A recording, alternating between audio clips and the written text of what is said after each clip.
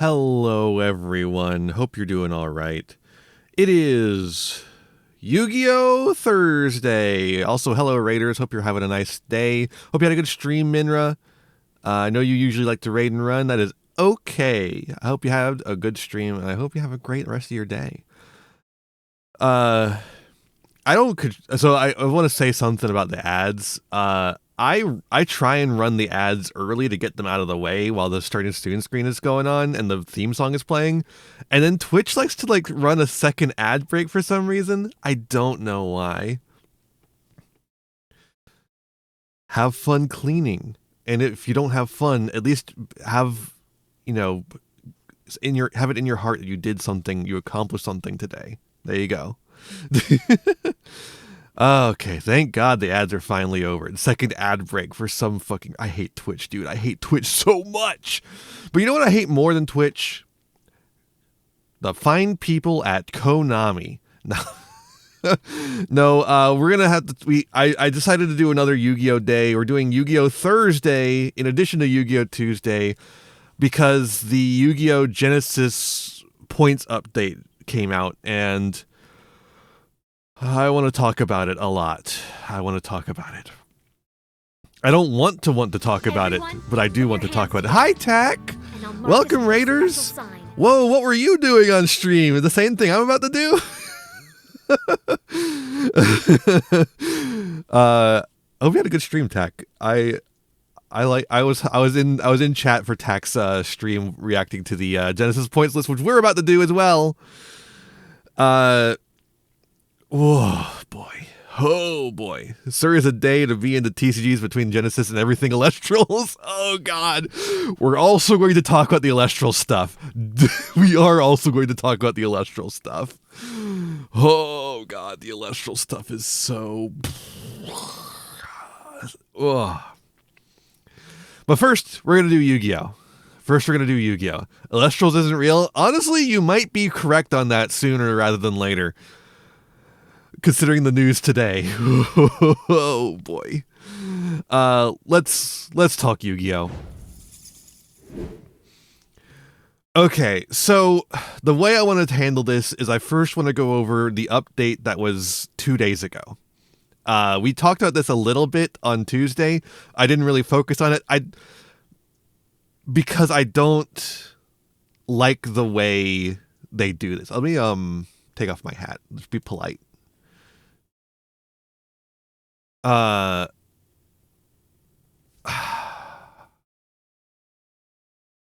don't like the way they do this.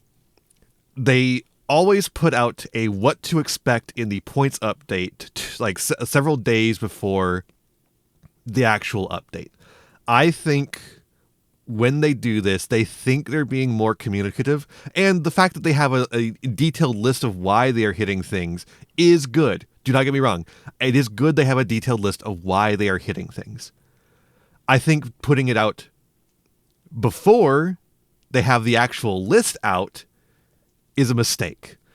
Because they don't actually tell you what they're hitting them to and how they're hitting them, why they're hitting. They just tell you why they're hitting them. They don't tell you any of the other stuff, right? So what they do is they let you get preemptively mad about the things they may or may not be hitting. And then they tell you what they actually hit. And I think that's fucking insane. I think that's an insane way of doing things. And then if you look at the Genesys tag on the Yu-Gi-Oh! Blog, this is all they're putting out now. It is just what to expect. Here's the update. What to expect. Here's the update. What to expect. Here's the update. And then some stuff about recaps for... Why don't we have the recaps anymore, right? Why don't we have the answering some of your questions? Why don't we have any of the other things we had at the beginning of the format now? They were doing so good at the start. Yeah. They were doing really well. And they just decided to stop doing that and start separating out the explanation for why they're hitting the cards. I don't necessarily hate the fact that they separate out the points update and the why we're doing points as two separate blog posts. They should just be posted on the same day. That's all I want. I get doing them separately because then you have one clean one that shows you all the points, and then you have one that just gives you all the explanation. Fine, that's fine. I just don't like that they're on separate days, right?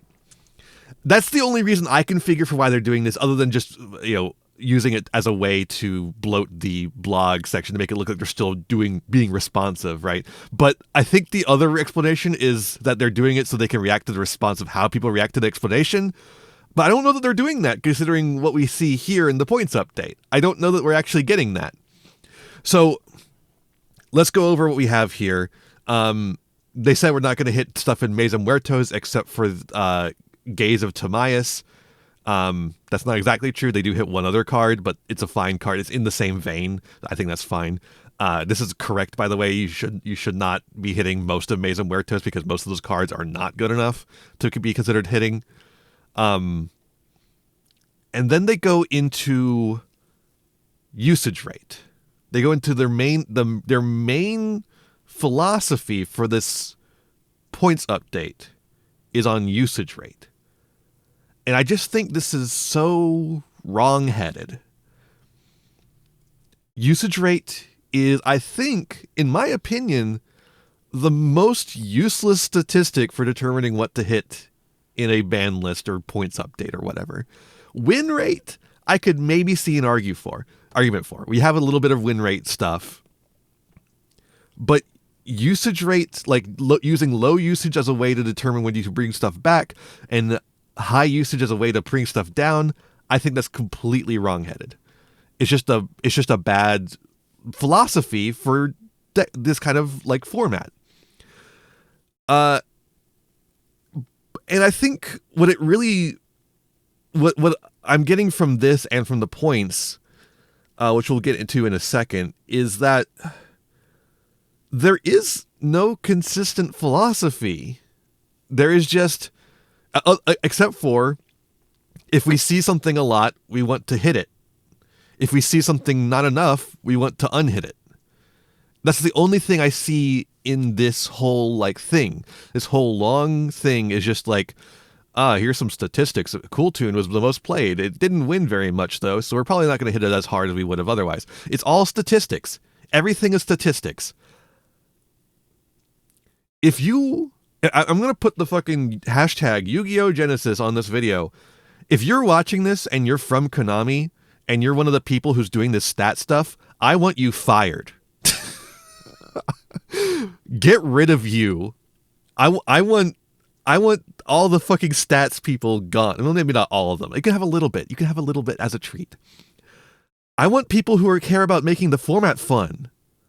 The format should be fun, not based on statistics. I don't give a shit about statistics. I don't care if everyone's playing Droll and if no one's playing Droll and Lockbird. I think nobody should be playing Droll and Lockbird. I don't care if everyone's playing DD Crow. People should be playing DD Crow. People should be playing Cosmic Cyclone. Those are fine power levels for the format. If they only look at stats, they may as well automate it like the stock market. Seriously.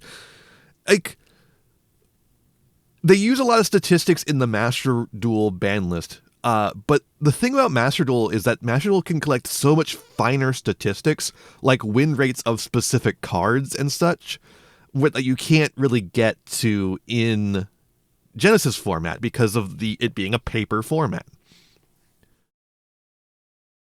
And I think this is just the wrong way of going about it. And also, if you're not doing this or based around the idea of maximizing fun for the most amount of players, and you're just doing it based on statistics, you run the risk of not actually understanding why cards are played, which we'll get into when we look at the points. I think the idea of hitting FTKs and pseudo FTKs is good. That's the only other thing that's on here that really seems like a philosophy. They had a philosophy at one point of hitting a lot of floodgates. Yes, there was also info here about event stuff. I've saw some people saying that changing the way events are run makes it feel like a side event instead of a main event. I don't think that's the case. Whatever. I think this thing about the lower power format is really annoying. I was hoping Genesis would be a lower power format. Can that be fixed? I think that's a legitimate thing to feel, right? This can already be done. Oh, really? Well, why don't you tell me how? One of the beautiful things about Genesis is that a tournament organizer can adjust the point cap. Setting the point cap to 50 or 25, just as examples, cuts the power level of the tournament's deck considerably. A 10-point cap limits the use of point-costed cards to only small point costs and only a handful of those. A 0-point cap cuts out entirely. Ask your tournament organizer to try different point caps if that's what you're looking for. Do you know what happens if you run Genesis at 50 points? Cool Tune's the best deck. Monarch's the best deck. Same shit that's the best deck in the main format. Because the best deck in the main format aren't hit enough. The format is only balanced around 100 points. It's only balanced around 100 points. They have not done the work of balancing it around different points. And to be fair, that would be a lot of work to do. But if you're going to suggest it as a thing that they should do, you should balance it around that. You should do the work. Small indie company Konami can't fucking manage it, apparently. Cool Tune is not the best deck in the main format, no, because it's at 100 points. A lot of other decks can hose it, but if you lower it down to lower point caps, it is a really fucking good deck.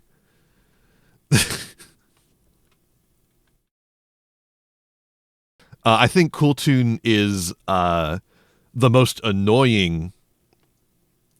No, I'm talking about the main Genesis format, 100 points.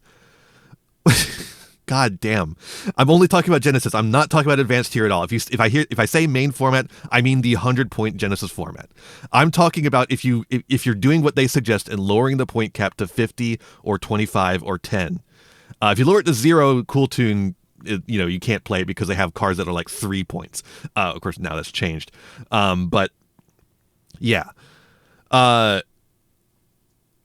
But yeah, if you look, and then you look at the question here, what data do you use for point adjustments? It is tournament data first and foremost. And it's just, but like, I don't care what data they use for point adjustments. What do you use besides data? That's what I care about. What do you use besides data? And they don't have any answer for that. They're talking about Neuron. Like, oh boy, we're gonna get data from Neuron. That's gonna really fix the format. Annoying. So, a couple of annoying things here, but I was gonna wait because, like I said, I think the way they do these point updates, like what to expect in the point update, is like almost custom designed to make everyone mad. Like they put these out and they don't give you actual numbers, and so everyone starts getting mad about shit, right? And I was like, no, I'll just wait. I don't like the philosophy they are laying out, but I'll just wait. We'll see. And then we get this. All right. So here's the March point update. First up, we have Cool Tune hits. Cool Tune clip from 5 to 6. Now, to be fair, okay, I'm going to lay out my biases right here. I don't think Cool Tune should be playable in Genesis format at all. I think it is a deck that plays in a way that is just antithetical to how I feel Genesis should play. That's my thing. That is not necessarily their thing. It clearly isn't. And it's not necessarily anyone else's thing. I've seen plenty of people who think Cool Tune is cool and fine and like it. I don't. I think it sucks. I think Cool Tune sucks to play against. Yeah, well, I'm just explaining this for people who weren't here last stream. Cool Tune clip to 6, Cool Tune Q to 6 is those are two nothing hits, obviously. I want to say though, Cool Tune Synchro to 10 is actually a hit. I think people have been saying it's not a hit. I think I saw Scarlon say it's not enough of a hit. It is absolutely a hit. This Cool Tune Synchro to 10 means like 30 extra points all on its own.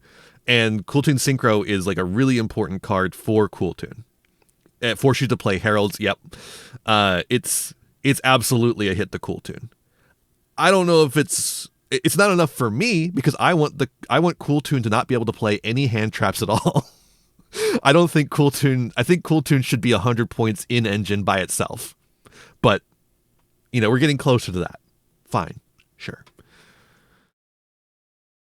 Exosister Betrayal to 7, Exosister Pax to 5. This is a little reshuffling. I like the reshuffling. I don't know if these are. I don't particularly care about Exosister being playable. I think they need to hit Dimension Shifter more. Cool Tune needs tuner hand traps to be anything. Exactly. I don't want it to be anything. Yeah, I think the Exosister stuff is fine. Like, whatever. The shuffling, I think it's good that they're shuffling things around. I like that experimentation. Cool.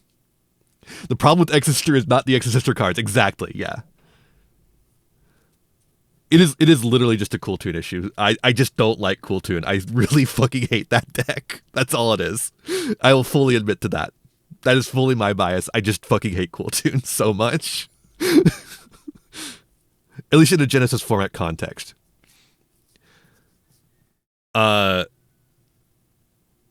Zaborg, the Mega Monarch. So this is alongside Spellcard Soul Exchange and Steel Strings Sacrifice, the hits to Monarch. This is not enough at all. For those who aren't aware, about like the Monarch deck, there's actually like 3 different builds of it. There is the Zaborg one, which they've hit. The Zaborg one, I think, is still theoretically playable, but it is a lot less strong than it was. This is enough to end exactly one version of the deck. Exactly. Yes. But it does not end the hand loop version or the just like pure advantage version. I think the pure advantage version is mostly fine. I think it needs some hits to its main engine to like make it so it has to make some choices in its non-engine, but otherwise it's mostly fine. It's really strong is the problem. It's just really strong. Nothing of it does is like particularly unfair, so to speak, but it is extremely strong.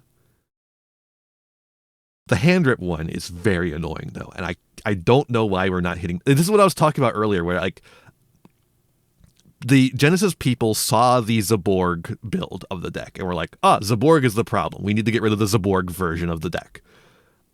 And they did not I don't think they realized, I don't know if they watched the footage or they just looked at the statistics and the deck lists. If they watched the footage, they would know that the hand rip version of the deck was probably better and is fucking annoying as shit. So I'm a little concerned about Monarch. I'm pretty concerned about Monarch, hand rip or otherwise, being a pretty dominant force in the current format. The hits to Soul Exchange and Steel String Sacrifice are nothing, but they don't do enough on that end. I think some of the main like actual Monarch cards needed to be hit as well. Radiant Typhoon Vision to 10 is definitely a hit to Radiant Typhoon. Vision is a really good card. Is it enough though? I don't know. I don't know about that.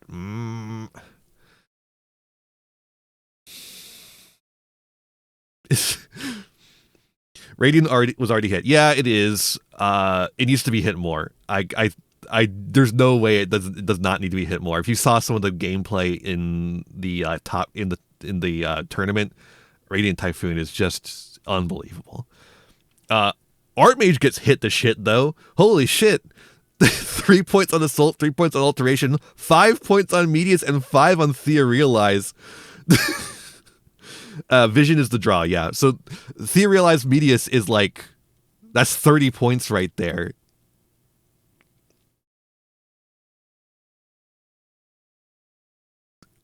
Thea Realize, I'm pretty sure, was being played in Archmage specifically, right? Wasn't it? Wasn't Coder on Thea Realize? It hits 3 decks. It is crazy. Yeah. Not in Mage, but in Dooms. Okay. Isn't it funny that they call it dooms in the fucking like all their like commentary? Isn't that awesome? They call it dooms. It's fucking. I think it's incredible they're doing that.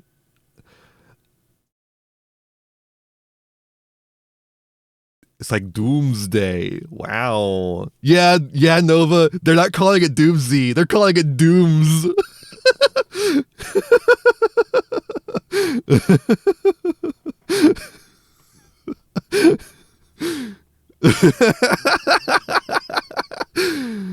All right.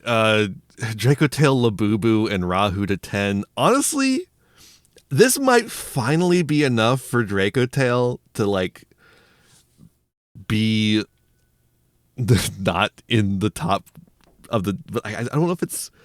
I feel like they could still hit it more. Even. I feel like they could still hit it more. Even. Only one White Forest hit is a little concerning. I feel like White Forest is.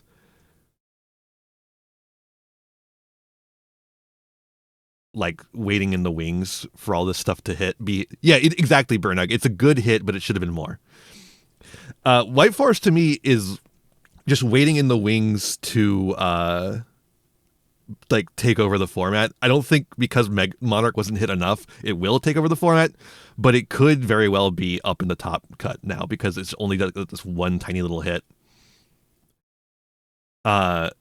The one problem I had with White Forest being in Genesys is it is kind of a build the board nonsense thing, even in Genesys format, and that's unfortunate. I seen people like talking about the hits to punks. I think hits to punk are good. I think punk just is a really annoying deck in Genesys and deserves to be hit, even though it's maybe not being hit as much as some of the other decks that are better than it. Right? I think that's fine. Punk has had plenty of play in Advance. It doesn't need to see play in Genesys format.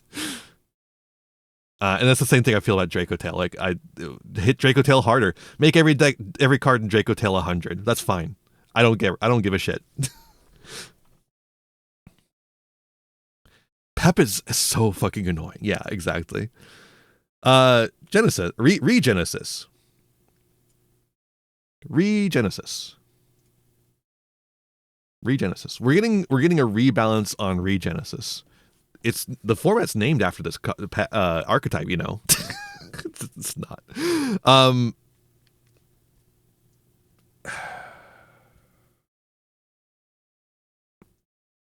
I don't know. I don't think decks that are as combo heavy as Punk should be in Genesys. I think we should, cool them down a little bit, just a little bit.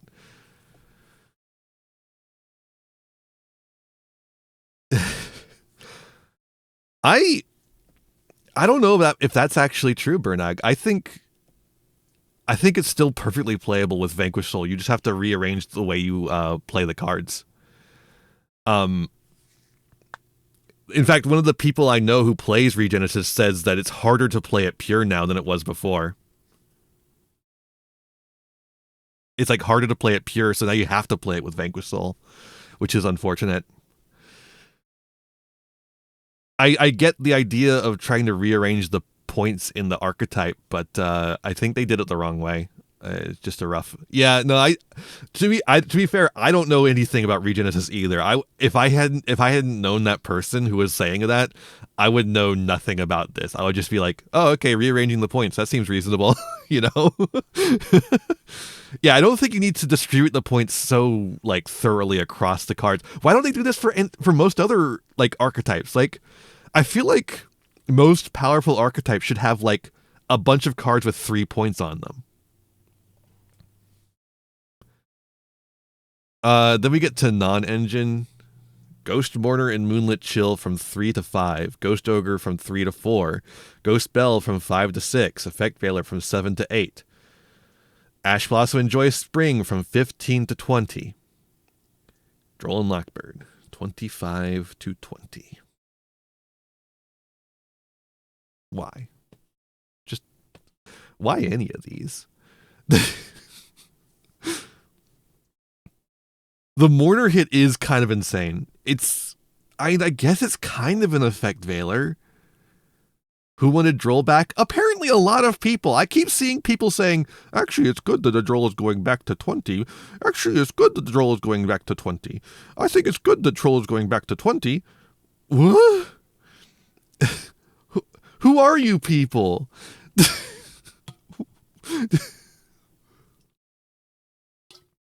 I am hydrated. Ash going up is fine. Yeah, I think it's fine for Ash to be an expensive thing in Genesys. I think it's a little weird that they're doing it just because it's being played. Like, it's like 15 points was already a pretty rough investment for Ash Blossom. It was seeing play because so many engine decks don't have points on them. If you point the engine decks, they'll stop running Ash Blossom.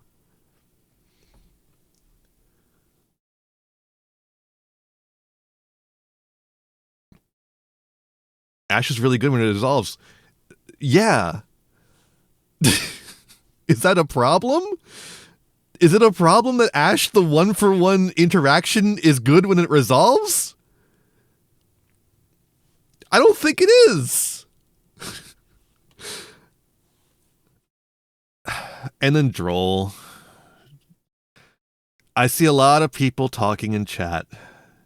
Yes, 20 is still a lot of investment for Droll and Lockbird. But that just means it punishes decks that are pointed and doesn't punish decks that aren't. Hold up, how am I? I lost myself in the sentence there. You get what I mean. It is punishing pointed decks and not punishing unpointed decks, which makes sense. That would make perfect sense, actually, if the way they distributed points made any sense. If the good decks were heavily pointed, it would make sense, but they aren't. They aren't. They're finally starting to get some points.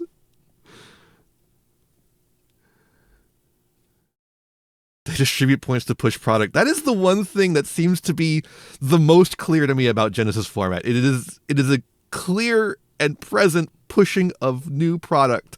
Just getting the third best cards in every set a place to play. And that's not what I wanted from Genesys.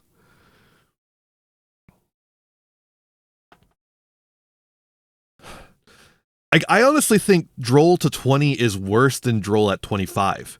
At 25, it was basically unplayable. At 20, you might see it, but you'll never be prepared for it. You'll never be working around it. It'll just pop out of nowhere and say, hey, I'm Droll and Lockbird. Your turn's over.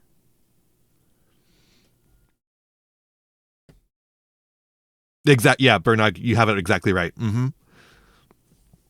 It's the same argument I have for why Maxi shouldn't be at 1. It should be at 0 or 3. It's the same thing in my opinion. It's just like, yeah, if it's at 3, or in this case, if it's at 20 point, or if it's at 5 or 25, I can either prepare for it or not. At 20, you could see an argument for playing it, even like just at 1 copy, and then it's just going to fucking end your turn because you're not prepared for it at all. So now you have to make that gamble. Do you prepare for Droll and Lockbird in every deck you play on the off chance you see it once? Or do you not prepare for it? And I don't think that's fun. I don't think that's a fun gamble to have to make. Okay, and then we have the other non-engine. DD Crow to 1. Cosmic Cyclone to 1. Dark Ruler No More to 2. Ultimate Slayer to 1. Mistaken Arrest to 10? Okay. Malong to 4, Garura to 4, Mirror Logic Aggregator to 4. Okay. I think this sucks. I don't think DD Crow should have points on it. It's not a good card. The only part that is good about it is this right here. You see this part right here? This is what makes DD Crow good. This is what makes DD Crow playable. I don't think anyone's going to play it at 1. I don't think anyone's going to play it at 1. Cosmic Cyclone, I could see people playing it at 1. I could see people playing Cosmic Cyclone. It is a good card.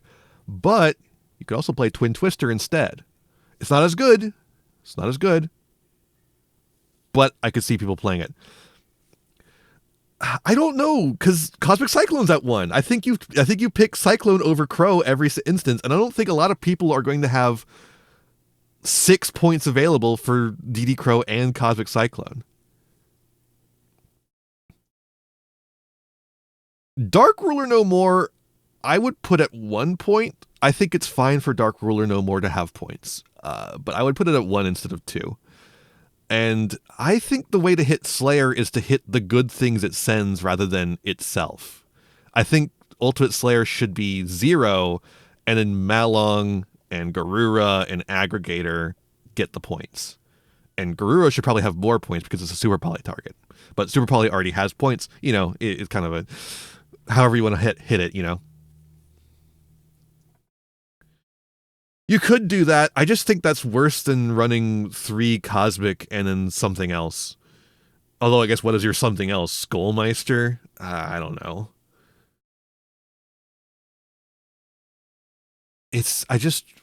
I really hate that we're pointing the sideboard cards when we don't have, like, extra points for the sideboard cards.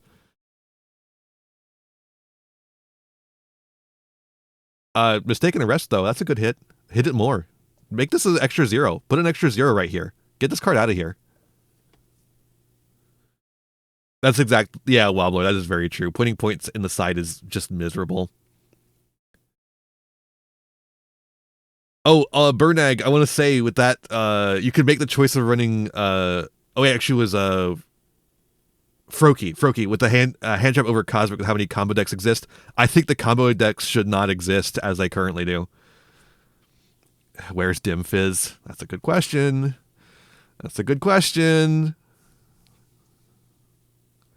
And then we have a bunch of other crap. Book of Eclipse, 5 to 3. Cool. Book of Moon, 7 to 4. Honestly, Book of Moon looking pretty playable at this point. Where's Macro, Shifter, Soundproof? Yeah, there's a lot that's just missing. Darkhold of 1 is like... Darkhole feeling nice? Anyone feeling Darkhole at this point? Raigeki from 7 to 4 is cool. I like Daruma Karma Cannon at 1. I think that's a really good thing. Evenly Matched to 7. Sure. I think Evenly Matched is kind of an unfun board breaker, but whatever. Imperm from 13 to 12 is funny. Peckertops to 5. I think that's good. IKS to 10 is actually really interesting. At 33, Interrupted Kaiju Slumber was like, you would never even consider it. This actually makes it something you might actually consider. I think that's really interesting. Mulch Armies. Look, if it's not Fool Loss, I don't think you're going to get people playing it no matter how low you... Unless you make it 0, I don't think people are going to play Meowls. And unless you make it like 5 or less, I don't think you're going to see people playing Perulia. Heavy Storm to 6. Sure, man, whatever. Feather Duster to 9. Fuck it, yeah. Lightning Storm to 12. They're trying their damnedest to make going second better. You get all these board breakers in exchange for every hand trap going up in points. Change of Heart to 6. Snatch Steel to 4. Monster Reborn to 4. Sure, whatever. Dragonic Diagram to 15.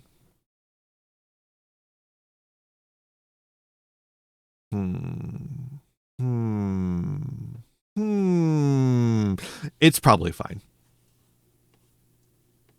They're trying to engineer board breaker format in real time. It is something they're trying to make happen. I don't know that it's going to happen even with these changes. Like that's exactly it, Froki. They're doing all this like lowering of board breakers to make going second better, but the fact they hit Slayer and Crow and these fuck ass hand traps and shit makes going second worse, even with the changes they made. I don't know. I do like that making consistency tools lower points. Dragonic Diagram to 15, Union Hanger to 15. I like that. I'm not a huge fan of the Hecka Hand unhits. I know they're not seeing play. I think Hecka Hands are just really fucking annoying in the way they play, and they shouldn't be in the format. That's why they were hit in the first place, because they do hand rip shit. They specifically said when they hit these cards that they do hand rip shit. We don't want to see that in the format, so we're going to point them. Do you not care anymore? Is it just like nothing matters except whether they see play or not? Do we have a ban list philosophy or not? That's the question I have. Do we have a philosophy as to what we want the format to look like, or is it purely data? And if it's purely data, I don't think I want to play. Shadows to 0, great. I think that's good.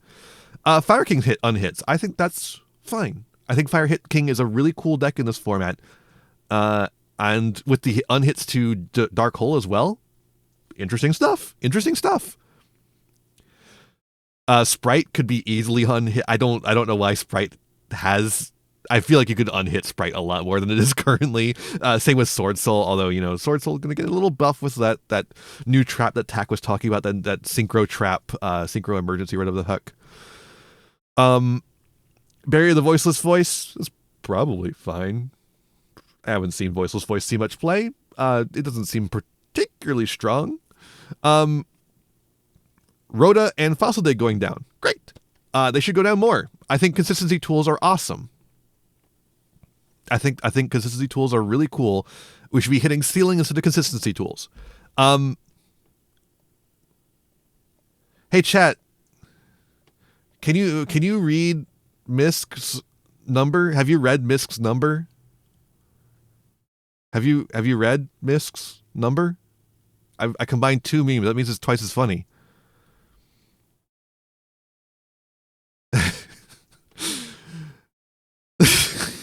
Six, seven.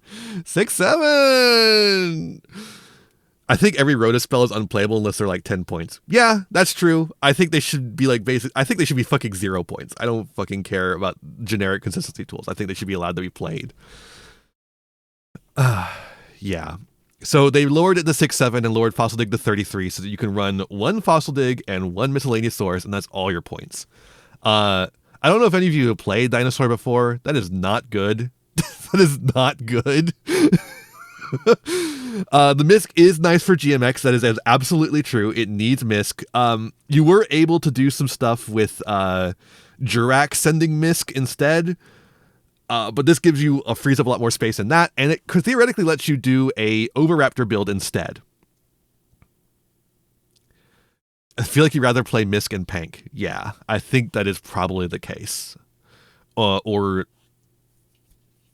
like any number of hand traps that you can actually fit in here. But Misk is an absolute essential card in Dinosaur, so it needs to be playable for the deck to run. As I said in my GMX video essay, just fucking either point Miscellaneous Source appropriate to its power level, or get rid of it and print us another card that does the same summon effect. I am so fucking tired of Dinosaur being trapped in the shadow of Miscellaneous Source. I don't care about the fucking protection effect. I don't care about it. I just want the grave effect. Errata it to make it not have the protection effect. I do not give a shit. I do not give a shit. I don't care. Just no one does. Unfortunately, way too many people do. That is why they keep it at 6-7 and limited. I do not give a shit about it. I just want the extender. I just want the ability to play the deck. Okay, they hit unhit Blaster, Redox, Tempest, and Tidal. They ruined their funny joke by making all the 7 dragons 7s and made them 5s now instead. They should change their levels too in a match. This is probably fine. I think someone was saying that they're just a build-a-board, but they're like a bad build-a-board, so I don't really give a shit. Discard Misk. Ask your opponent how they're doing. True! That's what, just replace it with that. Hey man, you doing all right? You doing okay? We also have Melody Awakening Dragon going down. It's probably fine. All right, we have Dark Magician of Destruction going to 15 and Gaze of Timaeus to 1. Like I said, they lied a little bit. They are hitting some of the shit from Mesa Muertos. They're hitting Gaze to 1 like they said, but they're also hitting Dark Magician of Destruction. Those are fine. Those are fine hits. But they're also hitting the Makanko shit like really hard. Apparently they don't want Makanko in the format. That's crazy.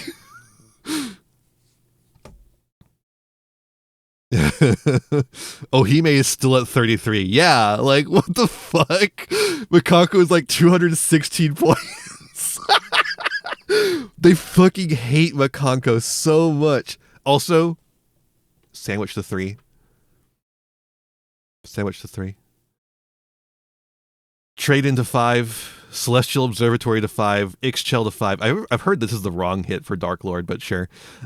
Engage to 7, Into the Void from 3 to 7, Tune Table of Contents to 7. Oh my god, Upstart Goblin to 7. They do not want you to draw cards without points. Which is fair, honestly. I feel like a lot of the just generic draw cards do need to have points. I could see Makanko being really powerful if they didn't hit it. I could see it happening. It's just funny how hard it is compared to everything else they don't hit. Yeah, trade into Upstart is for all the FTK. You will not play Exodia. I still think the correct hit for Exodia was to make the head 100 points. It doesn't hit Millennium at all. They can just play 2 legs. 2 of one of the legs. Hi, Kai. They could play 5 legs. Fuck it. Play 5 legs.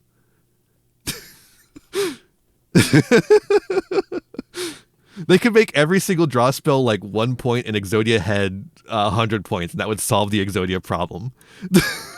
without ruining Millennium, because they could just play more legs.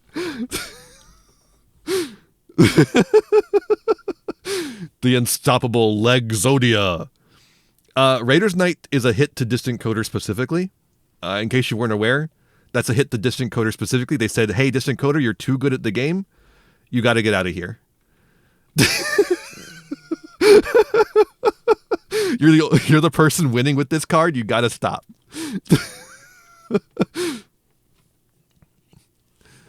Utopia double.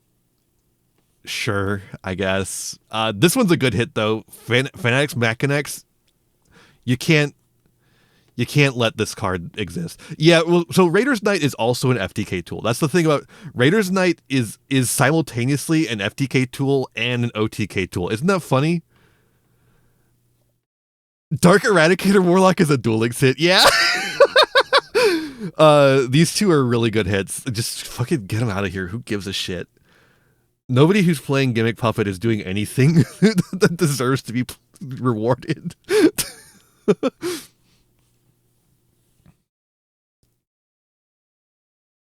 Can't let Gimmick Puppet exist in any way. Yeah, just get it out of here. So that's the list. I don't know. I'm frustrated by some of this. There's a lot that's fine in here. There's a lot that's perfectly fine. And like I think what I'm frustrated by is not necessarily these hits specifically, but the philosophy through which they are making these hits. There's like the reason why there are the misses that there are is because of their wrong-headed philosophy and the lack of certain cards. Yes. There is certainly cards that are lacking. The one everyone's been saying, Illusion Gate, stuff like that. So yeah, Fanatics, for those who are questioning, Fanatics is both a locking mechanism and an FTK mechanism. It does both. And yeah, the Dark Eradicator Warlock is a DMod ad that FTKs.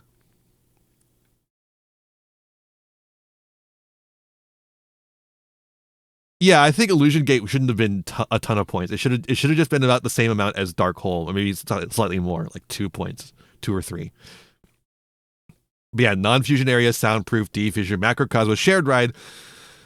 None of those got hits. They need to be hit at least a little bit. Dimension Fissure, I think, the most of all of them. D-Fissure is the most egregious. The Testudo Turtles. They need to have hit Thestalos or just any of the Monarch stuff to make the hand rip not as like easy to do. It is,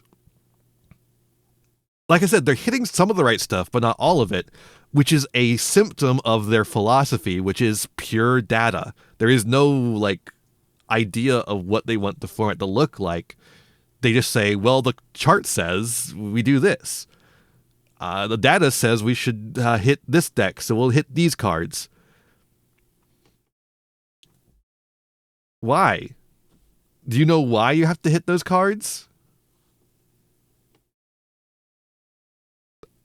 Excel-based format. It's not even a vibes-based format anymore. Did they watch the SEMO video and were like, oh no, we can't have a vibes-based format. We got to make this data-based.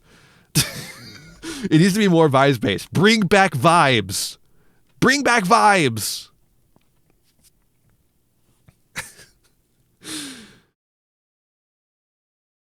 That's the thing about the vibes-based format complaint that was so bizarre. Every format is vibes. That's where fun is. It's just vibes. Good vibes are how you make fun. You can't mathematic your way into fun. You can't math your way into fun. Unless you enjoy doing math, in which case you can math your way into fun. But, you know, that's for you, right? That's for you, not for everyone else. Shout out to math. Mathematical.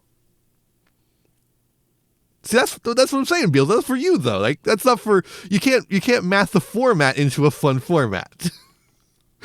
There's no formula. It's like... it reminds me of that one post where it's like... They're talking about, like, something... they're like, oh, God, what is the structure of it? But they're like... Something happens, and then the fat kid's like, "I love food." They write out like the fat kid says, "I love food," and the smart kid says, "I think according to my calculations, E equals MC fun." That's what it feels like. They're trying to do E equals MC fun.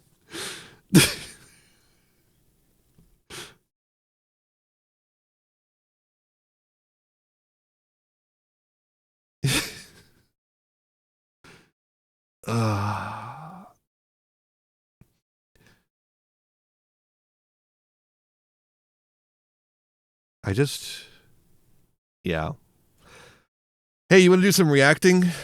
Because I've got, not this one. I've got MBT's react to it. We're going to react to MBT's react. How about that? Editor, if you're watching this, you don't need to include this part. In fact, probably don't. Hey everybody, Joseph Rothschild here, aka MBT, and Genesys. Is it wrong to still have hope they can stick the landing? No, it's not wrong. I wouldn't say that. I think I am not as optimistic as I once was about it. But I don't think it's wrong. I think it's still possible, especially if they do as they say and continue listening to people who use the hashtag Yu-Gi-Oh! Genesys. They continue listening to the community, as they have said they are, but we'll see. Genesys points update. I'm not editing this, and I'm putting it on the Clips channel because the people who care about Genesys and the people who care about the Genesys points update are like a subset of a subset of a subset. But I do still have a lot of thoughts about it, and I've got my little special guest down here who is sucking away at a bottle. Oh, hell yeah. I figured I would just go through the points update, letting you know how I feel about it, what I think will change while she tries and gets, 4 ounces of formula in her belly. Remember to use hashtag Yu-Gi-Oh! Genesys if you find any good decks. And don't lie. Yeah, you should make sure to flood the Yu-Gi-Oh! Genesys hashtag with just a deck full of floodgates. Oh, just talk to my locals. So first and foremost, if you saw the update... Don't just post decks of stuff you want banned. No, definitely don't do it. Definitely don't do it. don't do it. Primer that came out a couple of days ago, you might have been a little concerned about the future of Genesys. I know I certainly was. There was a lot in there I think there was to be excited about. The way that events are changing is good. And they did highlight yeah, just top your locals with stun. That'll get it banned. A lot that was just do it. So today we're going to see if those concerns kind of pan out into anything substantial. We'll begin with the Cool Tune hits. They talked a lot about how Cool Tune was the most represented deck, but still had a 50% win rate. I just want to be clear. I do think Cool Tune needs additional hits from the ones that existed at the 300th YCS. That deck is massively undercosted, so I'm not surprised to see them here. Clip to 6, Q to 6, and Synchro to 10, all pretty normal hits. They're normal hits. I just think more of the cards should have hits as well. I actually like these a great deal for a number of reasons. Firstly, Cool Tune Synchro is a good hit. Like, that's a solid hit. I think there should be a couple more, like particularly some of the synchros should have hits as well. Cool Tune Synchro is not an unpointed card. You play that card and you realize it's not unpointed. But secondly, right now the Cool Tune engine costs you 30 if you want to max out on Q and Clip. Just gonna tell everyone to run register stun in Neuron. You can spend another 10 on Zaylin like I was, but I don't think that's justifiable anymore. Now it's going to cost you 36 for the base guys, and then an additional 30 for a 66-point total like investment in the strategy. It should be more. It should be 100. It should be 1,000. I hate this deck. I hate it so much. For you to play the pointed tuner hand traps that made this deck. Okay, before we continue, let's do this ad break real quick and get out of the way. All right, see you in a sec.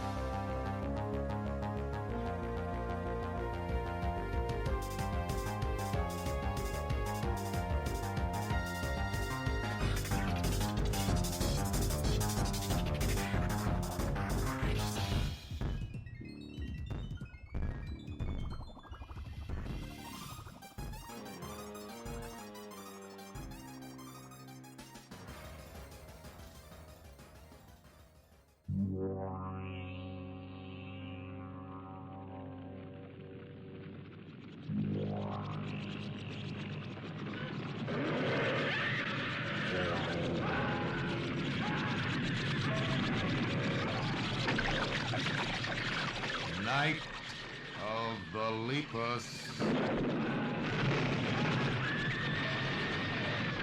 Rated PG.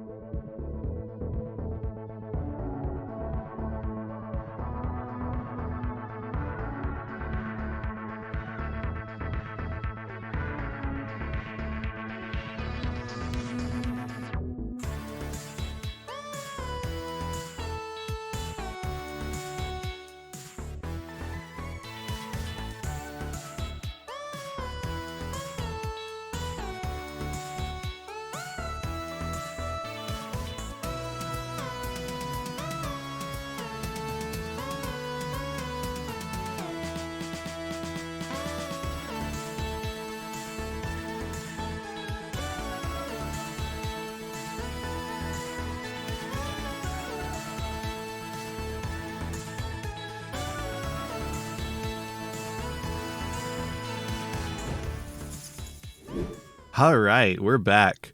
While this stream's been going, I made 3 different Genesis decks. Hell yeah. I got to adjust mine now because of some of those point changes, but, you know, is what it is. Particularly got to adjust all those 0-point cards that now cost points. Very powerful because they can be used as part of a synchro material, even if your individual pieces get negated. I think that this made 2 and worked on 1. Fair the enough. best build Close of the enough. deck moving forward is playing Heralds, probably like Herald of Orange and maybe even Yep, that's exactly right. You just got to play Heralds. Herald of Green main. And to do that, you have to max out on Q, which means you're not going to be able to escape these 18 points. You will see a lot of people experimenting with. I can't believe the Heralds aren't points to eat. That's another thing that feels missed.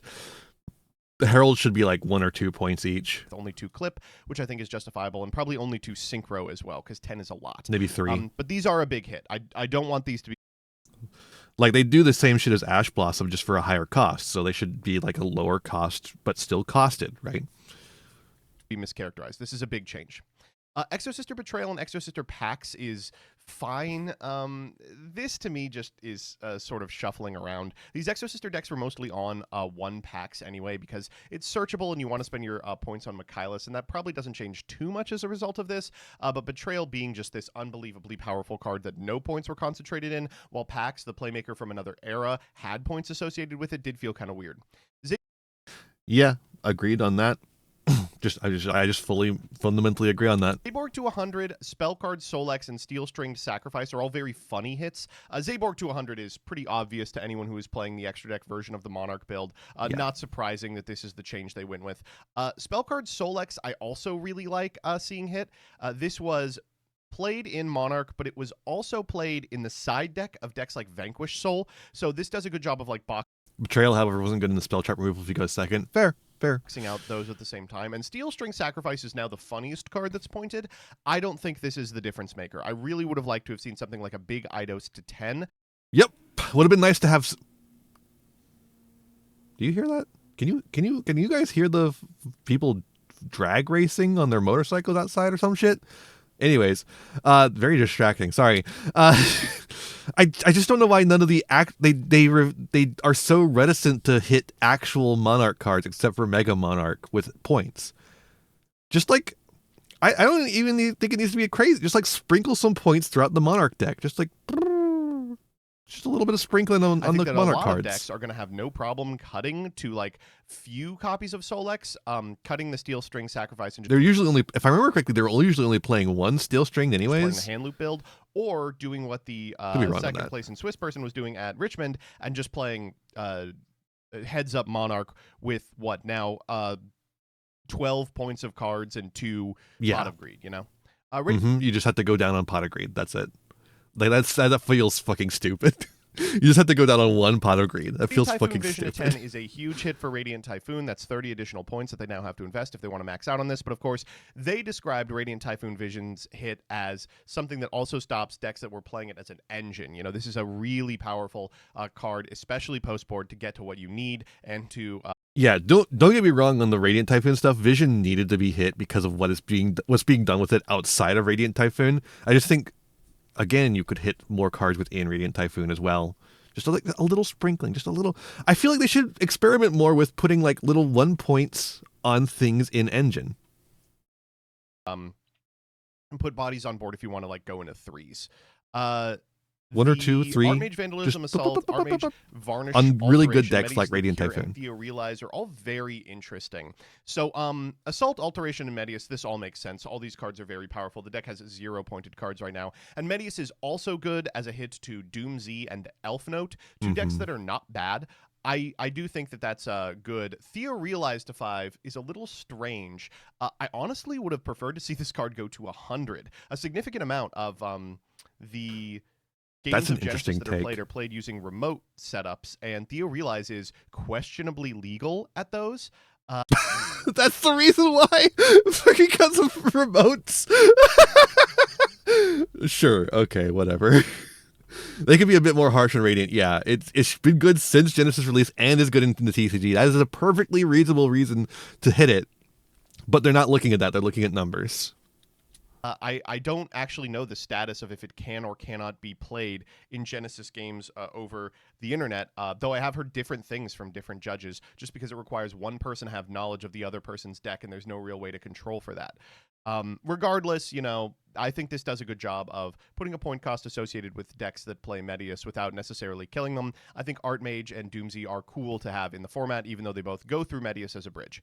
Malulu to 7. I think that's true, but also I think their power level needs to be shifted, and hopefully this will shift the power level a little bit. But I think what it's mostly doing is shifting the consistency more so than the power level, and I don't necessarily care for that. 7 and Rahu to 10 are big deals as well. It reduces some of the repeatability, which is nice, I think. The big sell for Draco Tail is that while almost all of their cards were individually pointed, Rahu was free, so you could just load up on Rahus and play like a fusion good stuff engine, playing Shadows and the like. You can see the first place after Swiss and Richmond's deck for an example of that. That is now no longer playable. I think that Draco Tail will still exist in some capacity, but it'll be a much smaller engine with almost no recovery. Yeah, it's got to be Draco Tail Shadow at this point, right? There's no way otherwise. Coverability, which is a lot of the problem of maybe Draco some Tail, other engines could fit in there as well, but absolutely unbeatable. Yeah. Sylvie of the White Forest. It's going to be Draco Tail Plus, and that's never going to be Draco Tail again. 5 is fine. White Forest is around. Sylvie of the White Forest is splashable in a lot of other decks as well, so not too big of a deal. And Foxy Tune and Rising Scale getting hit makes sense to me. Foxy Tune is just such a weird selection for a card that is pointed, just because they usually don't max out on it. No, yeah. But I personally don't care about this. I think that the Banish Punk deck is really good relative to its points total. This brings it more in line with other things, but doesn't even come close to kicking it out of the format. No, let's talk about the Regenesis I think that's right. So Regenesis to 10, Archfiend to 10, Code to 10, Warrior to 3, Sage to 7. This is a big deal that will have huge ramifications on a shitload of decks in Genesis.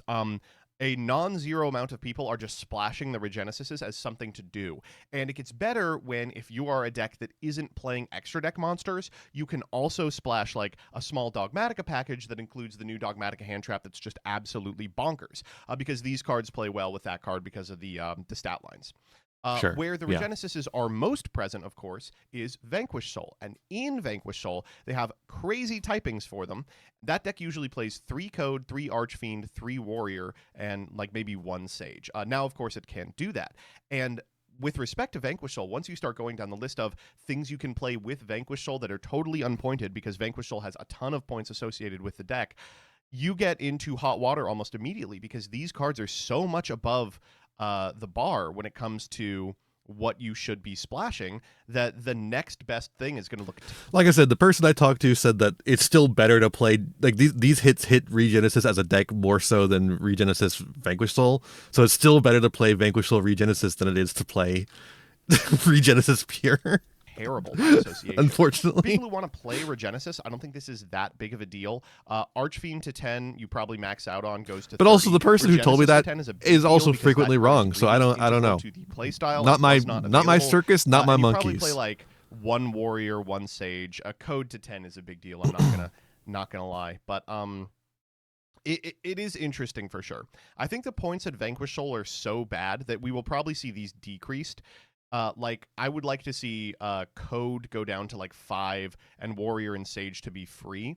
Yeah, but I that would think still be better. keep it mostly out of Vanquish Soul, just because that deck has so many points associated with it. Hand Trap Math, as expected, Droll and Lockbird only went down to 20, still unplayable. Ash Blossom went up to 20, now unplayable. That's good, I think. I appreciate that Ash isn't super present in the format. Valor to 8 is strange, because 7 felt like a really good position for Valor, but I won't deny that it was an exceptionally good hand trap. Ghost Mourner and Moonlit Chill to 5 makes it now unplayable, because the card was already questionably playable. It was being played yeah. interactions with KT, and because it was 3. Snow Rabbit to 4 matters, but I think it still will be kind of ever present, and I have no problem with that. I think Ghost Ogre and Snow Rabbit is exactly where we want a piece of interaction on your opponent's turn to be. Ghost Bell and Haunted Mansion to 6 is also pretty important, because this card was seeing a ton of play. It was probably the most played hand trap after. And Ghost 6 Ogre makes Snow it really Rabbit awkward in comparison to 5. I really don't have a lot of opinions on these changes. We'll see how it pans out. I do expect Ogre, Bell, and Valor to still be very playable. I don't think Ghost Mourner is going Thank God to it wasn't 7. play now. Here's some weird ones to that side deck. So if you were reading the previous thing, you know that I was very concerned that they were taking aim at the classic sideboard. For those of you that don't know, pretty much every single Genesis sideboard was 3 Cosmic Cyclone, 3 DD Crow, 3 Ultimate Slayer, 3 GAMCL, and then 3 of a card that helps you win the game going first. Like, that just ended up being what it was because those cards were unpointed, were above the bar with respect to their individual slots, but hitting them was kind of a fool's errand because you can just go to Twin Twister, you can just go to Kumungus, you know? So I am actually really excited to see glad they how didn't they hit the dealt with kaijus. it, which is they just put a singleton point associated with a lot of these cards. This means that decks that are statted to have 100 points of interaction, think Monarch with Zaborg, but also think like Vanquish Soul, which has probably, I would say, 99 in engine that are almost non-negotiable. Now you can't play like the normal side deck. DD Crow to 1 means that you're still going to see it all the time. Cosmic to 1 means I probably will still be playing that over Twin Twister. Dark Ruler No More to 2 probably does take that out of contention. Ultimate Slayer to 1 is not that big of a deal, but they also hit Meilong, Garura, and Aggregator. This is a really strange way of dealing with this problem. I think that there are still very playable synchros, fusions, and exes that fill this role, especially fusions. Like, no, you don't get to draw off Garura, but you can send fucking, you know, a copy of a powerful card like Fossil Skull Warrior for removal on a future turn. I think probably you will see these cards specifically replaced by, like, just off the top of my head, Packbit, Wind Pegasus at Ignister. Oh, Wind Pegasus Fossil is another good Warrior, one. Skull Wagon or Skull Warrior, depending on what your deck needs, and Eclipse then Twins? what, Valen or something. Mistaken Arrest at 10 is also good. I guess I've seen a Valen, lot of people upset about Mistaken about that Arrest one. not being 100. I understand that. But this makes it unplayable. I want to be completely honest.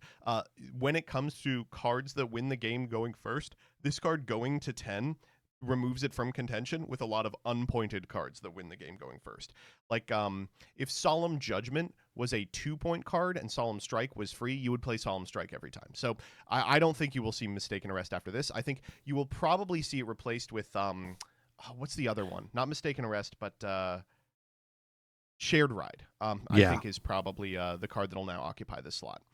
I just think it should be 100 for the principle of it. That's the problem, though. It's like there's no principles. Really the format has no principles that establishes. Cool, I wish they were in the format. Moon specifically, I think, is kind of the cornerstone of a lot of really fun lower-powered formats, and 4 is an exceptionally playable number.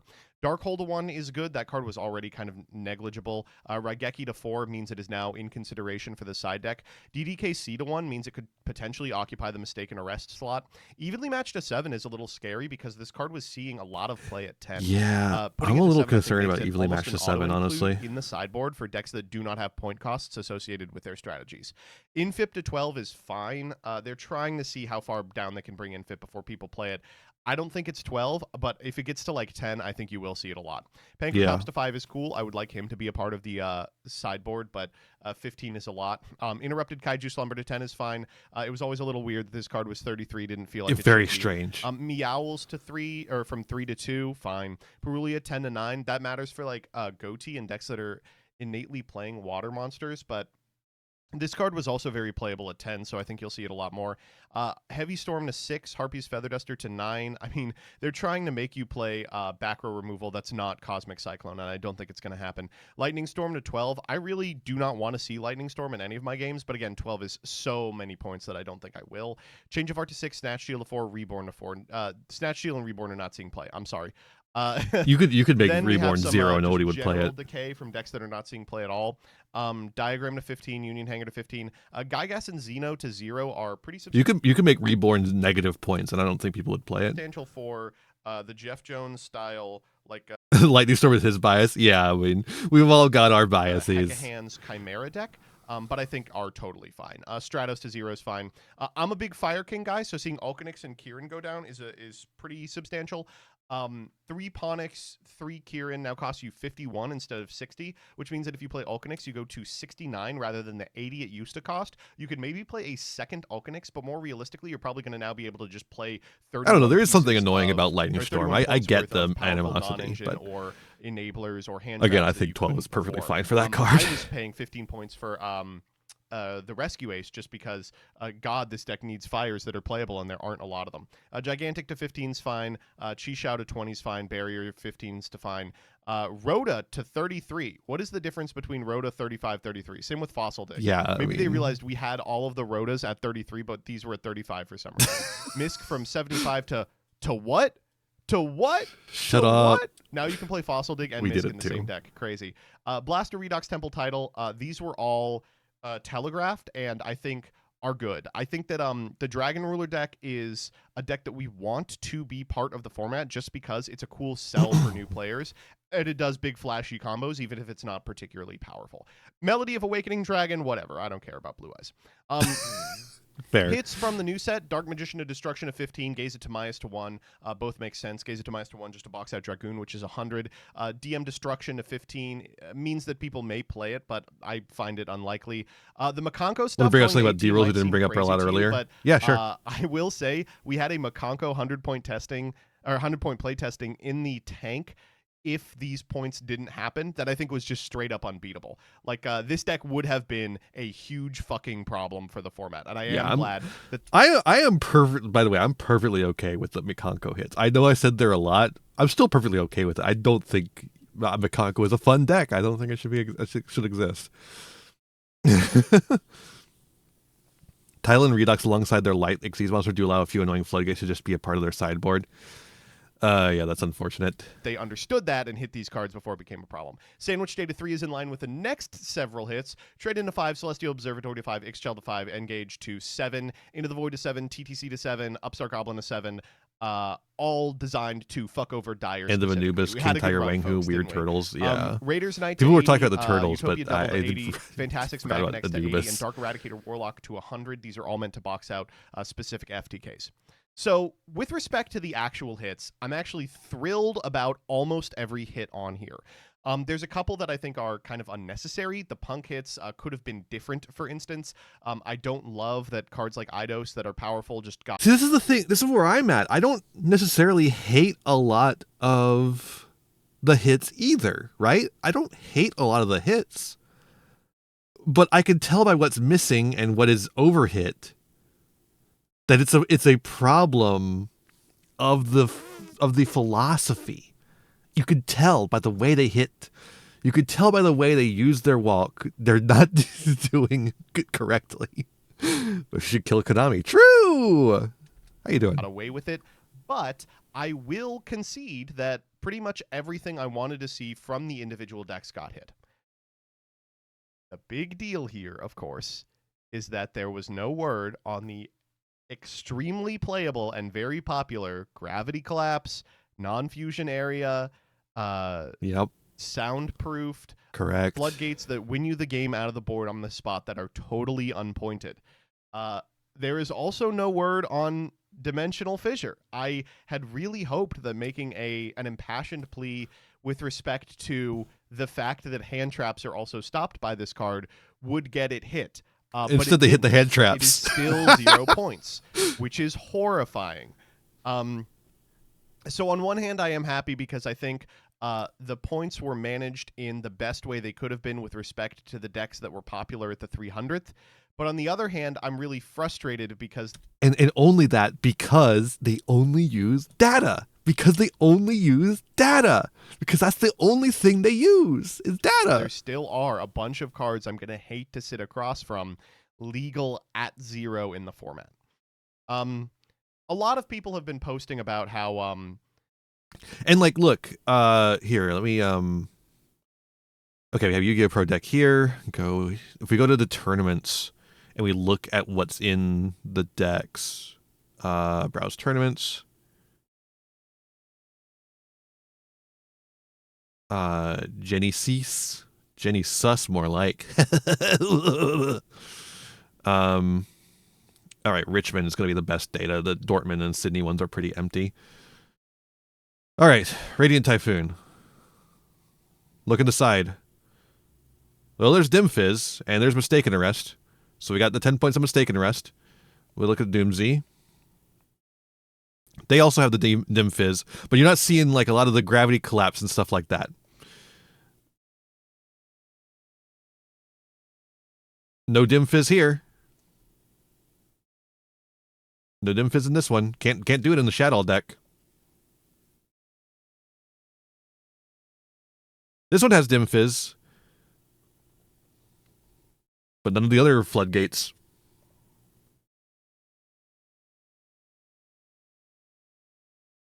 No dim fizz here.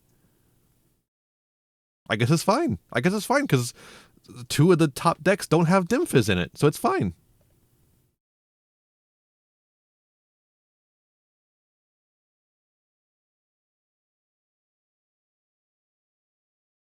No dim fizz, no sound, no non-fusion area, no soundproof, no nothing. So like a couple of decks made it in here. This one's probably got oh no, nothing. Nothing.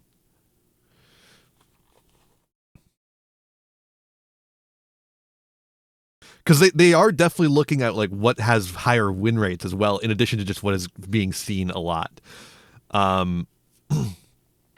Yeah, that was playing the Monadium Solemn Trap. Yeah, that one's so strange. Here's the Monarch build. It's got Mistaken Arrest.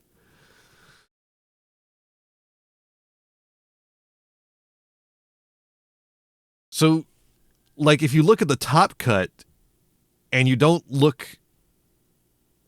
If you look at the top cut, you end up seeing like the floodgates aren't converting. Like that's what you would see. 6 points on that Monarch deck. Yeah, I know. And I think that's what they're seeing, and so that's why they're not hitting them. But they should be seeing them in a lot of other decks in the wider pool. I don't know. I don't think you should be more pessimistic than you were prior to the 300. I think you should be more pessimistic. I think you should run on the banks. Make a run on the banks. Everyone crash the economy now. If you don't take out your money now, it's gonna be too late. I think that noise is coming mostly from people. Even in that top cut, we saw dim fizz a lot. But I think with dim fizz specifically, they don't see it as a problem. I think they see dim fizz as an alternative, like avenue of play. I legitimately think that's what they think of dim fizz and macrocosmos as. I think they see them as support for banishing decks and nothing, and like they don't think about the floodgate aspect, or they do think about it, but like they're not, like they're more considering it as like this is the deck, this is like a Goaty deck, it banishes, it's Exorcister, it does the banishing stuff, so it's a banish support card, right? Who view the Genesys points update basically as a way to score points online. It's really strange. That's the only way I can explain the viability of a format. The same way you will see like a Yugi boomer look at the most recent Yu-Gi-Oh ban list and be like, why did they ban Moon of the Closed Heaven? It doesn't even do anything. Completely contextless understanding of what's happening. I don't really have a problem with any of these hits. The only thing I have a problem with is the lack of hits. Again, I also feel a similar way. I do have a problem with some of the hits, but you can tell by the way they hit things, what they hit, what they didn't hit, and how hard they hit them, that it is just, they just don't have a solid philosophy for how they want the format to look. And that is a fundamental problem of, honestly, Yu-Gi-Oh! In general. Like, not even just Genesys format, it's a problem with Advanced as well. On the cards that I am generally frustrated with, but that was the case prior to the points update anyway. Banishing decks banish their own cards. I think they need to print cards that that just macrocosmos yourself personally, and then maybe they'll get rid of dim fizz and macrocosmos. If they print some cards that just personally dim fizz yourself, maybe they'd be willing to do that, but I think they see like that as, I don't know. There's a couple, but they're not like not every one of the banished decks have that. Oh yeah, Chaos Distill. I forgot about that one. I mean, is that one available yet? Has that come out in America yet?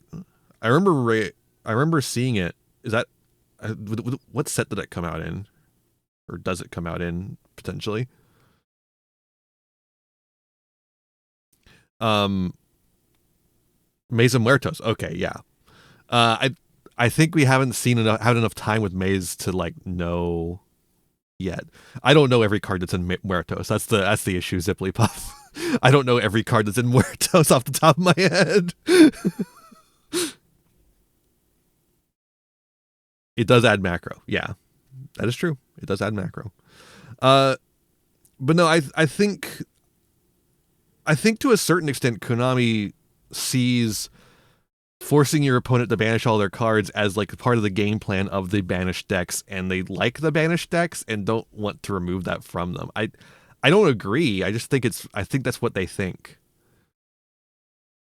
I am very happy that a lot of the fears I had only that's because they might have had delays. I don't think we have. I bought some the other day. I just didn't pull Chaos Distill. To play a bunch of new decks in Genesis. You're going to see them in 100-point playtesting over the next couple of days. But I hope you are excited as well. Let me know how you feel about the update, excited. what you wish they would have hit, would have not hit, what you're jamming as a result of this list in the comments below. I'm jamming Radiant Typhoon. Fuck it. I'm going to continue playing Radiant Typhoon. Just change my extra deck a little, or my non-engine a little bit.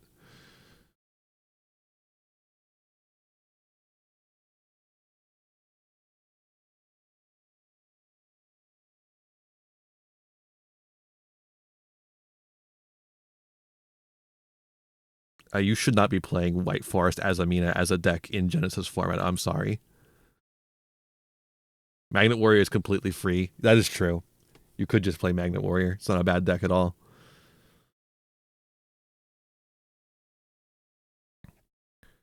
I don't know. I'm a little frustrated.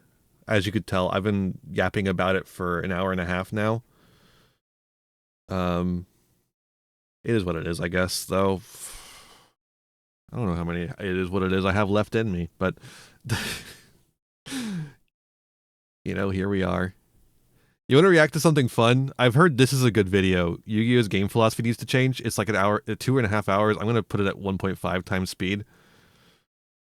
I've heard this is a good video, so I wanted to watch it.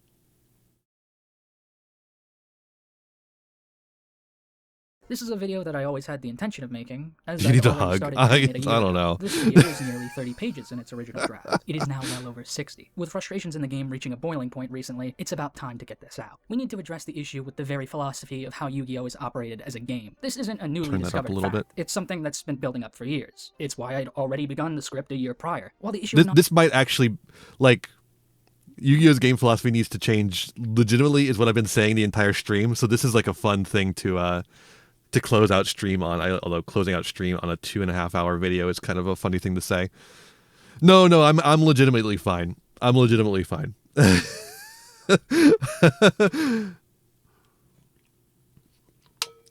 I've been building a commander deck. I'm fine. if Genesis goes under, whatever, I'm playing commander. Games has led to discussion about the game as a whole. This is an issue that's relevancy has gone in and out. Oh shit, I forgot. We've got to react to the Elestrals thing, too. Oh, I didn't even pull it up.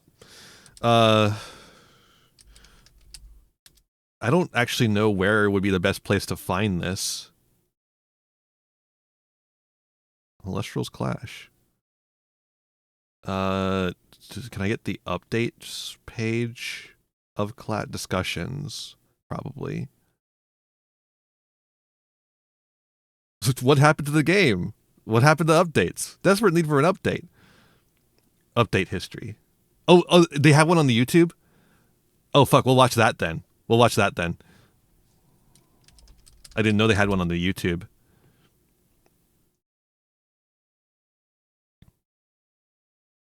They don't have one on the YouTube. Okay. We'll do the update history. Should have it, hopefully. I thought it was something they put up on here.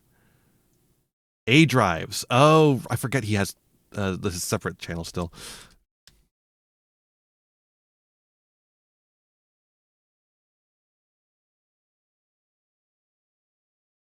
No. This is all Pokemon again. It's all Pokemon. Back to Pokemon. Saw it somewhere. Oh, you got the link. What's gonna be the best way for me to get that link? Does it have? Is it on YouTube? On the Lestrals Clash website, they have a specific website for Lestrals Clash. That just goes to the store page. Where's the website for it? Visit the website. Here we are. Congratulations. What the fuck is this? What is this? This is nothing. On the Steam page, where?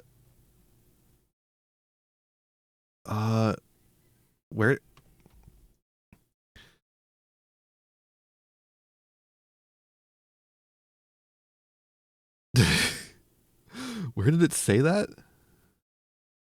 Important update. On the left.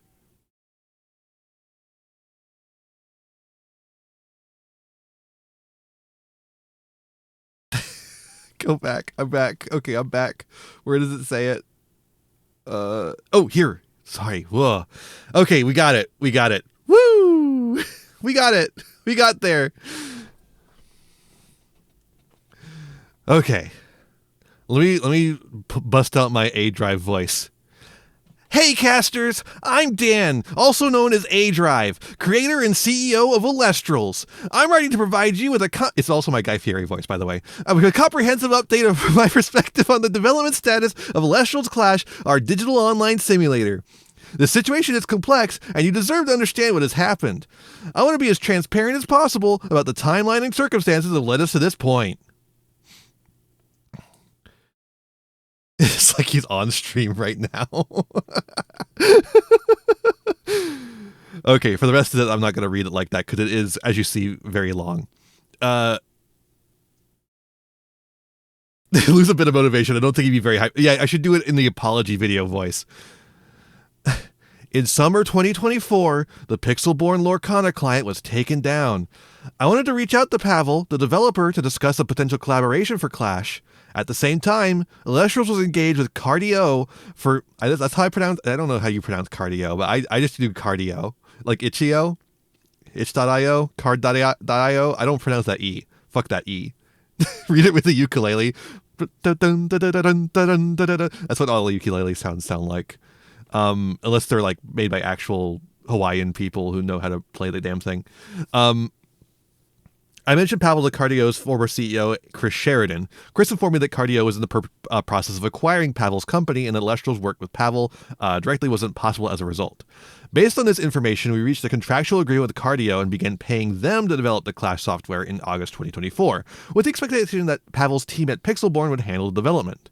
Cardio established timelines and deliverables for a February 2025 mobile release, and we scheduled our Kickstarter campaign around those commitments. Cardio engaged with Pixelborn, and Alestrals began a collaborative process to bring the Clash client to life ahead of the Kickstarter campaign. I like that they say pre-Kickstarter discovery as if this is a legal case already. It should be a legal case, as we'll get to soon. At the end of September, a couple weeks before our Kickstarter launch, I learned that Cardio did not have a formal written contract in place with Pavel's team, despite months of development work. First of all, what the fuck? Huh? What? I informed Cardio that we would cancel the Kickstarter if this was not resolved. Cardio and Pavel finalized an agreement, not an acquisition, at the last minute, and we proceeded with the campaign. Huh? Development challenges. Following our successful Kickstarter, development work ramped up. However, I'm sorry, I'm going to reduce this so I can actually read it without this thing being in the way. However, it became clear early on that this estimated timeline for backers would not be feasible. After the alpha and beta launches did not meet expectations, we pushed back the intended launch and worked out an updated plan for continued development towards an early access release. Full launch, card parity with the physical TCG and mobile availability, was expected by the end of 2025. Note for those watching who are not invested in Alestrals, that has not happened. We have like half the cards maybe.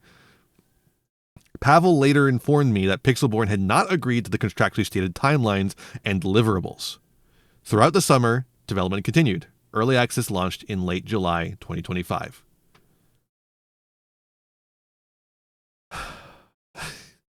Awesome. As we entered fall 2025, we found a productive rhythm with Pavel's team, resulting in a significant update on November 1st. A few days later, Chris at Cardio notified me that he needed Pavel's team to focus on another project for 4 to 6 weeks, which would pull them off Clash development. I don't know why he's legally allowed to do that, but okay. I objected as they are contractually obligated to continue development, and we did not want to lose the momentum we had built. Chris proceeded anyways. Chris was replaced as CEO shortly after. Until this point, there had been no indication from Cardio of any issue with our agreement or development timelines. George Wendt, Chris's replacement, informed me that Cardio could not continue development without additional payment beyond our contractual obligations. Dude, I fucking hope A-Drive sues the shit out of Cardio. I hope they fucking destroy them. Shit-ass website anyways. Discovery of non-payment. Through conversations with Pavel after his team was pulled off of Clash, I learned that there was unresolved business matters between Cardio and Pixelborn that led to Pavel's team not working on Clash or any other Cardio project as a result. Cardio later acknowledged these matters involved outstanding invoices. Development completely halted. So not only did they take all the money from the Clash Kickstarter, they also weren't paying Pavel to do the job. Isn't that awesome? We formally notified Cardio of the contractual issues and attempted to reach a resolution. Over the past several months, we have sought to negotiate a settlement with Cardio. After months of back and forth, these discussions recently collapsed due to sudden unalignment on certain key issues. So they are not reaching a settlement, so it means I can sue the fuck out of them. So confused. So, like, is he saying the game is dead until further notice? Yeah, basically. We'll get to that in a second here. We have fulfilled all our current contractual payment obligations to Cardio. The Clash Kickstarter funds were spent on bringing this game to life, physical rewards, and related project costs. Those investments were supposed to carry us through to a full launch with card parity to our physical TCG and mobile availability. We cannot support continued development of the Clash client under these circumstances. We attempted to find a path forward, but it is clear that it is no longer possible. A key challenge is our understanding that Pixelborn owns the code and Cardio only licenses it from them. Illustrials remains in good standing with Pavel and Pixelborn. However, resuming development is extremely challenging given the pending matters between all involved parties. Despite these significant obstacles, we remain committed to finding a solution that will keep the community informed as we evaluate our options. That said, at this time, the future of the Clash client remains uncertain. I want to express my deepest regret and most sincere apologies, particularly to our Kickstarter backers who place their trust in us. We strive to maintain transparency, but in the interest of settling this matter and complying with certain obligations, we have been unable to share details. Those negotiations have now deteriorated, and we felt it necessary to share our experience with you with complete honesty. You deserve better than this outcome, and I take full responsibility for entering into this partnership, which you should. We will continue to explore every possible avenue to find a path forward for Illustrial's Clash, and we will keep you informed as the situation develops. So, to break this down, Illustrials wanted Pavel to do Clash for some reason. I don't know why. Genuinely, the shit that Pavel was doing was not that impressive. He doesn't have the sauce. Sorry. But he wanted Pavel specifically for some reason. He learns that Cardio is planning to acquire Pixelborn and Pavel as a developer. So he's like, okay, we'll make a deal with Cardio, and we'll have this whole thing where we set up our card system through Cardio as well. They've had that other shit going through Cardio for a while now. So they just make a deal with Cardio. Then he finds out that apparently Cardio did not actually have a contract with Pavel and did not in fact actually acquire Pixelborn. They instead were just contracting to them, but without a contract. He forces them to finalize an agreement at the last minute before proceeding with the campaign, the Kickstarter campaign, just to like this part is honestly it's on Cardio, obviously, for sure. The bulk of the blame. The fact that Dan went forward with it, with this pre-Kickstarter discovery, as he calls it, is on him. He should not have gone forward with it after that. That is enough red flags to fill the entirety of the Soviet Union. You gotta run. You gotta run when that happens. I'm so sorry. You gotta run. So, because of this weird detachment between Pixelborn and Cardio and Illustrals, where Cardio is essentially being a middleman for Pixelborn through Illustrals, Cardio is able to take all the Kickstarter funds and then ask for more money that they refuse to pay Pixelborn for the work they've done already. So Cardio is over here like, okay, we took all the Kickstarter money that was supposed to go to this project, and we're refusing to pay Pavel for the work he's done with the money that you gave us to pay him for it. But also give us more money. But also give us more money, actually.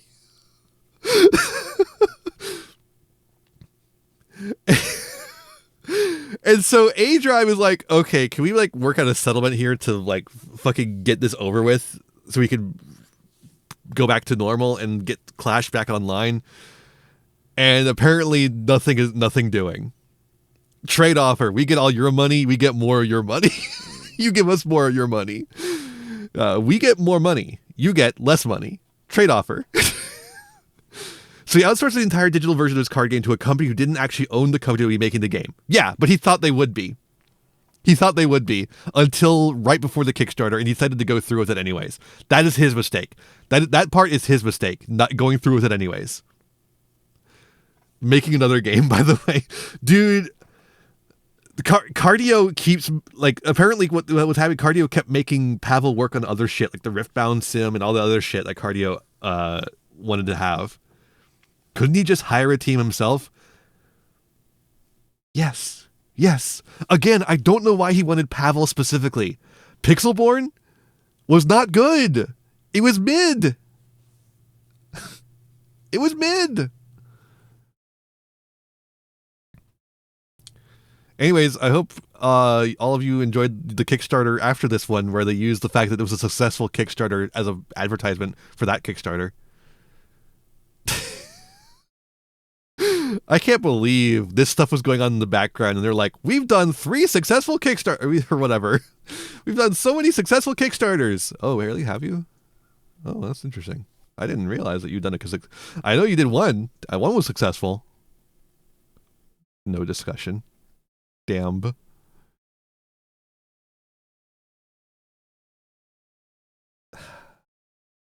So yeah, I don't know how long Kickstarter, or no, I'm sorry, Kickstarter is going to survive this. Don't worry about that. Stupid. I don't know how long Illustrals as a card game lasts after this. I think Illustrals lasts, but it might just be as a rip-off Pokemon game. Illustrals Awaken might be what Illustrals is from now on.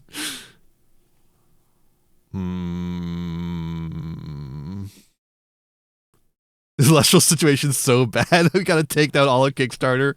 I mean, you're not wrong.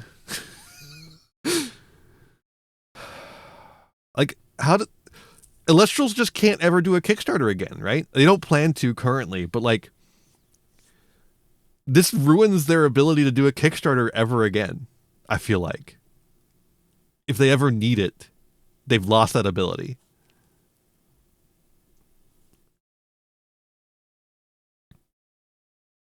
Like, legitimately, part of this, a lot of this goes on Cardio, right? A lot of this is on Cardio, but I think A-Drive should have seen the red flags from the beginning. There's so many of them. This right here is the most damning part to me. You should have ended it right here. I know you were already prepping the Kickstarter. You should have just changed course. Kind of hurts trust in TCG Kickstarters in general. Yeah. I mean, that's the thing. When Illustrals was first starting up, MetaZoo had just collapsed, right? And so that was already harming the good name of TCGs, and it hurt Elestrals a lot because we already had this MetaZoo example to look at of a failed TCG, and here's Elestrals fucking stepping on 10 million rakes. Annoying. It's a damn shame. It's a damn shame. Elestrals is still a fun game. I don't know if you've played it. Any of you guys have played it? It's a fun game. And they're working to like lessen some of the power creep they've been having over the past couple of sets, and I think that's cool. But man, Clash was the most important part of Elestrals for me. Looks like another Battle Spirits to me. Oh man, I want to pick up. I know Battle Spirits is dead in America. I want to pick up the fucking Battle Spirits Evangelion cards. They look so good. They look so good. I saw a lot of recent negative reviews, so I guess I'll try Clash when it gets its shit together. Yeah, when it gets its shit together. It might. There's still a possibility that it might, but I don't know if it will. I wish Duel Masters wasn't dead in America. Yeah. Yeah. All right. That's all I got to say about the Elestral stuff. Battle Spirits was so good in Japan because of the anime. Yeah, that's fair. Let's watch this one now. Let's back it up again. We'll just start it from the beginning. This is a video that I always had the intention of making, as I'd already started penning it a year ago. This video was nearly 30 pages in its original draft. It is now well over 60. With frustrations in the game reaching a boiling point recently, it's about time to get We're at this out. 1.5 speed. It's going to be faster than 2.5 hours. Yu-Gi-Oh! Is operated as a game. This isn't a newly discovered fact. It's something that's been building up for years. It's why I'd already begun the script a year prior. While the issue of non-games has led to discussion about the game as a whole, this is an issue that's relevancy has gone in and out in cycles. It's part of the problem, but not also, the whole I'm going to give thing. it a like. The problem with Yu-Gi-Oh's philosophy is that it Might give it a operates subscribe in effect even. like Ouroboros, endlessly chasing after its own tail. These sorts of non-game issues are an attempt to eat away at the very game itself. But it isn't just the cards that create non-games having this impact. It's the very things they're seemingly meant to counter. It's the idea that by both sides existing, that the existence will ultimately equalize the game's health, when in reality, all it does is create varied ways for the game to be unhealthy. This was something I'd been putting off, debating if it was truly worth making, since, for a time, I felt the game was trending in a much better direction, and with me not really feeling a concrete end for the script, I felt as though it'd end up being a moot point by the time I'd actually covered every detail that I wanted. However, with the TCG September ban list and the fallout of its consequences, leading to an emergency list to patch the game, it's become clear to me The fallout of its consequences. this Sorry, video that being has to be mean. made. Because while I thought the game was trending towards better design in general, it's still evident Konami doesn't seem to care about taking actions for the sake of the game's long-term health. Because of that, I feel an obligation to make this video. Because it needs to be explicitly fallout clear boys of its once and for all. consequences? Konami's approach to Is that shuffling the anything? deck doesn't change the game for the better. It only makes it more frustrating that they left certain cards in the deck. So my only intention is to make it loud and clear with this video. Konami need to actually analyze the damage they continue to perpetuate towards this game's health. Yu-Gi-Oh! Is one of the best games in the world, but they certainly don't run it like it is. Maybe you're Got him! Got our thinking asses! to yourself, it's just a TCG ban list. Just play Master Duel or the OCG. This problem isn't Remember exclusive the to these. Ouroboros It's in fact analogy. worse Okay, than I will. these two. Because of their track record, I have zero faith in Konami as a whole to manage this game's health. They apply the very same ineffectual philosophy everywhere you go. It's just a matter of picking your poison. And I don't think you should be picking poison, I think you should be playing a card game. The very first Yeah. Yeah. philosophy the game is predicated on needs to change. Now more than ever, it's abundantly clear how bad it is. If Konami refuses to acknowledge this fact, their continued negligence will only damage this kinda game like further. poison. The only semblance of awareness poison. and balance I've seen from Konami is I love Poisson. Random French guy. making Genesys, a new format that's recently come out, a format specifically structured by and for a Western audience, showing a much more level-headed approach to game balance. But even with this breath of fresh air, the fact of the matter still remains. Yu-Gi-Oh! At its very core needs to change. Because Genesis isn't Yu-Gi-Oh! It's a form of it, and if you have to make different forms to wring out any enjoyment, you're And also it has the same exact problems. only ignoring the truth. The game doesn't need to reset, it just has to acknowledge its flaws and take genuine action in resolving them effectively. Other than Genesis, Master Duel's events have made it very apparent they're directly aware of how certain cards harm gameplay. Yet, when it comes to running the core game, they will bury their heads in the sand and pretend like nothing's wrong. I'm not gonna mince words. Whoever is directly responsible for decisions made in running this game is genuinely failing it. When there are clear examples of knowing better, Correct. it becomes inarguable that they genuinely don't know what they're doing. So, let's start by talking about the biggest elephant in the room. I'm sick of seeing archetypes be hated from frame one. I hate that every time I see a set of new cards, instead of thinking of the unique playstyle of the archetype or the themes in its artwork, I'm immediately forced to grapple with the reality that the deck in question is going to be hated for a card that isn't even a part of its archetype. Being able to take advantage of an existing unhealthy card, and as a result, ensure their reputation will be filled with nothing but disdain. Oh, an archetype where all their monsters have different types? There can be only one deck. They all have the same type? Rivalry deck. All your monsters have different attributes? Gozen deck. All your monster effects don't even matter on field? Skill Drain deck. A deck that doesn't care about its graveyard or actively interacts with the banishment? Shifter deck. And the thing is, I'm pretty sure Konami's well aware of this fact. Shifter is a card that most people with a pulse despise, rightfully so. It is a card that only exists to remove a core component of the game in order to provide a massive imbalance in the favor of the few decks that can play it. However, it's not the only card in the game that's legal and does this. There's the literal opposite issue in a card like Lancia, along with plenty more. The reason this video isn't just about the ban list is because to Konami, this is intentional. This is intended philosophy behind the game. It means they can sell new archetypes with the idea they can use these powerful pre-existing cards to compete. And while some of them have been limited, they haven't been removed entirely, choosing to keep them around in spite of knowing their impact on gameplay. In the long run, this is just awful. It is so frustrating how they continue to do that. For the card design space in general. Sure, Shifter may have very well given Malice an edge as a tiered strategy, but Lancia also hampered that tiered edge. Not as a means of checking it, but rather invalidating it entirely. Is it really necessary to leave these legal if they don't even balance the game? Floodgates only serve to highlight the absolute worst part of Yu-Gi-Oh! Fun for me, not for thee. These are cards that deliberately aim to change the entire axis of the game, intending to functionally disallow your opponent from playing the game entirely, all while you sit there complete. I think that's something people don't actually recognize very often, is that floodgates can be fun if you're on the right side of them. I don't know if anyone else feels this way, but sometimes when you play a floodgate deck, it's fun. It's fun to be mean to people sometimes with a floodgate deck. But overall, the more if you play a lot of games with that floodgate deck, it just the fun just drains from it because there's no gameplay.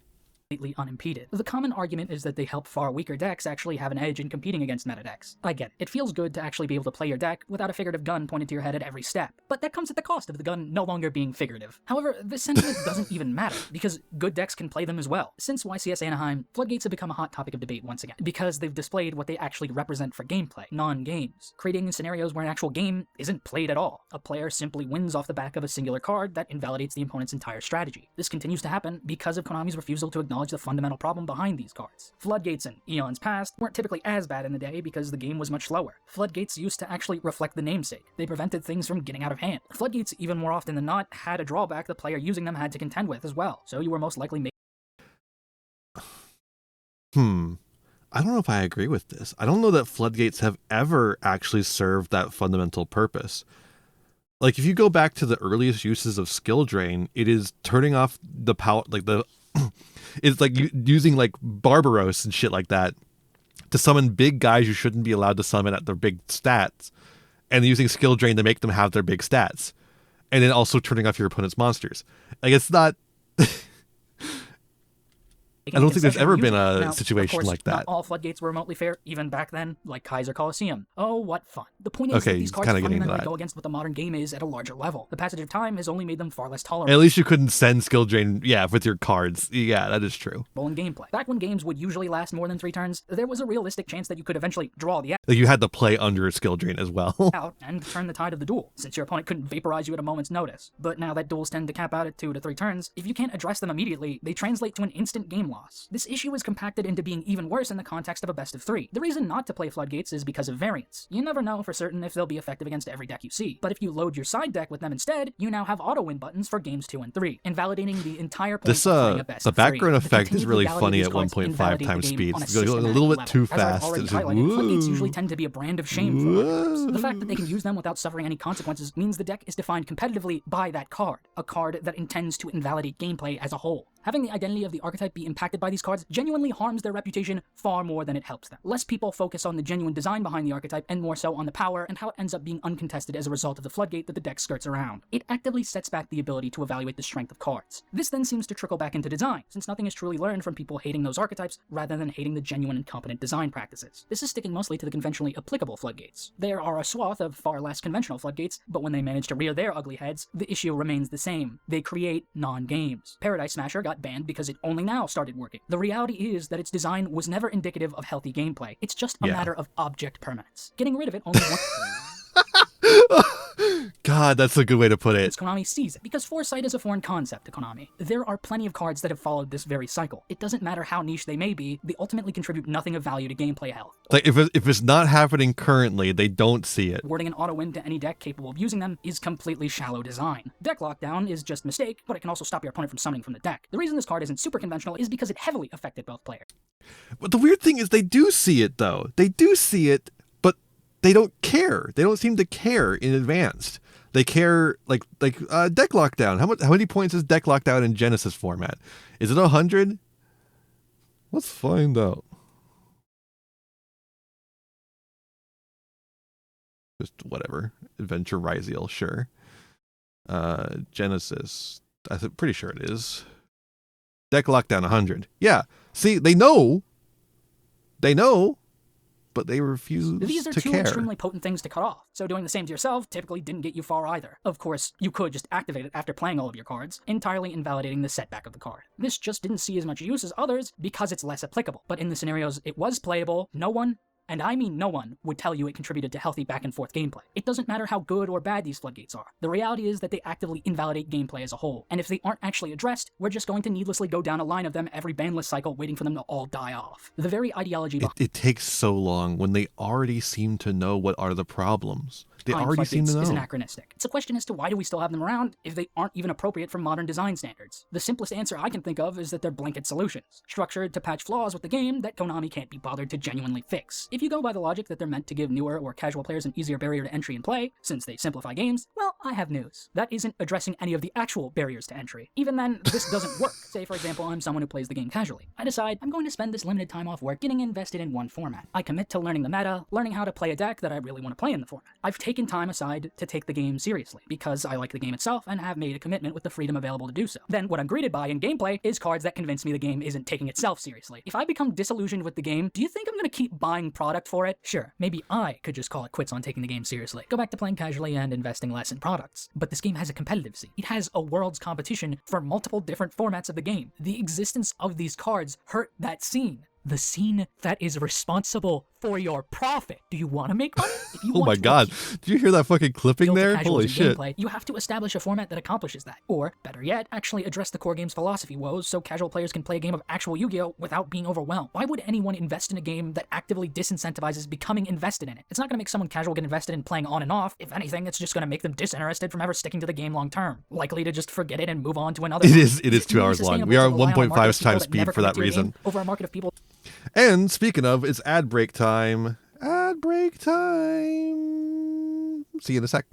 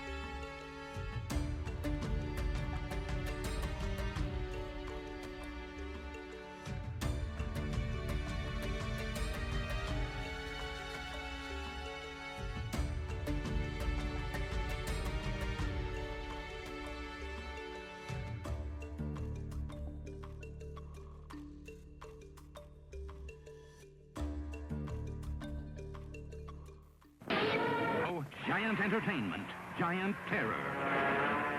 You'll see all of their terrifying battles to the death when you come to the greatest monster movies ever made. The War of the Gargantuas and Monster Zero.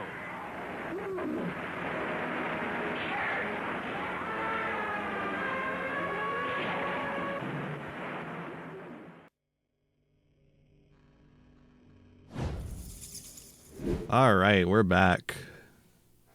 Let's watch more of this.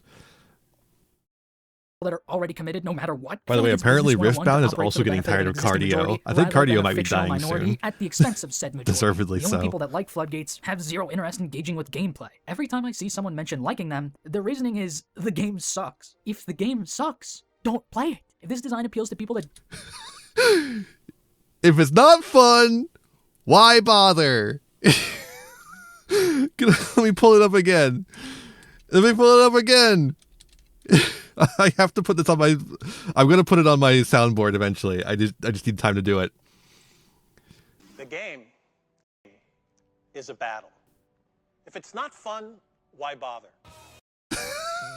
If it's not fun, why bother? I feel like I haven't played enough Yu-Gi-Oh! To have a great grasp of the current situation of the game.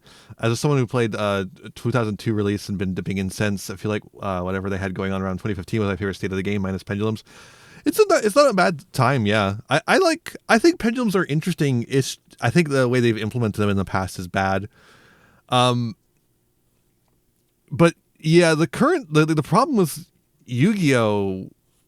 Is that it's run like shit. Like they do nonsensical things purely for profit, and it's very easy to see it. Like when you just like think about like every bad thing in Yu-Gi-Oh, whether it's the fact that you refuse to ban cards that aren't fun, or the fact that they don't point cards enough in Genesys format on release, or any number of other things, right?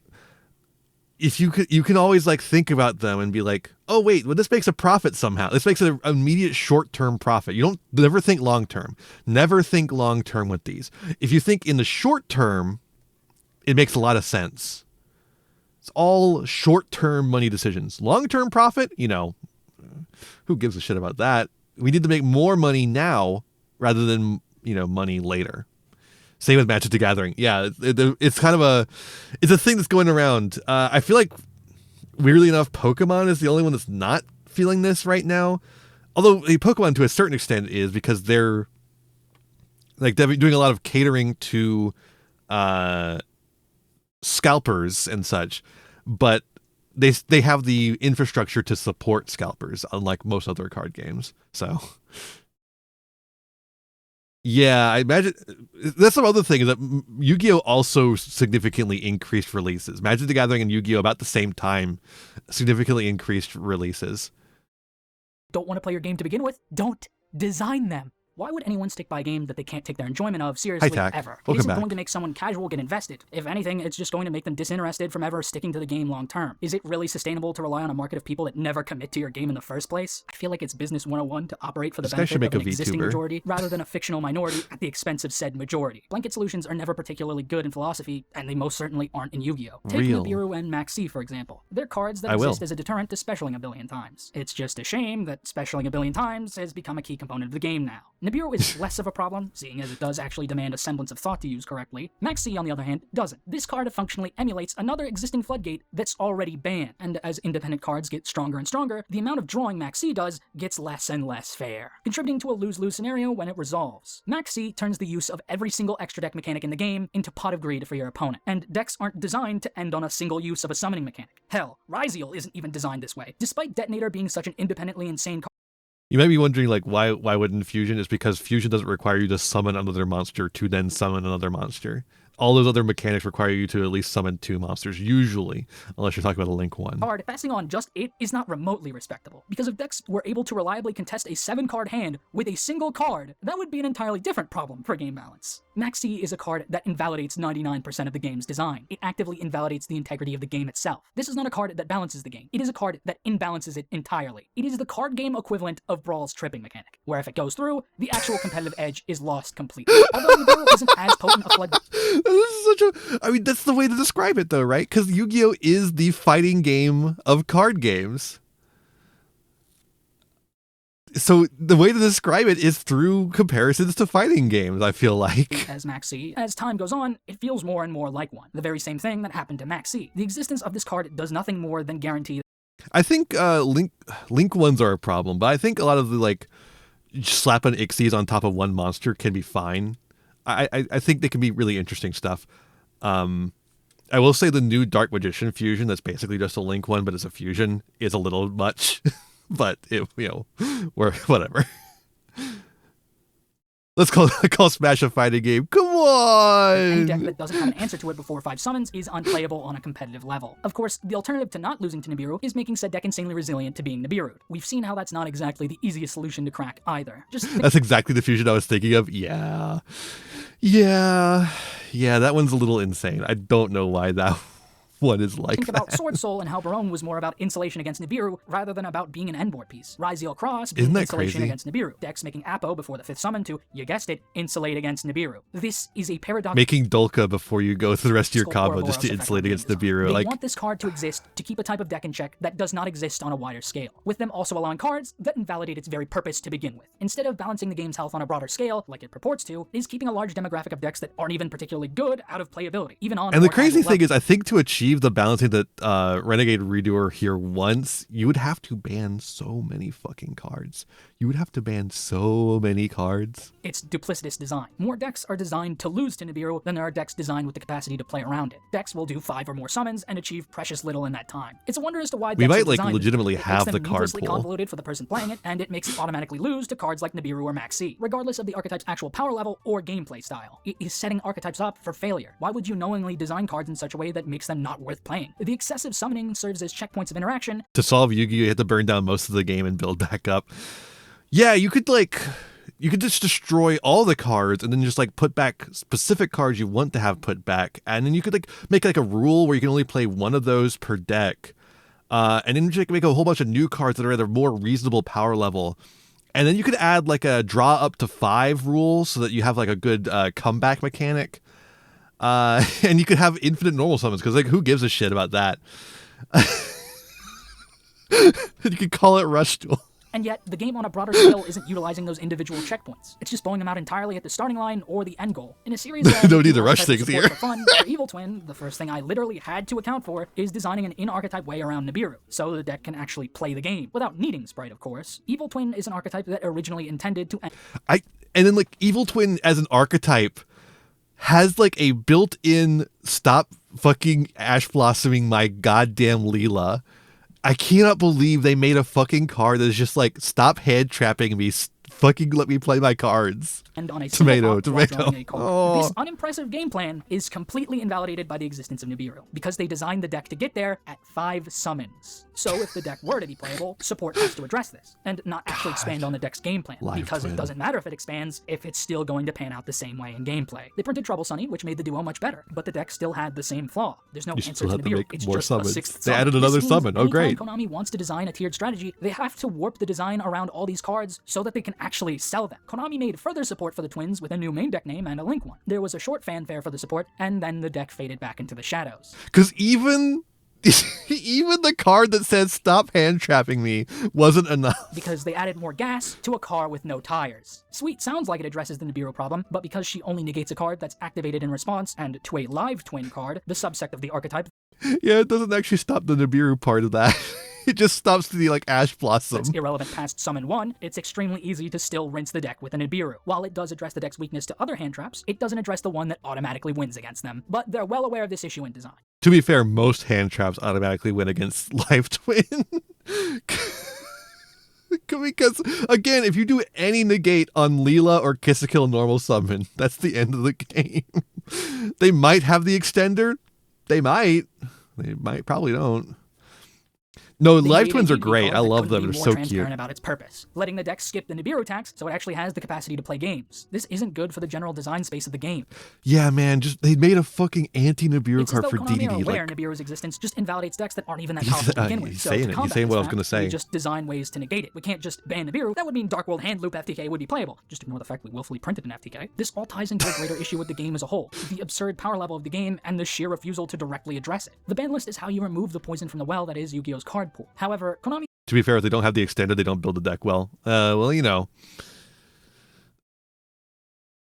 He seems to have this impression that by dumping different poison in the well, that they can eliminate the other toxic substances. While you may not be averse to the poison they dump now, the continued use of this methodology will eventually lead to a well poisoned. I don't think the beer was the one that was cute. Drink from it. This belief has spawned from the idea that banning one or two cards isn't going to fix what is a widespread problem. But resigning to do nothing is actively worse. This current approach is a non-solution, which continues to lead to non-games. The continued card design of summoning a bunch of guys. But even if you build well with Live Twin, you can just not draw the extenders. The game doesn't. And also, like, having to put so many extenders in to make the deck work at all is bad for the deck. It needs to reset its power level. It means it can't run the non-engine it needs to. Too much of modern design philosophy is built on an Ouroboros principle, hoping that they cancel each other out. There's no dynamic scenario born from this approach. The Link monster helps a lot, I will say.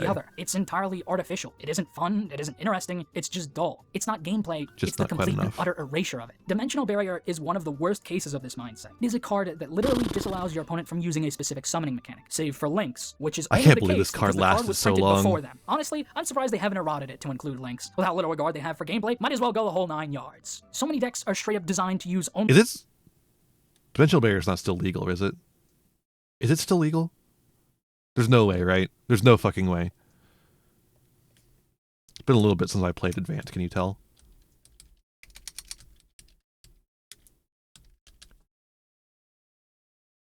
TCG. Banned. Okay, good. Whew.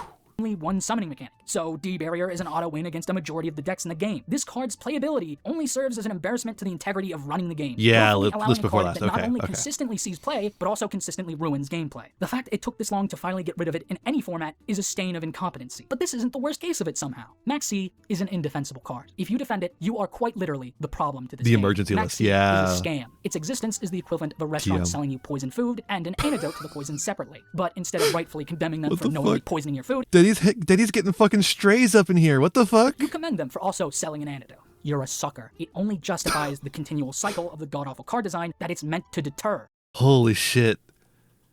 Dude. I gotta make video essays like this that I just call people fucking idiots and morons. I kind of do. I kind of do that. You want out of the game instead of actually forcing them to design cards to be healthy and I did it in the waifu video. balanced in the first place. Hypothetical cards should not be a deterrent to poor design. Intrinsic gameplay ramifications should. The moment I became fully cognizant of how terribly designed Max C is was when I won off of it. It felt satisfying to be able to have the ability to actually contest my opponent, but when it set in that I had to go +4 to even stand a chance, I just got depressed. I actually care about winning playing my deck and outskilling my opponent with it, not winning because of abysmal game balance. I want the deck that I'm playing to be competent enough to compete, rather than rely on random chance to break the game's balance in my favor. Max C only attempts to flip it in the other's favor. It's awful design from every angle and should never be legal in any capacity of modern Yu-Gi-Oh! All it serves as is an excuse to perpetuate bad design habits. And if you actually want them to go away... Honestly, I feel like this is kind of... obviously, Hardleg's video about Max C is a really good rebuttal to every argument about Max C. I feel like this one kind of rebuts all of them in one easy statement. It's like Max C isn't balancing anything. It is just creating these coin flip scenarios. This stain has to go with it. This game, as it is now, is built on the principle of mutually assured destruction. Konami just refuses... Sure, I guess a coin is balanced because one side is heads and one side is tails. There's equal chances of each one, but is that fun? Not really. Is it fun to flip a coin? I don't think so. To acknowledge that philosophy doesn't work in the context. Making this essay off the back of a good Master Duel loss streak must feel so good. Just because you and I both have nuclear weaponry doesn't mean we're not going to drop it on each other. In fact, if I drop it on you, unlike its real-world ramifications, you have to wait until after the bombs drop to respond. I think you can understand why that isn't exactly good game balance. Earlier Here I mentioned the relation of Shifter and Lancia. These two provide another avenue towards non-games. Shifter is able to shut out decks that rely on the grave from playing completely, allowing you to curb stomp any graveyard-dependent archetype into oblivion. The graveyard is an important resource that most decks use, so a card like Shifter being around to invalidate those is just bad for the game's health. Lancia is just the reverse of Shifter, entirely invalidating banish-centric decks, allowing you to curb stomp those decks. So we had a point in the game where Malice precipitated the cycle of both to create non-games, being a Shifter deck that actively relied on banishing their cards, making it so they would also auto-lose to Lancia. This isn't a game of Yu-Gi-Oh! It's Go Fish. Whoever drops the nuke first wins. Counters shouldn't be silver bullets that kill on the spot. And as he said earlier, in a real nuclear scenario, everyone launches their nukes at the same time instead of just philosophy only creates one person non-games in getting the opposite direction, which is still a non-game of Yu-Gi-Oh! There are so many cards legal in the game that do this, and Konami refuses to remove them. Did you know that if a nuke is launched, say by accident, or even like if they think a nuke is launched, it's not actually a nuke. The people in charge of that have 6 minutes to respond. Plus, they can't keep ignoring them. Any genuine competition is meant to be more like a boxing match, going blow for blow against one another, with each blow and guard building up to a back and forth. They have 6 minutes to decide what to do. Once. But at some point, we started bringing weapons into the ring. Bats, then blades, then guns, and now full-on nukes. And because we're on a nuclear level, these sorts of floodgates are far more potent than they've ever been. But instead of addressing this absurd power escalation, it only ensures one player is susceptible to it. This isn't solving the issue of the game. It's only making it more apparent. But of course, floodgates aren't the only problem with card design and the game's philosophy. They're just one of many blanket solutions that Konami's trying to peddle as balance. Hand traps are another facet of modern-day card design. At some point, they became a prevalent part of the game. Good thing we have a stable, competent government. Yeah, that's true. Konami themselves not applying a moniker to these cards leads me to believe they're just like any other monster in the game to them, despite knowing full well they're not. While the idea of hand traps existed since the beginning, it wasn't really until Ash where the design philosophy became apparent as a way to curb the game's power level on a broader scale. With searching becoming more common in the game than breathing, there had to be a card to curb it from getting out of hand. With so many powerful cards in general, something like Ghost Ogre also made sense, being a way to pump cards that activate on field. This principle behind them is fine on paper, and usually in practice, since you were effectively trading a card from your hand in order to weaken your opponent's plays. There are a lot of people that kick and scream at the existence of hand traps in general, but they make perfect sense. However, as they'd print more and more hand traps, the more and more cards that play through all of them would need to exist, once again creating an Ouroboros dichotomy around the game, making them go from a way to curb a deck's end board to a means of turning the game into solitaire, either ending your opponent's... There's a really easy way to fix this, is you make engine large enough to where you can't play much non-engine. turn, or losing the game for not stopping your opponent from playing the game. It's in part why one-card combos are so prevalent in modern card design, because if you get ashed, the deck still has to do something, which means other independent cards have to be just as impactful, which then means you have to be playing more hand traps with more potent effects to still prevent them from executing a game-winning combo, creating this volatile Ouroboros dichotomy to the game. It's like you could still have one-card combos as long as you make it so that the required engine to run boxes out, and also that those one-card combos don't have crazy, powerful, high ceilings. That's like the two aspects, I think. I talked about this in a long time ago. I think it was my first video essay, actually, where I was talking about it was the second one. It was the second one about one-card combos. Specifically, it was in reference to the Fiendsmith, in fact. We've had one-card combos for a long time. Alistair the Invoker, for instance. Or, like, if you want to, like, really stretch the definition of a one-card combo, Sangan Summon is a one-card combo. It gets you into whatever you're looking for, right? The idea, though, is what you do with that one-card combo. What does that one-card combo actually accomplish? It gets you into Sangan. Now you're thinking. See, that's the thing, is like, what does it actually accomplish? Like with Sangan, you search another monster, and that continues your plays. Mystic Tomato gets you, or let's say Giant Rat. Giant Rat gets you into Zombie Turtle. Zombie Turtle gets you into Ryukoki, right? Pyramid Turtle, sorry. Alistair gets you into Mikaba, right? One card gets you into the one negate. Snake Eyes Ash gets you into a whole fucking end board. Sulfur Primoa is hand rip 5 plus Yummy Combo plus 2 Omnis. Yeah.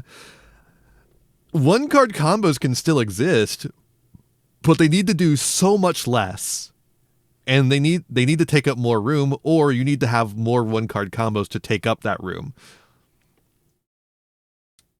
There's very little nuance actually employed in balancing these two sides. Ghost Ogre is a card that doesn't see consistent play, and Sangan, the best starter in like summer of 22. Oh, you mean Sangan summoning? that's because it's not nearly as generically good as most other hand traps. The Was that overabundance of 23 or hand traps 22? I paired don't with the remember, game's actually. design landscape has only encouraged playing more of these Maybe it was cards rather 24 than less even. of them, entirely nullifying the initial balance that they had. You don't care if you spend half your hand on stopping your opponent, because the other half of your hand will just as easily Halcyon. snowball into a Oh. dozen cards capable of closing the game out. As time has gone on, more and more cards have begun to search 2 cards instead of 1. Early on, these used to cost you another card in hand, making them the biggest ash magnet on the planet, actively making them unappealing to play.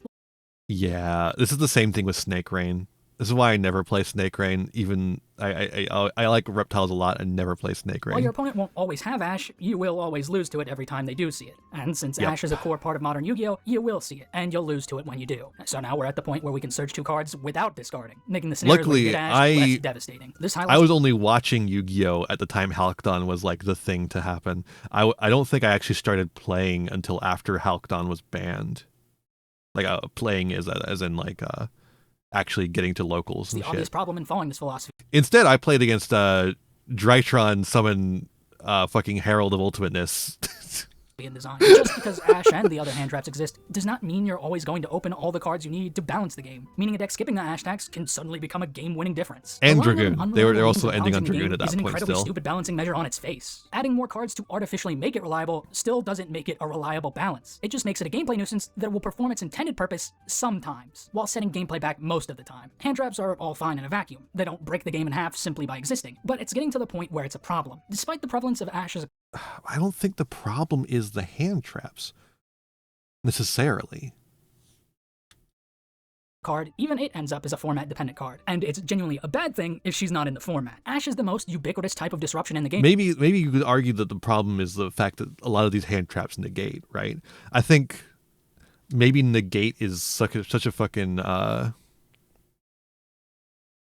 issue in like hand trap design. Wasn't Dragoon not legal in Master? I wasn't playing. That was not Master Duel that I came into the format for. It was immediately after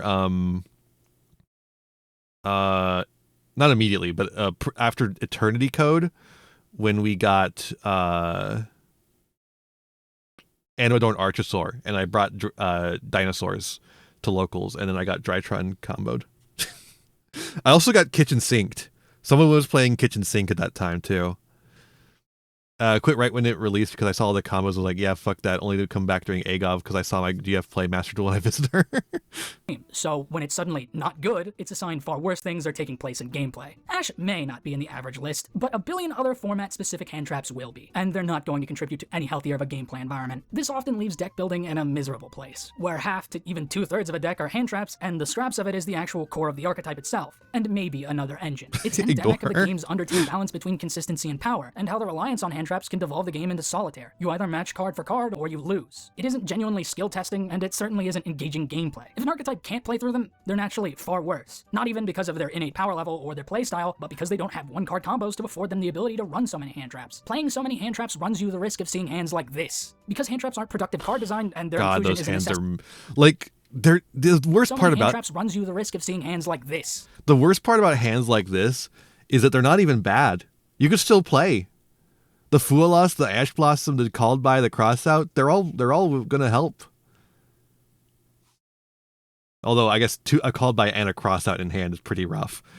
Because hand traps aren't productive card design, and their inclusion is a necessity for the modern landscape, this demands engine cards with hyper-productive design. Otherwise, they can neither halt the opponent nor progress their own plays. Reflecting the Ouroboros And a effect that Fua, one-card too. combos has All on three of archetypes those without is not creating a great. damned if you do and damned if you don't scenario. If a deck does a lot of searching as its primary gameplay loop, and I remember I did really early in my streaming career. I did I think it was literally my first year anniversary or something like that, maybe second year. Speaking of, we're actually getting close to that. My anniversary, the 5th year anniversary, fucked up, by the way. 5 fucking years of this shit. But around then I did like a tournament where I made a custom ban list and banned a lot of the top strategies. And the one deck that won everything was a live twin deck that just drew a shit ton of hand traps. It was just really light on engine, really heavy on hand traps, and that's what won it. And that was back before that was like the standard. And I was like, oh God, this is what Yu-Gi-Oh is gonna be like forever now. And I was right.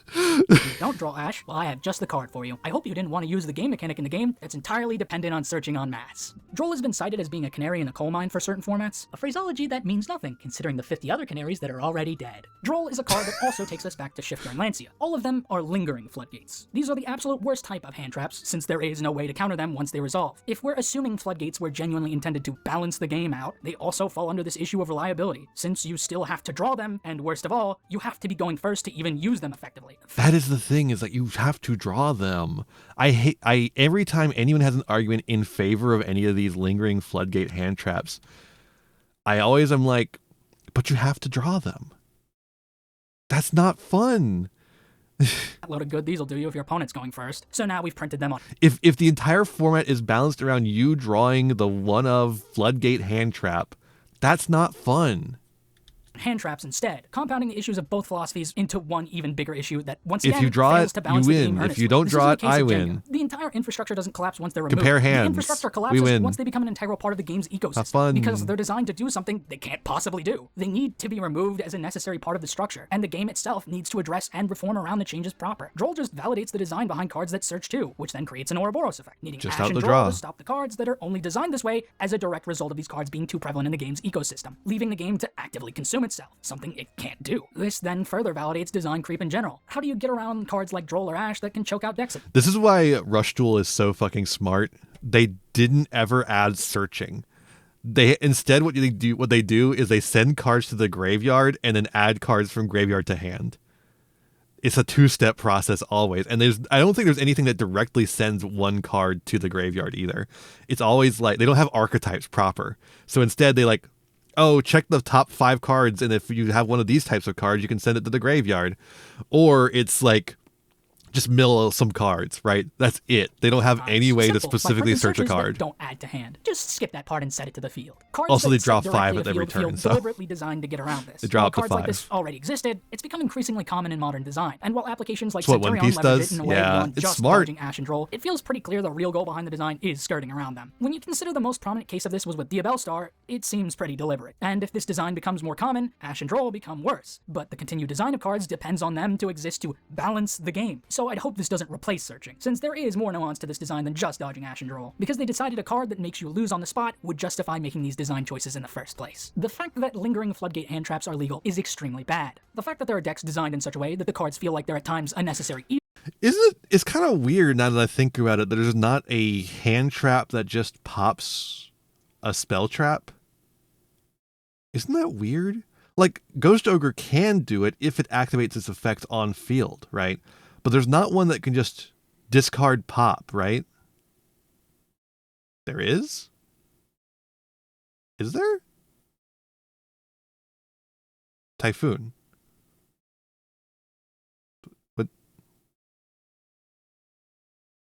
What do you mean by Typhoon? Mystical Space Typhoon? Wait, what? What are you talking about? Typhoon the Trap. What?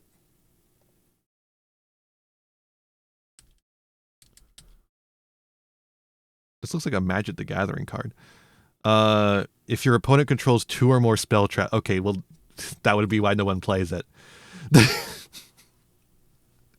Also, again, it looks like a Magic the Gathering card.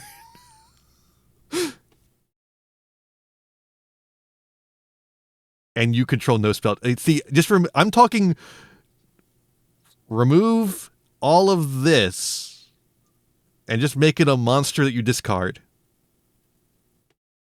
That's all I want. I don't want any of this shit on here. It does do exactly that. No, it doesn't, because it has a cost or a condition. It does not do that.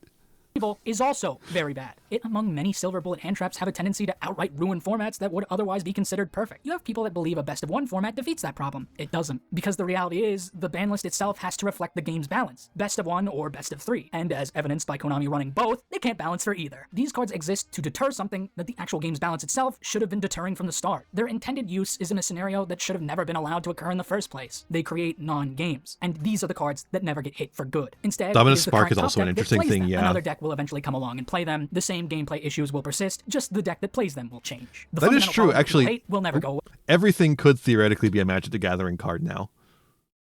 Literally anything can be a Magic the Gathering card now. But the very things people actually enjoy will. It's a toxic model that... When I say something looks like a Magic the Gathering card, I mean it looks like a Magic the Gathering card from 2015. Like... from when I first saw Magic the Gathering cards. Provides nothing of value to anyone. To round out this segment on hand traps, we have to talk about the called by dilemma. Called by is actually a card I like, but because of the role it ends up serving in the game's existing ecosystem, a majority of people hate the card and... Bonus Spark has no activation requirement. Is another way to make problematic hand traps. Yeah, I don't hate the no activate, like the activation requirement. I just, the one on Twist or Typhoon, sorry, is like so fucking ridiculous that it's obviously never going to see play. I just want something that would be. Example of the I want low-powered hand traps that can do things without having any requirements, and then higher power ones would have to have requirements, right? I think that would make more sense. By the game. I like Called By because it's a far more potent DD Crow, with the caveat that it isn't a hand trap you can fire whenever, while negating the card it banishes in the process. The card has plenty of versatile use, banishing a card that activates Engrave, or banishing a card your opponent's targeting Engrave for an effect, with the banishing of it causing their card to resolve without effect. There's a dynamic to knowing when to use the card and what to use it for, either preemptively or reactively. It's something that depends entirely on the dynamic nature of a game state. There's an actual element of depth to its use. However, these uses aren't the prominent application of the card. Because of how most hand traps work, they discard themselves for cost. This allows you to call by said hand trap to negate it. And since the game has an over-reliance on these hand traps balancing the game, called by don't worry. Doesn't like called by actually. It's less about how the card is a versatile piece of graveyard disruption, and more about how you can play a card that just insulates you against the majority of hand traps. Although becomes shallow because of the ecosystem the game perpetuates, leading it to further contribute to the non-game hand trap wars that plague the game. It certainly doesn't help that the negate lasts for 2 turns, and it's not a once per turn. Oops. While it affects both players to potentially cut you off from using a pop one back row without requirement would suck for some decks. I think that's fine. I think hand trap can suck for some decks. If a deck can't survive a 1-for-1 pop a back row, I think that deck is just too bad. Using the hand trap yourself. This balancing restriction actually its makes deck probably needs support to be better. Banishing a key playmaker card for an archetype with Called By is just a death sentence. As someone that doesn't like Sky Striker, even I think that's another thing. It lingers beyond the turn. What I hate about Called By is that I activate it and then I can't use the card and I forget about it and then I use the card and it negates it and I go, oh, now I'm a fucking dumbass. It's diabolical. But I just have ADHD probably. In the context of Master Duel and the OCG, Called By's existence is a necessary evil. Because Maxx C exists and invalidates games entirely, you need to be playing a full suite of Called By and Ash. Then, of course, you also have to be playing it yourself, and now you gotta play Full Loss, which is just 3 more copies of Maxx C. Since you should probably play Crossout too. You might as well play Crossout too. Then don't forget any other staple hand traps like Imperm and format targets like Droll or Nibiru. Congratulations! Oh, that's your deck. Yep, that's your deck. Now that you've balanced the game, because Konami can't, Archmage does need more support in that case. I mean, I feel like Archmage shouldn't have been built around one specific card staying on the field. If that's the problem there. If I wanted to play a 20-card deck, I'd play Duel Links. Why would you do this to me? Modern Yu-Gi-Oh! Is only really played when both players manage to survive the nuclear fallout. When all of the cards responsible for the absurd power level and balance of the game are spent, with the maybe it discards a card. I don't give a fuck. Game state. I just think it would be interesting to try out more different types of hand traps instead of always being like, negate. Of genuine back and forth exchanges, instead of a one-sided flipping of the table on the other. Of course, like mentioned with the existence of hand traps, just because this is the case doesn't mean it's the norm. Very rarely will you see either side survive nuclear winter, let alone both. It's not adequate for the game's balance because it relies on something unreliable. Although, of course, a pop can, of course, negate even if you believe in the farcical notion that a card like Maxx C fixes the game, it doesn't, because it isn't present 100% of the time that it's supposed to be, and is present 100% of the time when it's not supposed to be. If it were to genuinely balance the game, it would need to be a Duel Links skill in real life, and at that I've been saying this. The only way Maxx C works as a balancing mechanic is as a Duel Links skill. At that point, it's clear there's a fundamental problem. Sometimes it truly feels like 90% of games aren't games of Yu-Gi-Oh! But it needs to be an inherent rule of the game to be something that you can actually do. And most of the time, you never do. What if we did Deckmasters the way the Deckmaster format they had, and you did Maxx C and it gave you the ability to draw cards with your opponent summons. Philosophy of combo. They are getting. I think Phydralis might be a little overtuned, and you could argue the same with Sheena. But I love that they're experimenting more with what hand traps can be. And I hope that means they get rid of some of the old ones that are a little less interesting. Is a problem in modern Yu-Gi-Oh! The nature of modern combos design demands hand traps be present. Many times when a new set of cards is revealed, we'll then see an insane combo that builds a mountain of advantage, all with the activation of a singular card. Something that doesn't remotely reflect well on game balance. But it's okay, because a single hand trap stops it from happening. But as I said, you can't rely on drawing a specific card to stop this. I also hate this, yeah. And even if you could, why would you choose to design cards when you don't want their effects to hamper gameplay on a regular basis? Modern Combo's gameplay is less like a string of actions taken based on player understanding of the game state or the deck itself, but rather how well you can recollect a spreadsheet, leaving the playstyle to solely feel like a predetermined linear process, with excessive tedium thrown in to mask its shallow depth. Combo wasn't always like this on a fundamental level, and that's because Combo as a playstyle, like most things in the game, have been streamlined to a point of losing its identity, leading to the infamous no-joke 30-minute turns with very little regard for actual design balance. Modern Combo decks really just feel like archetypes designed to mindlessly spin a wheel for an excessive amount of time, with the act of doing so being the reward for playing them, rather than any genuine gameplay nuance. It's shallow and shows a clear lack of respect for player intelligence and, more pressingly, time. Combos going on and on creates long periods of waiting. Since turns can go up for upwards well past 10 minutes, with multiple cards activating and resolving, it makes the game's flow noticeably bloated. Something people neglect is the fact that reading and reading comprehension are two separate skills. Just because you can read a card does not mean your brain is going to fully digest what you just read. You're not likely to grasp the full depth of each individual card the moment you read them. There's archetype. And also what each of those cards are doing in the context of their deck, right? You can read a card, you can read a Luber, right?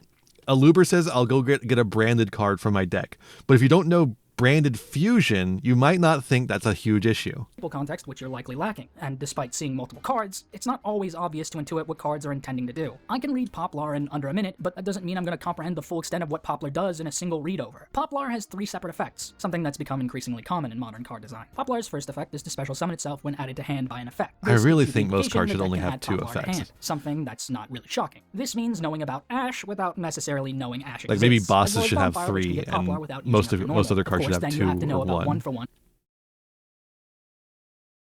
Sometimes I'll let someone add a card and it's just the best card ever printed. Yeah. Which can summon out Ash and also get you into Poplar without spending your normal. Then you have to think of any other card that could possibly achieve this as well. Then we have Poplar's second effect to add an archetypal spell trap, which means you need to know every spell trap that it can search. At least that's assuming they're all worth playing, which may very well be a factor as to why some cards should have 5 effects. That's so true. Realize the direct correlation between these 2 effects. How the deck is aiming to summon this out without normaling to then perform this. Cards shouldn't have effects. I've got 2 extremes here in my chat. Zone if it's sent to grave. This makes you aware of the archetype's gimmick of placing monsters in the spell trap zone, leaving you to wonder what and how the deck intends to interact with this design. Is it just a resource for another card? Is it to achieve some sort of unique game plan through other cards in the deck? Should I be worried about more cards being put in the spell and trap zone? Is that gonna happen to me? All of this is something you're forced to wrestle with by a singular card. While other cards can carry a lighter load of the archetype's design, cramming so much of it into one card is just overwhelming. The duality of the bit. And when you consider how it's quite literally scratching the surface of learning a deck, bit of duality. Problem. They should print that card. Most egregious of all is the formatting. Having a ton of effects crammed onto one card is much harder to digest when they're all cards only have effects the second time you summon them. True. And unfortunately, formatting cards to be readable is exclusive. Actually, to that would kind of go hard. Hold up.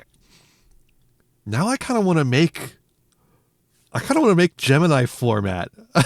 Hold up. I want to see what is good in Gemini format. You can't activate cards until the second time you summon them. It takes a second normal summon to activate them. The biggest advantage rogue decks have is that they're interesting. relatively unknown due to their lesser general play, with their design a lot of the time relying on your opponent not understanding how they work. But when they're combo decks, this is made into a genuine issue. Since multiple cards are fired off, you need not only read the 3 paragraphs crammed into each card in 4-point font, you need to also understand each and every part of the combo to know the best choke point. Then you need to know each and every endboard card piece and how to best deal with them, Gemini either before monster. they hit the field or after, knowing what every single card does and builds up to. This is all doable for the person playing the deck. They have forever before sitting down to play the combo deck to study and learn these. But once you're pitted against a combo deck, you're put in an unreasonable situation where you also have to grind the game to a halt. Okay, we'd have to fix the do summons your and don't best to play start a chain against them, thing, but that's yeah. assuming you even can. Since a lot of combo decks nowadays are designed to just create non-games with their end board, simply rewarding the combo player for putting in the time. I don't think you do. I think you just you definitely don't. You just do another normal summon on them. Played to begin with. This type of design is they don't require another because tribute. when these type of decks are meta, you're forced to learn them ahead of time. Players typically do learn them regardless because that's the natural approach to metas. But the reality is, modern combo design hiding behind that fact is actively bad for the game. It's design that compounds every one of Yu-Gi-Oh's worst design principles principles into one undesirable package. And to have it passed off as just being a deck you have to learn like every other meta deck ignores the clear lack of regard that it has for design balance in general. As mentioned earlier, Nibiru is meant to circumvent combo decks from getting out of hand, but as the game is now, every deck that doesn't set 5 and pass is susceptible to it. Nibiru is like Maxi in the way that the thing it counters has gradually become the norm rather than an egregious outlier. Nibiru needs to go, and so does the design that it's meant to keep in check. There needs to be a better inherent cap and legitimate punishment to decks that do too much summoning. As Nibiru exists in the game currently, it doesn't serve to deter you from summoning too much. It only encourages creating a negate in less than 5 summons in the event it even is in play. There's little thought put into designing archetypes to be able to play around it. You either lose to it or win because your opponent didn't see it, creating an arbitrary qualification for being tiered, rather than leaving it to tangible factors like general power level. This brings us to the fact of the matter. If Konami clearly doesn't want modern combos design to be a widespread problem, they could just stop designing combo decks in this way. You're designing a deck to lose to a card, so people aren't as... Okay, that's not entirely true. Like, I guess they could if they also go back and ban everything that already exists, but you need to have a certain level of power creep in order to get people to move to new cards. You can power creep to less combo-heavy decks, which they have been doing. So I don't know. I don't know if getting rid of Nib is a solution. I think it is. Maybe not the solution, but it's part of the solution. I think Nib sucks as a card. It's a really annoying card. Just designed it to not be frustrating in the first place. It is a band-aid on a dam. There's a leak in the dam. We've put a band-aid on it. And that's what Nib is. If a card like Nibiru is to punish degenerate combo, stop designing every deck to be degenerate. If the checkpoints are so inconsequential, don't like the use of the word degenerate, but okay, out, sure. So entire strategies are standard by the card game lingo at this point. It just turns Nibiru into an arbitrary gatekeeper, not a genuine balancing measure. While Ryziel is a far less egregious type of combo deck in gameplay that actually mitigates some design balance concerns, it's an archetype that just summons a ton of guys with relatively no setbacks, to then search out and summon far more bodies. It's insane value for little investment. Unfortunately, I think Ryziel cards are actually really fun to play. But if you just tone them down like half as much as they are, it would be just as good. Smith also had this element to it, where being able to get to Requiem without using your normal provided obscene value for no real cost. It's fun, so you can just play a ton of low investment engines, creating another issue. There are decks that fold to their normal summon being hit with an interruption. This is frustrating and poor design in the game in general, ironically being on the scale of making decks far too weak. But designing cards in this way doesn't really aim to resolve that issue, because these aren't for the archetypes that struggle with this. Designing cards like these so loosely creates another dangerous issue with combo, as you can now slap these sort of engines into already egregious combo decks. You can't really design cards like these without more focused design around them, because they'll just end up causing issues like Fiendsmith and Mitsurugi have. While Fiendsmith has somewhat rusted away due to a certain factor, despite being a ritual archetype, Mitsurugi is caught on as being extremely splashable. This is because Habakiri gives you full Mitsurugi combo without spending your normal, while they banned King. Yeah, we do that a lot, Tack. The Feral Imps to curb this, Habakiri is a ritual, and there's a multitude of ways to search a ritual monster. This type of design devalues these archetypes as genuine strategies, and simply turns them into nothing more than engines begging to be abused. They don't necessarily need locks. Ryziel even has one, and it barely matters. They need better design context, making them far less generic in direction, because if they're too generic, then every single deck under the sun becomes a combo deck. If the combo doesn't provide something meaningful outside of a specific context, there's no reason to include it everywhere. That's basic design balance 101, but it seems like Konami don't really care to take note of that fact. This is a problem that can be fine-tuned on paper. It's just a matter of actually doing so. What isn't really something that can be fine-tuned is the game's obsession with negates as a hard solution. So many decks will be designed with at least... Thank you. I've been saying it. I hate the over-reliance on negates. Like, I talk about in my reacts that, like, you know, if it doesn't have the negate, it's kind of rough. But that's because I'm looking at them for, like, if they're playable or not. But as a gameplay thing, I really hate the over-reliance on negate. I've come to hate it more and more over time as well. They possibly need that, and those that aren't designed with them are either worse off or designed with the capacity to get to generic ones. Negates are what could be classified as anti-interaction. Interaction aims to do something dynamic to the game state. Your opponent activates an effect, and you blow up their monster. God, I hope Konami watches this video, because it really is everything I've been saying for a long time. Fire King, so a pop is actively bad. If you have non-destruction removal available, you can use it to out their monster without triggering said effect. But such removal is hard to come by, so you have to know when to best use it, whereas negation simply flat out prevents anything from happening. Instead of encouraging it's like it's literally just like negation as a mechanic is, I want to do this thing, no you don't. I'm going to do this thing, no you don't. And like, sure, you could argue that some other types of interaction can be like that. Like, for instance, people were talking about the spell trap pop on the towers in Artmade, whatever the fuck that card is called. You pop that card, it stops the towers from the school from working and doing the fucking 10 million searches. But that's only in some situations that it does that, right? And sometimes a pop can stop a turn, but negates always stop something. Negates are always stopping something. That's the inherent definition of the aiming to prevent them from term. playing the game, full stop. It isn't interesting mechanically. It only serves as blanket protection, and when there's so many blanket threats in the game, it only encourages endboards with blanket solutions to them. Then Me when those playing aren't the epic present, deck that it could say leads to no lopsided 7 gameplay. times. That's the thing. People were complaining so much. I made a video about this as well. In my very first video essay was about how people complain so much, and this was back when this was happening a lot. People complain so much about turn skip decks, but what is every single Build-A-Board combo deck but a turn skip deck with extra steps?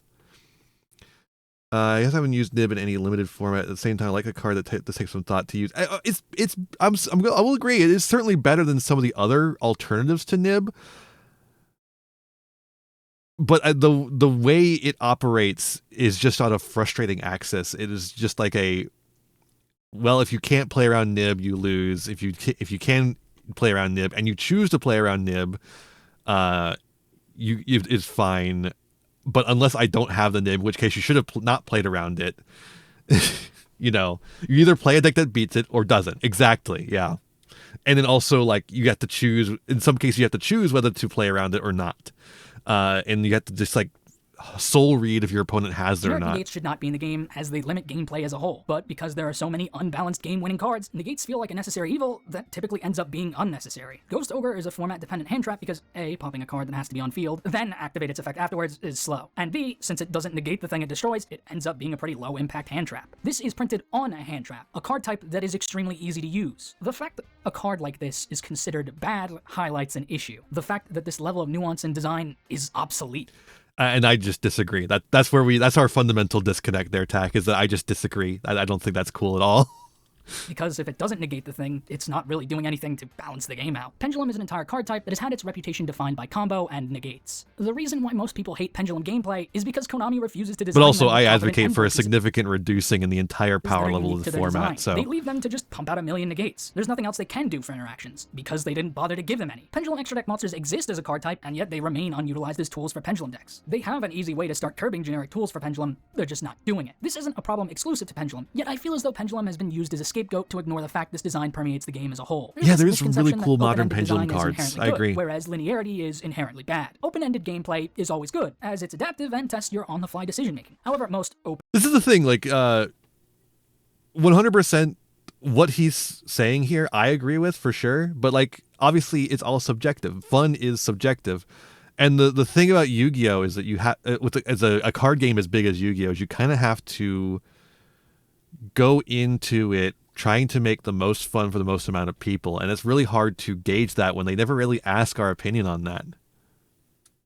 Open-ended decks aren't actually open-ended. The issue is in people conflating aimless with open-ended. They never really ask us what we think is fun. Games can follow many different roads, but in actuality, regardless of the path you take, you reach the same destination every time. The end goal is always the same, preventing your opponent from playing the game. It's just the path that varies. The very same philosophy as Floodgates, but it wastes even more of your time to do so. There are so many decks that can do anything with all of their resources except find a genuine win condition. It's aimless design masquerading as open-ended. In some respects, this is in part to account for archetypes that Konami just doesn't care about scoring directly. Exactly. Anymore. I wouldn't call that satisfactory for... what I see as an ideal format and what you would see as an ideal format might be different from each other, and Konami does have to bridge the gap to that to a certain degree, but how will they ever know where to make that compromise if they don't ask? And they don't ask, and so they end up making a format that nobody seems to like. Anyone that actually likes those decks. Not to mention, this generic design isn't at least not in its entirety. Some people might like a format and be like, oh, it's fun, but they'll still have things to complain about, and they'll still hate the next format, right? These could play through Nibiru by just not having a good choke point. If they don't want Nibiru to be a game-endingly strong card, you still have to figure out a way to balance the average deck's general power level. And surprise, surprise, making a deck that can just combo through Nibiru isn't exactly easy to balance out with all of these broken generic cards. Circular and Poplar are cards that do everything for their decks, and in the case of Circular, everything for their monster type. While I do like the aspect of Poplar that it's still a good normal summon, the overall design context around it makes it so that fact contributes to the card feeling absurdly broken, rather than being neatly versatile. These are one-card combos that exist as such because they have to adapt to the climate of so many hand traps, but the existence of these cards also encourages deck building to include more hand traps to stop them. Circular is a single card that It's a snowballs never-ending massive card advantage by itself. It's an arms race. He was literally, like, when he talked about the nuclear metaphor, like, it is literally how I describe it as well. It's an arms race between hand traps, non-engine, and engine. And it's never-ending cycle. Validate Small World's harsh cost. It and Poplar have become the poster children of one-card combos, and we still see more offenders being printed. I despise this. What is the combo? It's a single card doing all the work. There are other cards involved physically, but it's very evident in gameplay that only one of them is responsible for all. Okay, I don't agree with this part though. I think one-card combos are really cool. It's not the combo is with the card you add, right? That, and then that does something, and then that does something, and then that does something, right? I think that's really cool. See, I don't even fully agree with him, right? I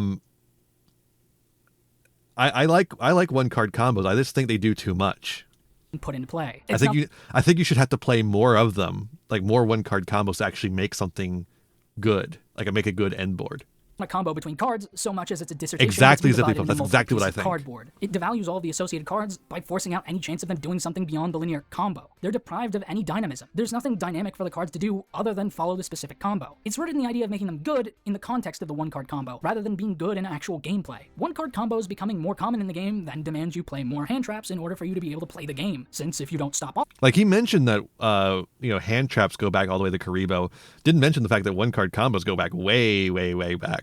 At least to Alistair, if you want to talk about like a modern incarnation of a one-card combo, at least to Alistair. All of them, you won't get to play the game due to the atrocious balance behind them. But if you draw too many hand traps, you still don't get to play the game, because they're not productive cards.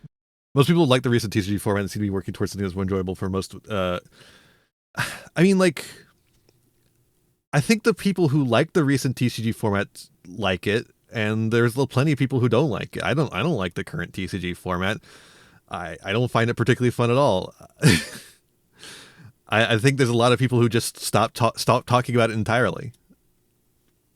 This then further demands you have a one-card combo present in your deck so you can play the game. It is the epitome of an Ouroboros effect on the game's design as a whole, attempting to consume everything. I almost like it. That's the thing, is I almost like it. It's just like there's this like weird feeling in the back of my head, like advanced format Yu-Gi-Oh! I just kind of moved beyond what I really want to do.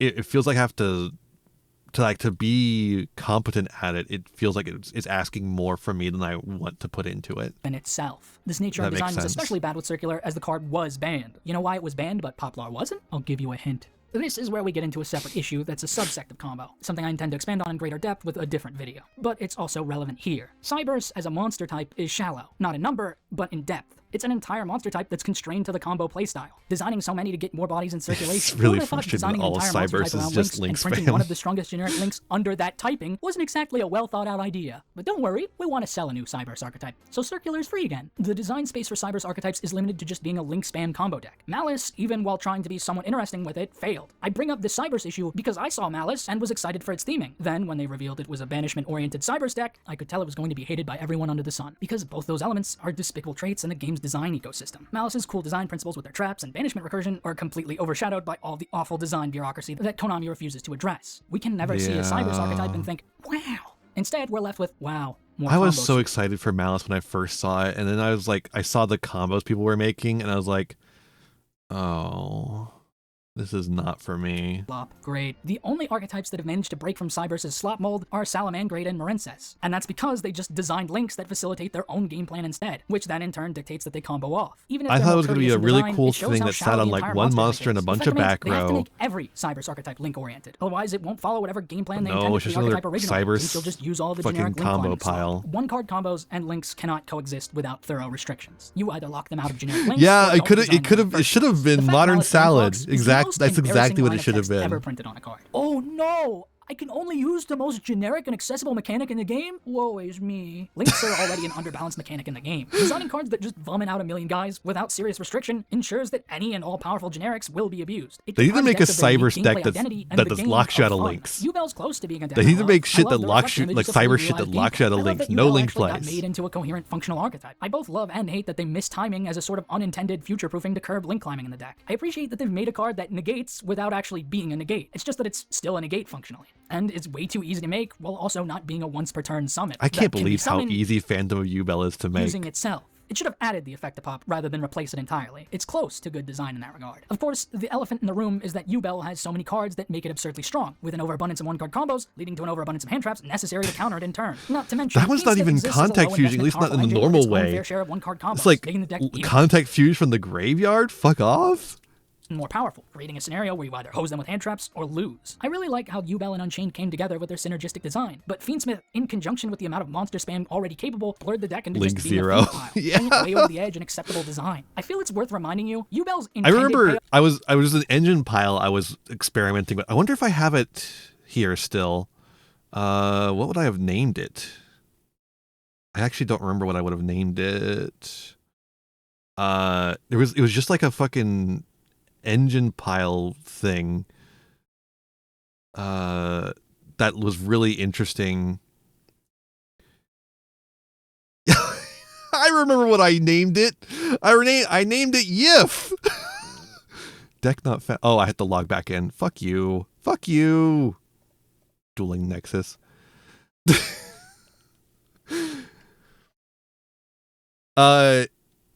Yubel invoked Fiendsmith. Yif. And the idea is it's just field spell crap. And also the Fiendsmith is here. And also the Psy Reflector Assault Beast thing is here. Yeah, we left out Assault Beast purposefully so we could have the Yif. But the idea with the Yubel part was literally just Nightmare Throne, pop Spirit of Yubel, summon Yubel, use Yubel as link material for Closed Heaven, and then make Phantom of Yubel as an interruption on board. That's it. That's literally all it is. It's just Throne, Spirit of Yubel, Yubel, Phantom. The Assault Beast shit can make Ancient Fairy Dragon to turn Magical Meltdown into Nightmare Throne, so you had more consistency there. Fucking cool ass deck, but the fact that it was able to make Phantom of Yubel with just this was insane. I cannot believe that's how that deck works. Was using Super Poly, a card that people want banned, for you to make a boss monster that could eat your opponent's entire board, and it wasn't even good enough to be played in the deck.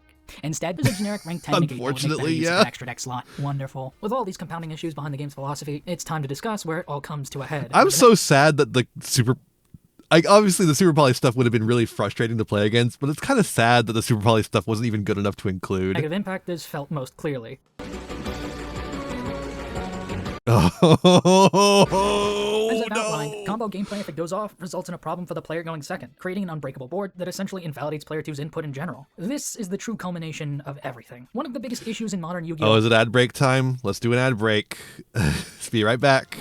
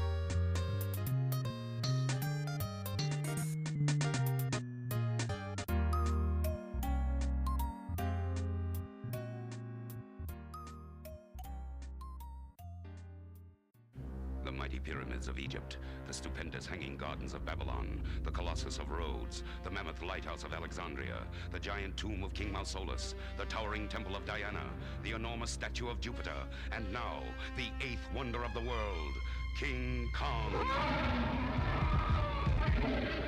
The most exciting original motion picture event of all time, King Kong.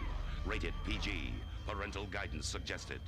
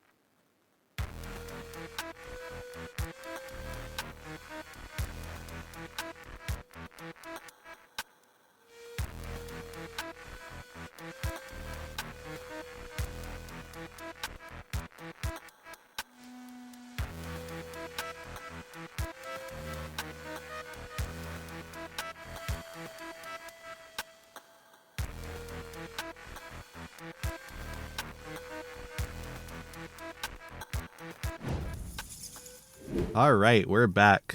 You liking those movie advertisements in my BRB playlist? I'm thinking of changing my BRB playlist because I'm tired of getting copyright claims on random Pokemon music that isn't actually claimed by the Pokemon company, but by random people who covered the songs. But if I do that, I'm going to be keeping the advertisement for the movies. I think that's fun.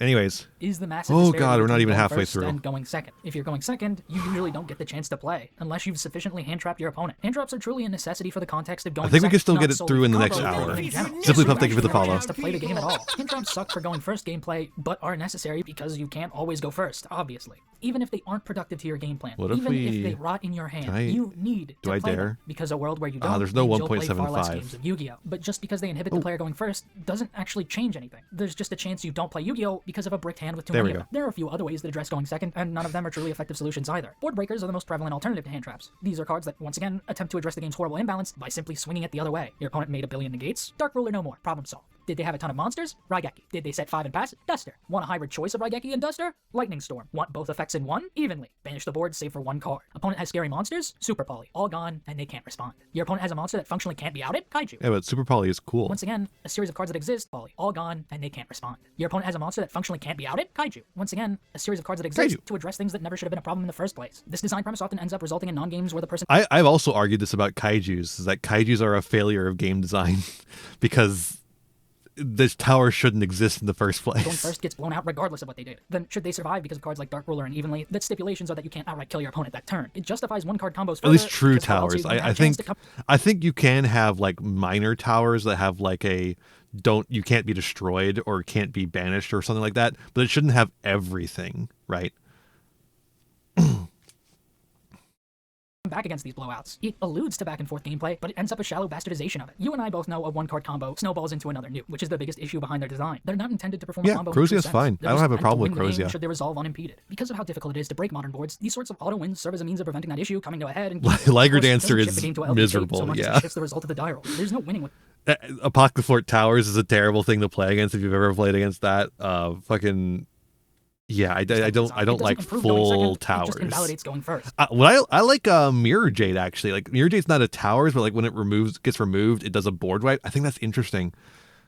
For the game At the design to end of the support turn these as sorts of well, cards being fine, which is the average fun. archetype would have to have layered interactions, but Konami refuses to design the average archetype in a way that accounts for that. Like with Nibiru, they write a blueprint for healthier design, then proceed to never follow it. Of course, these cards being posed as a solution to game It's not a loss pose towers, the but it same problem that the reliance on disincentivizes hand removing traps it. does. Just like I hand think traps, that's they also interesting. rely on you drawing them under the specific scenario where you need them. But unlike hand traps, they're even more useless in scenarios where you don't need them. Relying on chance to balance the game doesn't work on a fundamental level, and relying on these cards to resolve another issue isn't helping. Pendulum highlights just how ineffective both philosophies are as an Just absolute attack rule. over, Because of the I nature of guess. Pendulum, you want pendulums en masse. Otherwise, the deck doesn't do anything, assuming it was designed to even do something in the first place. Spending 2 cards. Oh no, not the Dynamists catching strays, dude. And just to use the mechanic against any established That's board in the true, game, though. save for Viacroid, is a recipe for failure. The design is already at conflict with card economy and the EMZ rules. Their inability to effectively wield either. I love makes the mechanic Dynamists. I wish they did legitimately impossible to play going anything. second. This entire card type is defunct, not even because the mechanic itself was gutted, but because these two philosophies in balancing the game don't work in conjunction with Pendulum's design. This is a problem on a micro level with archetypes as well, but the fact that an entire summoning mechanic is rendered unusable as a result of this should ring alarm bells, especially when the only functional way to play Pendulum is going first and just barfing out generic endboard pieces and/or negates. This issue of depending on these philosophies also extends to trap decks, because just like Pendulum, the passage of time is Got a couple of regional tops when they were released.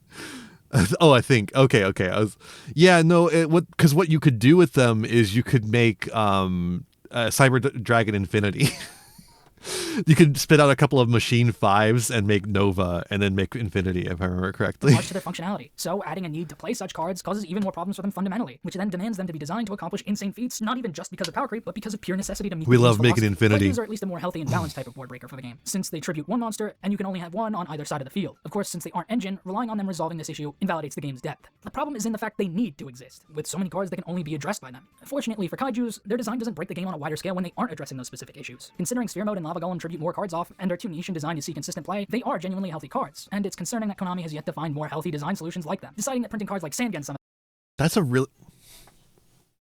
I don't know if I agree with that one. I think we're like halfway through it, Nova. If you squint, I did up the speed on it. We are at 1.75 speed now instead of. That's a really weird one, though. I don't know if I agree with that. I think Lava Golem and Sphere Mode, while less applicable,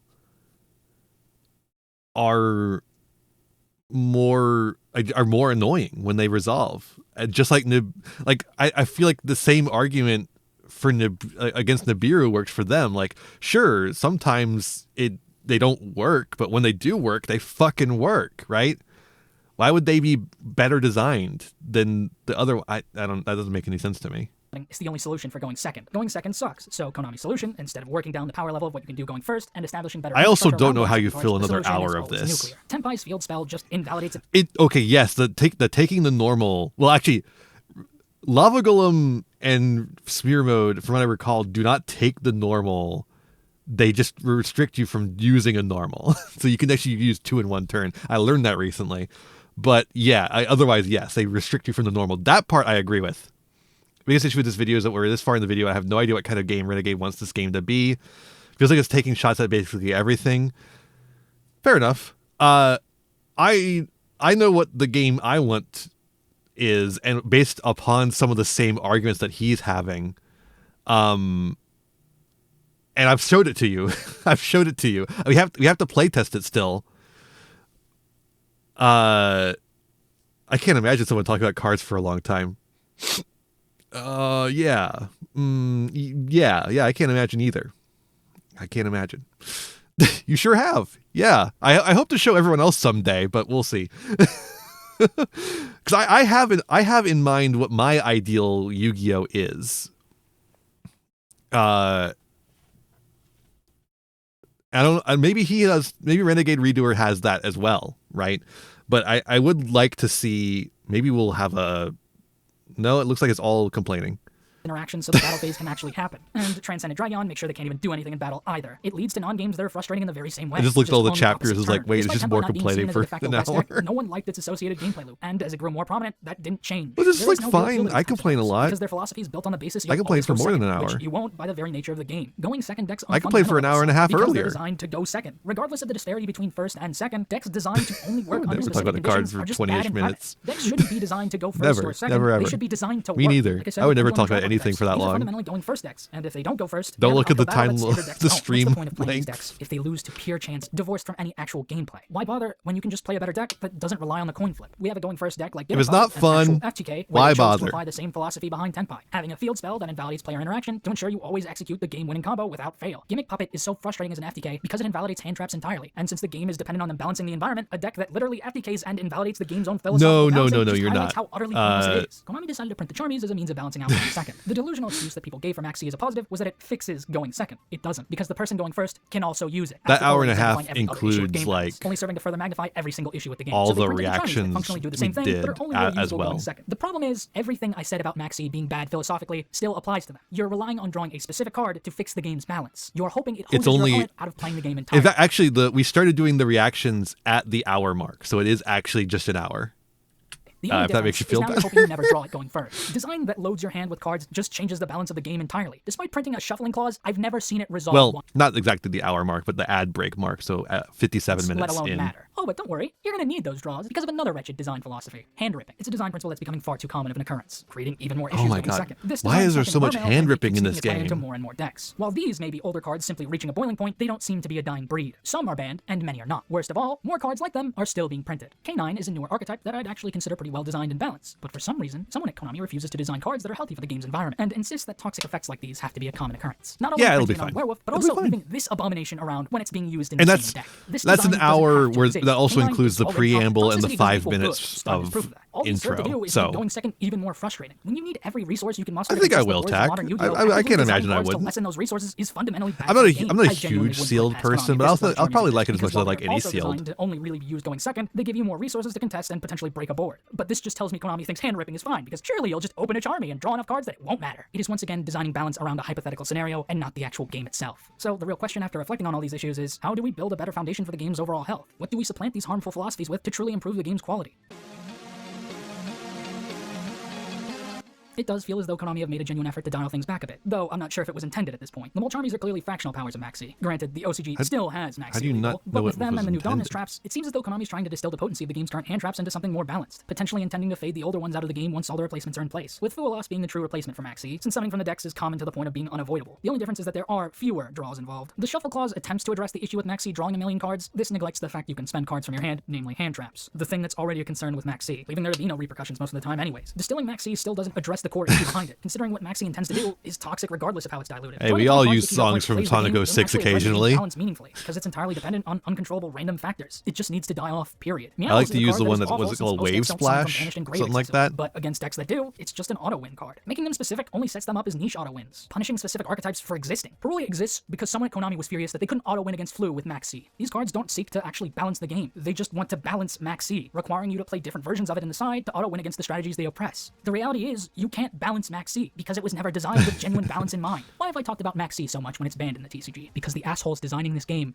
are making cards with the idea that it is legal. With them designing the Charmies, it's apparent the message isn't clear enough. This design is fundamentally unhealthy. From the OCG and Master Duel, it's very clear that Maxi doesn't even do its job. The Charmies don't make Yeah, I'm not a huge Charmy fan, honestly. I know a lot of people love the Charmies. I'm not a huge Charmy fan. Again, the fact of the matter is, the Charmies would be a good balancing force in Yu-Gi-Oh! If they were a rule applied to the game, instead of one you had to draw. Makes it conditionally obnoxious. Off script, I recall from the most recent YCS, Fualos was dropped, and the crowd cheered, and it was responded to with an Ash Blossom, which caused the crowd to roar even louder. The minigame hasn't gone away, it's only changed in name. Erase this thing for good, and design will be forced to improve on a broader scale. If Konami wants decks to special summon less, well, I have good news about who's responsible for printing the cards. Whoever made the Dominus cards require you not use 3 attributes, then proceed to make them all unusable in Vanquish Soul. I will be seeing you in hell. Just like with the Charmies, I feel these... What did that say?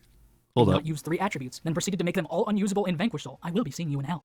Where is the person that picked the Dominus attribute? Just like with the Charmies, I feel these also fall flat in their execution. They're just less egregious since there are deck building and gameplay ramifications in using them. You can I don't like doubling up on them, especially. Yeah, that's egregious. Or just shaping play around losing said cards from the game. Purge is the most steep ask of the two. Cutting off fire means losing out on Ash, though you can spend an Ash beforehand. And of course, losing out on Darks means losing out on the most powerful attribute in the game. They introduce an element of risk and reward in deck building around the attribute limitations. Realistically, you can only play them effectively in a deck that doesn't use the attributes that they nullify. This gives an opportunity for underdog archetypes to gain access to powerful staples. Staples that are exclusive. Dominus cards are so fair. Mitsu gets both Impulse and Spark. That actually helps them close the gap in power level. However, they can just print a broken archetype that can use these cards, like how they did with Malice. What a coincidence, this busted archetype can also freely use the most busted Dominus card. This ultimately creates the same issue that Nibiru does, but in reverse, where a deck that can't play the card is arbitrarily worse off. A deck's ability to play the card also means to truly balance that deck, they have to balance it around the fact that they can play these cards. The reality still is, those underdog archetypes that want these should be boosted directly, because a generic boost is still generic. While the Charmies and Maxi should just be cut losses, I think the Dominus cards just need further design evaluation. Hand traps that are actual traps and gain benefits if used normally are a great design design principle. Imperm already pioneered that.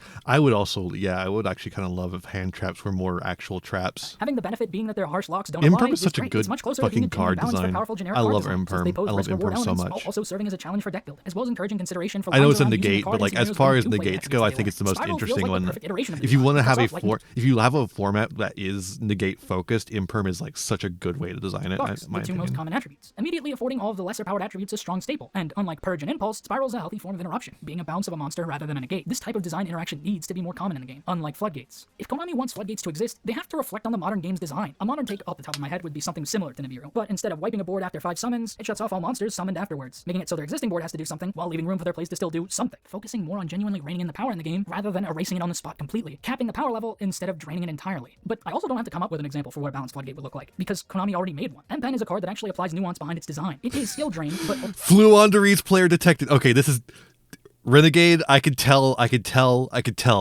Shinigami eyes have activated. You are Fluondere's player. I could tell. only I know it. summon I can monsters see in it. attack I can position. smell it on you. Us Fluondere's players, we know each other. no need to We go can and add to tell. it, because it just forces the opponent to play differently in order to play around it. Most Floodgates don't offer that ability in the slightest. An easy example is with There Can Be Only One. The way to No. M-Pen's a really fair floodgate because you can play around it. Yeah. It's really fair. You just have to play around it is just manifesting a monster with a different just put your Link monster in defense, dude. Just put your Link monster in defense Sure, it's a shame position. if a lot of archetypes were only one typing. Their design just invalidates archetypes that can't conform to their imposed rules. They only seek to invalidate diverse design behind archetypes. They don't attempt to dynamically engage with them, which is what ends up leading to so many non-games. M-Pen, on the other hand, is designed with specific wording so that it also doesn't hinder the normal summon, which is often the most crucial summon for decks, giving the opponent the ability to do everything they need to, but simply forcing them to special summon. Link monsters are just a bad matchup. That's okay. It's okay that they're a bad matchup. It's fine. Smile.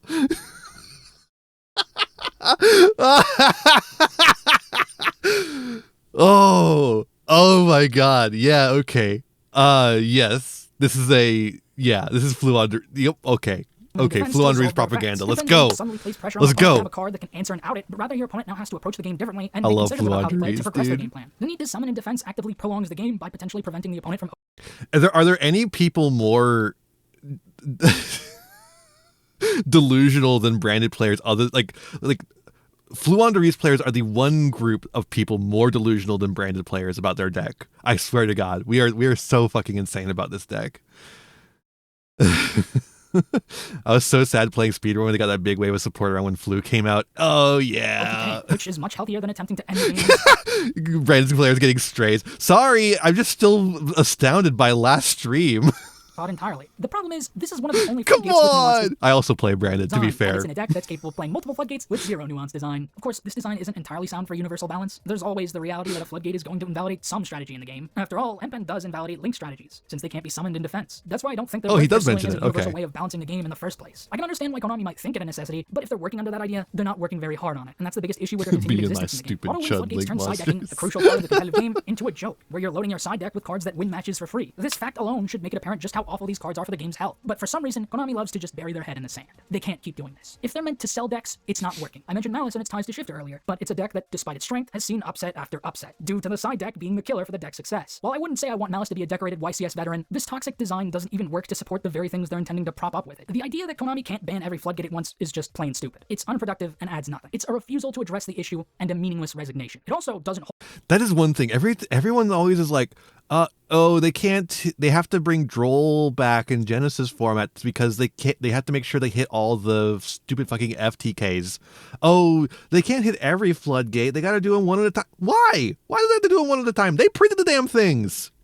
up because they made Genesys, where they functionally already did just that. Of course, there are some outliers, which tells me someone has a preference for war criminals. But there's also the instances of Master Duel's event ban lists that make it clear Konami are fully aware how detrimental these cards are to gameplay. It's just a means of committing to it once and for all. Again, yeah, they also always hit them in the Master Duel events. They always hit them in the Master Duel Is events. to take a step away from one-card combos, especially when using them to fix older cards. Design more support At least that a lot takes of genuine them. use out of the older cards. That way you see them being useful more often than not intending to make them as just garnets, but turning them into a genuine asset, making their usefulness dynamic and non-linear. The load-bearing design of one-card combos actively makes The fast Persona music goes crazy. The musical transitions are a little insane, I gotta say.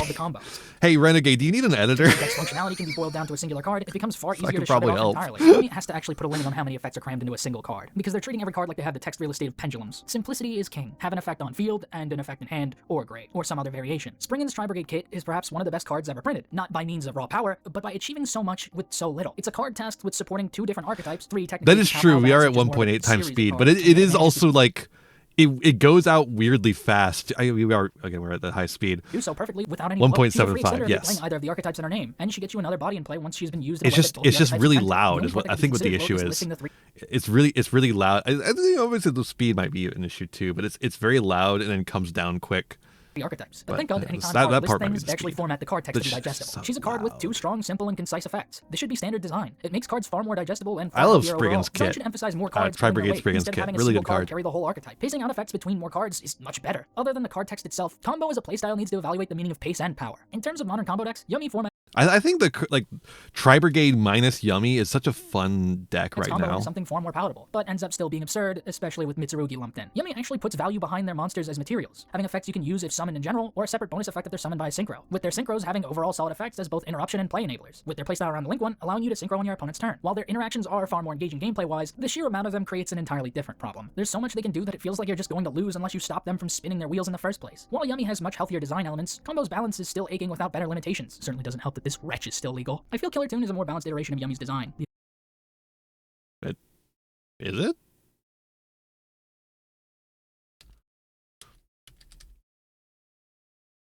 Huh. When was this released? 2 months ago.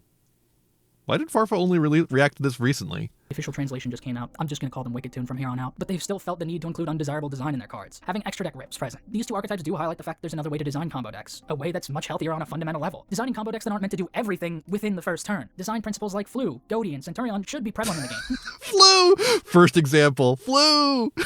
Going to hit you with a grand revelation, since the player base seems to need to hear this. Yu-Gi-Oh! Is a 2-player game. 2 people are supposed to be actively participating in the game at all times. Remember Farfa at one point talking about how modern Yu-Gi-Oh! Feels as though it's a 30-minute unskippable cutscene that you just have to sit through, or you just don't like modern Yu-Gi-Oh! This is Stockholm Syndrome, not an actual assessment of what plagued modern Yu-Gi-Oh!'s design. The cutscene analogy doesn't work technically, because in any 2-player game where there's a cutscene, both players are sat with a thumb up their ass. If one player is experiencing gameplay while the other is sat in a cutscene, something's wrong with the game. The cutscene analogy on a figurative level does sniff out the other misconceptions with modern design. 2 people should be playing Centurion. I don't understand the Centurion one at all, though. He prefers to react after a while. Okay, that makes sense then. Yeah, I assume he was just stealing. Cutscenes, giving you the. I'm fine with that too. For me, like obviously Renegade Redoer has more subs than I do, so I don't give a shit too much. But it's probably good practice for Farfa to do that. Or they can just end up being ultimately pointless. Add to the fact your opponent can also hit you with a QTE during their unskippable cutscene. So how do you get around this issue of drawing hand traps, or you don't get to interact going second? The solution is actually simple: designing archetypes to play more on. It's weird that I hadn't seen this video around until Farfa reacted to it. I hope he got a boost from that then. That play on your opponent's I know it usually doesn't turn out that way, but yeah. Actually adapt it in a healthy way. By having you pass turn over to your opponent now has agency in the game. They can interact with you without needing to draw specific hand traps in order to do so, and you can still build a board in the process. Your opponent has to, in real time. And your examples are Fluonderies, Goaty, and Centurion for this example that you're giving. I don't know. And figure out your plan and adequate choke points as it's playing out. You are engaged. Anyways, activate map, map reveal, Robina, banish Toucan, summon Robina. In a scenario where adaptive decision-making is at the forefront. Centurion's native design has you making a single synchro monster, so you can then set up the ability to do it again on I don't know, it is a fairly turn. quick combo. Having you synchro once to then establish synchros as a means of interruption during your opponent's turn. Giving these and they all do a combo on the opponent's turn, yeah. Genuine, reasonable way I think the idea is that they're supposed they do half of their playing on the opponent's turn and half of their playing on your turn, so then you're both playing on your turns. Under Nibiru, which then highlights Nibiru actually punishing overcommitting, like it's supposed to. This is in stark contrast to the years of synchro slop design, wherein Konami refused to acknowledge the gameplay ramifications of performing 1 million synchros a turn. These 2 take a far more streamlined and healthy approach to synchros, something that's necessary since the reputation of synchros has actively been damaged by the other approach to synchro design. While Yumi and Wick. That is true. Goaty does not actually do anything on its own turn. The 2 may be a mixed bag in execution. It isn't because of this philosophy. It is like 10%, 90%. It's baffling to me to see people genuinely say, I hate Centurion for playing on my turn, for them to then in the same statement say, the deck sucks because it allowed me the opportunity to interact, which then led to me winning. My brother in Christ, you hate this game. You are complaining about a 2-player game being a 2-player game, and then saying the deck is bad because it let you play the game. Okay, I don't remember anyone complaining about Centurion for that. I only remember people complaining about Centurion for summoning the fucking hot red dragon King Calamity. I don't remember anyone complaining about Centurion after that was banned, frankly. The only world where you get frustrated by this type of design is when decks bloat their plays through both turns, and most of these decks tend to make their turn shorter. There's actual game balance at play in this type of design. This achieves the modern ideal for what Yu-Gi-Oh is at its core. Yeah, King Calamity or Double Blazar. Literally, the problem is Crimson Dragon. I don't know that I've ever heard anyone complain about Centurion other than the stupid bullshit it brings out, while still having both players actively engaged in the game. The problem isn't speed, it's pacing. Not only does pacing a deck's combo out between both turns give your opponent agency, it prevents turns from being bloated in length. I know some people don't like it. Oh, okay. The game is that it's been designed like it's a single player game, structuring most archetypes to function like an entirely different game in a bubble, with the only way to win against said decks effectively being to pop that bubble before it gets anywhere, refusing to acknowledge how design needs to adapt to a modern context to actually reflect it being a two-player game. Archetypes that space out their plan between turns aren't the only way to adapt to that fact. Of course, not every single deck can be designed in one set. I think Crimson Dragon's fine if you ban all the shit it can summon out. That's like annoying. Otherwise, gameplay variety dies. I don't mind it. Wow, that one really sounds bad sped up.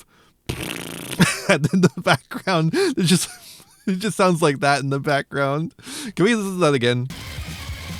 Oh yeah. Everyone loves hyperpop, right? The other path for card design to follow is expanding even further on turn 0 cards. Tier had the right idea in one way. Havness was a card that allowed you to play on your opponent's turn. It didn't matter if you were going second or not. It wasn't a ubiquitous hand trap meant to curb the game's power imbalance. It was a way to actually enable Tier its own strategy, allowing you to interact with your opponent at all times regardless of who won the die roll. The entire point behind a two-player game, preventing games from being one-sided slogs, which is part of the reason people like Tier format so much. Havness established an ideal future design philosophy for the game on a broader scale, designing archetypal monsters that provide the level of interaction hand traps afford, but actually allow a way to play the game as opposed to attempting to turn it off. Has anyone ever mentioned that Havness is really cute? Anyways, Labyrinth would release with their furniture monsters following suit. These productive archetypal hand traps dubbed I don't want to ban all the cool dragons. I just want to ban the annoying ones. 0 cards enable you to play the game sooner rather than later. The problem with generic hand traps you can is have Hyper Dragon Red Nova. Actually, it's a tower. You probably can't have that one. You can have regular Blazar, maybe. Design is entirely based on productive interactions. It sets your opponent back. You can have Blue Eyes Ultimate Spirit. Does it strangle the life out of your opponent? It creates a lose-lose scenario where it has to be extremely potent at stopping your opponent. Otherwise, you're going -1 for no genuine benefit. These turn 0 cards actually provide productive interactions. I don't know if I Instead of praying you can prevent your opponent from building an unbreakable board, you actually get to start your own game plan. You have agency in how the game plays out, leading to you playing your own deck and using its interactions to actually compete against one another, regardless of who went first. This makes the die roll far less likely to determine the result of the match, which is one of the biggest issues with modern Yu-Gi-Oh! Justice Hunters is a set that debuted more cards that embody this principle. Draco Tail Mana just lets you generically fuse turn 0. So while the fusion is generic, the design clearly best works with its own lineup of fusions. K9 Izuna lets you Xyz summon in conjunction with Lupus. On top of that, K9 actually functions in a way to punish hand traps, without casting your opponent into the sun for doing so, all while actually building up their own. Okay, it does establish a turn 0 negate, though. Game plan in the process. It's a much needed change of pace for card design, if only Konami didn't feel the need to print hand ripping on these cards. The most frustrating part of their design is the hand ripping. Between Werewolf and Masquerade, this archetype that's already extremely strong is capable of ripping multiple cards. This design needlessly. This discussion is before the ZTK trap.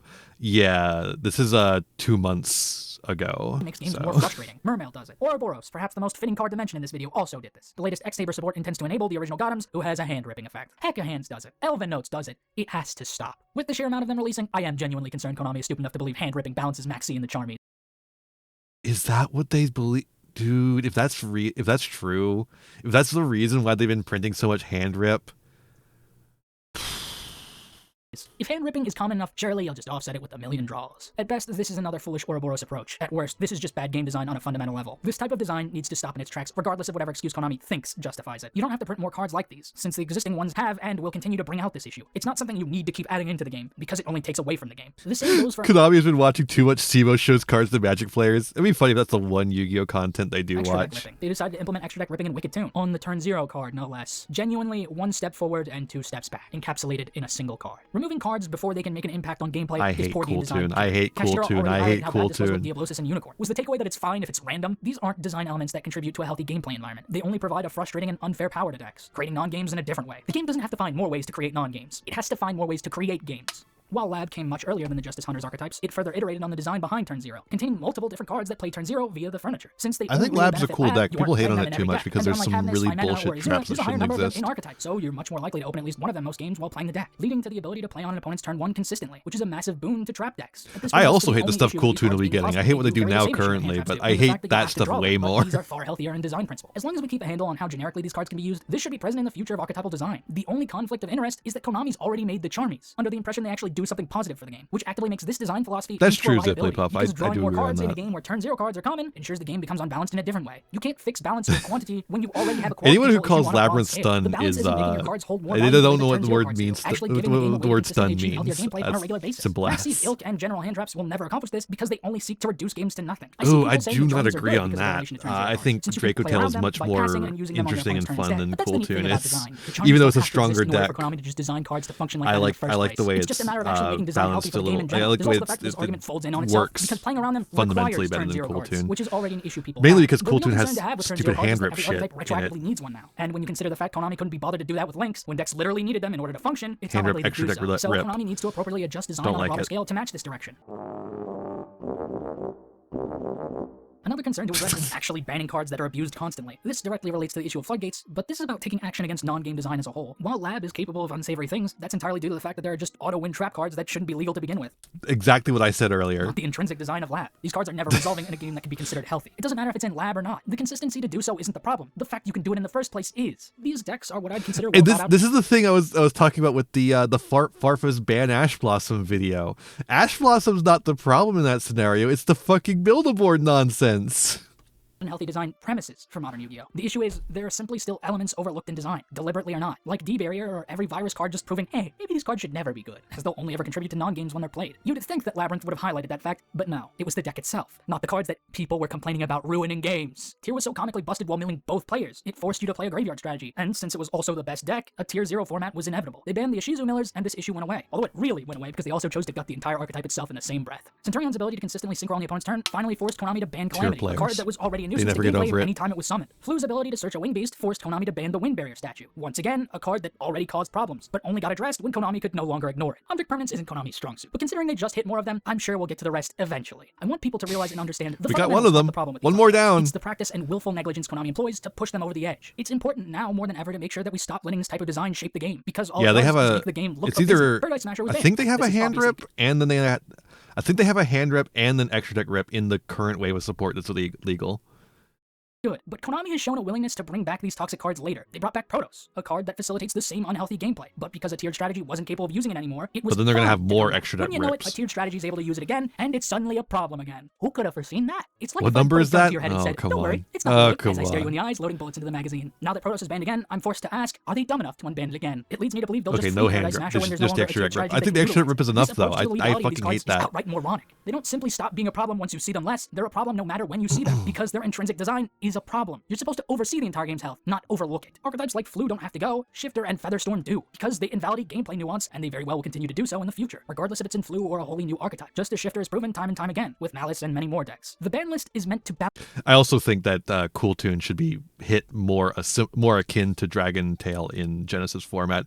In advanced format, I'd be fine with it, except for the wave of support coming soon.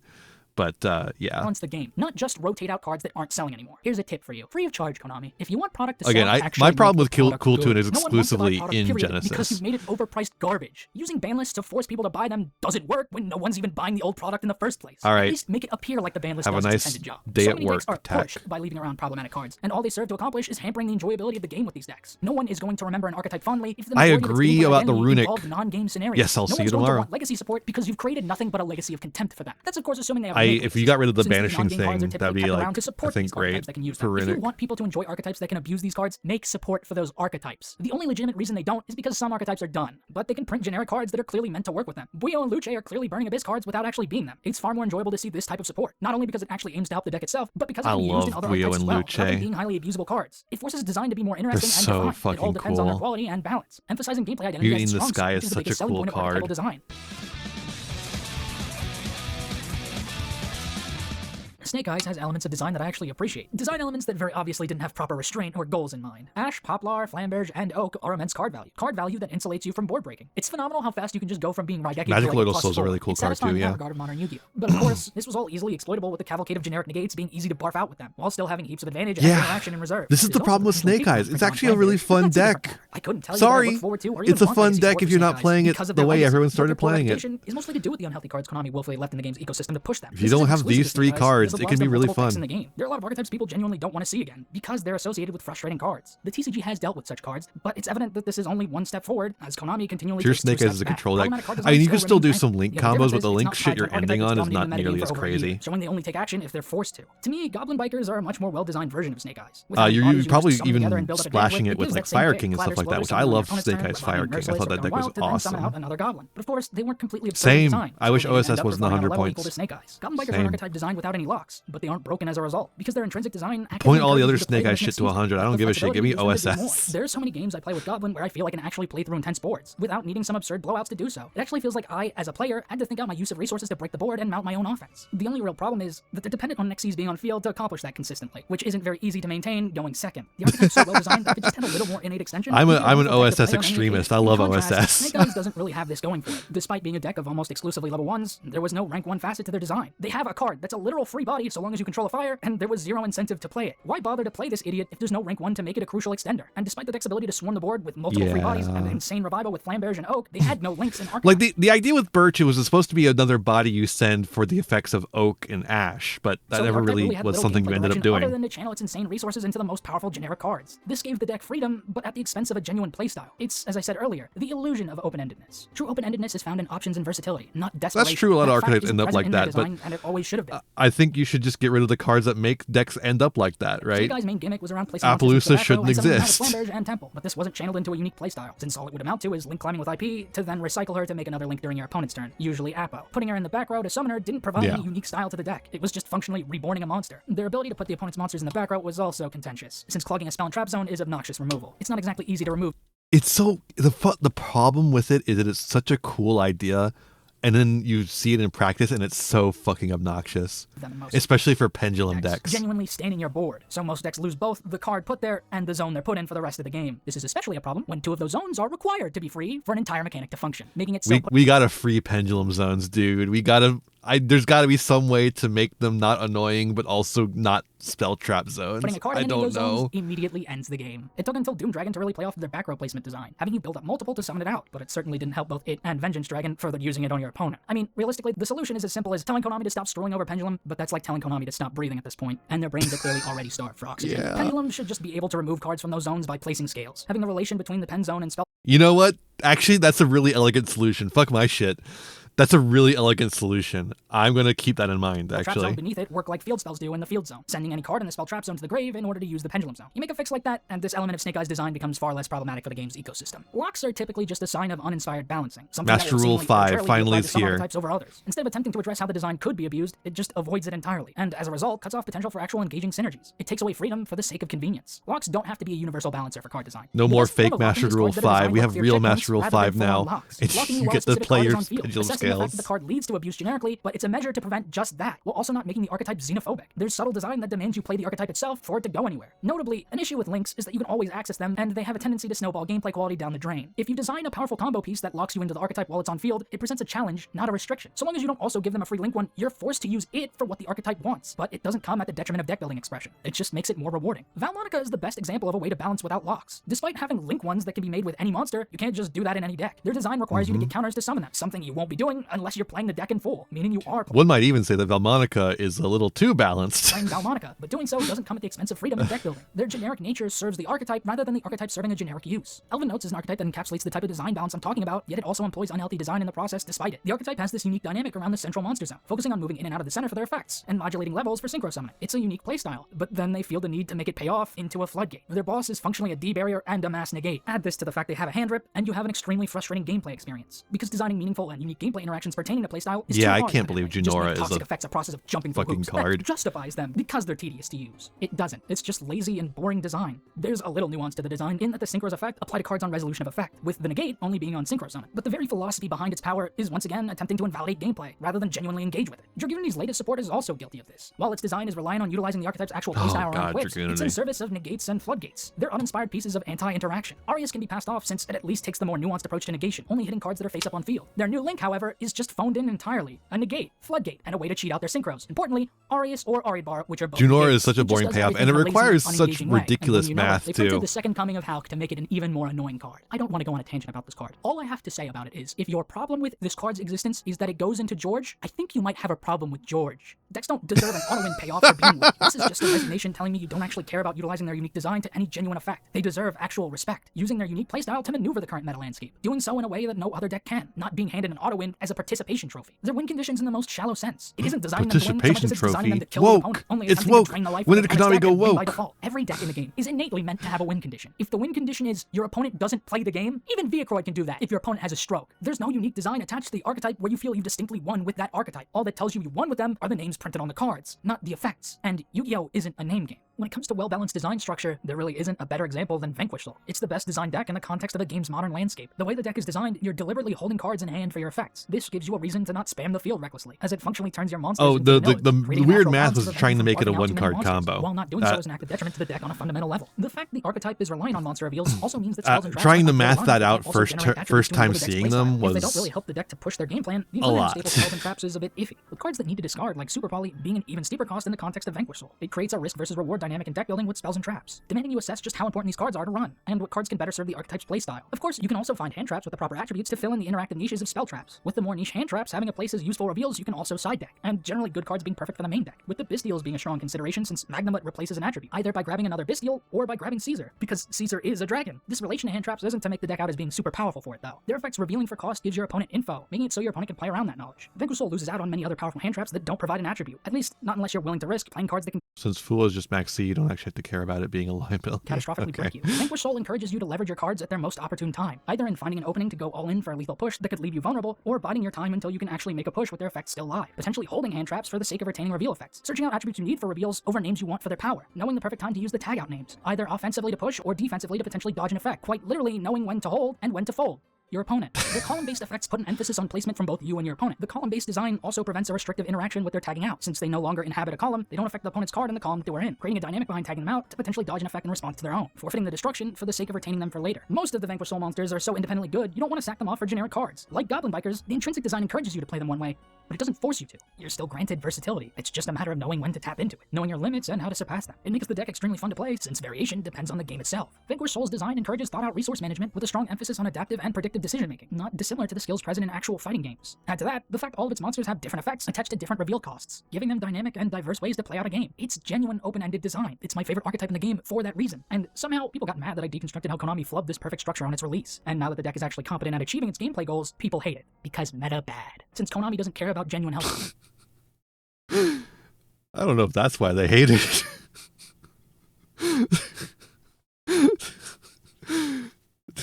The design, they hit the archetype itself and one of the cards that contributed to non-games against it. And what do you know, the game's health suddenly tanked. Oops. Requiring an emergency.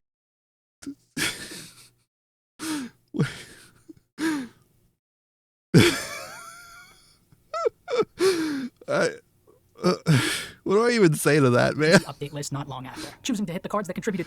Maybe it's the fucking Mjolnir and fucking Paradise Smasher thing they hated. Games, and not all the cards that actively contributed to non-games, was certainly a well-thought-out decision. This has happened in past formats, it's happened again, and it will continue to happen in the future if Konami doesn't finally acknowledge the game's overall health. The emergency list only hit cards that were an immediate problem, with the egregious omission being the choice to leave the other barrier statues legal. Despite admitting that these cards only enable design they don't want present in the game, they will just leave them in so they can become a problem later. There really was no way to foresee this happening. Vanquish Soul realistically only needed the field spell for consistency, since Mad Love wasn't a starter for the deck despite searching a spell trap, but Sue took the deck to even greater heights, giving the deck a true turn 0 card. Sue is an insanely powerful card that allows you to play Vanquish Soul turn 0. Also, yeah, all the fucking power in this deck is, not all of it, but a lot of the power is concentrated in this exact one card.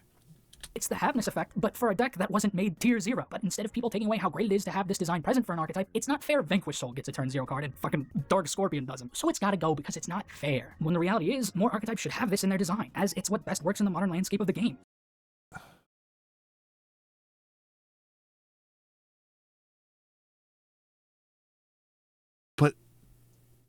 That is true, though. It's not fair that now all decks gets to play turn 0. Right? Am I crazy? It doesn't mean we shouldn't print more turn 0 cards. It means we should print more. But it does kind of suck that some decks get to have turn 0 plays and some don't. I don't think that's a problem. I don't think that's a problem with the player base. That's a problem with Konami not printing more. Why are we blaming the player base for this? They don't print the cards.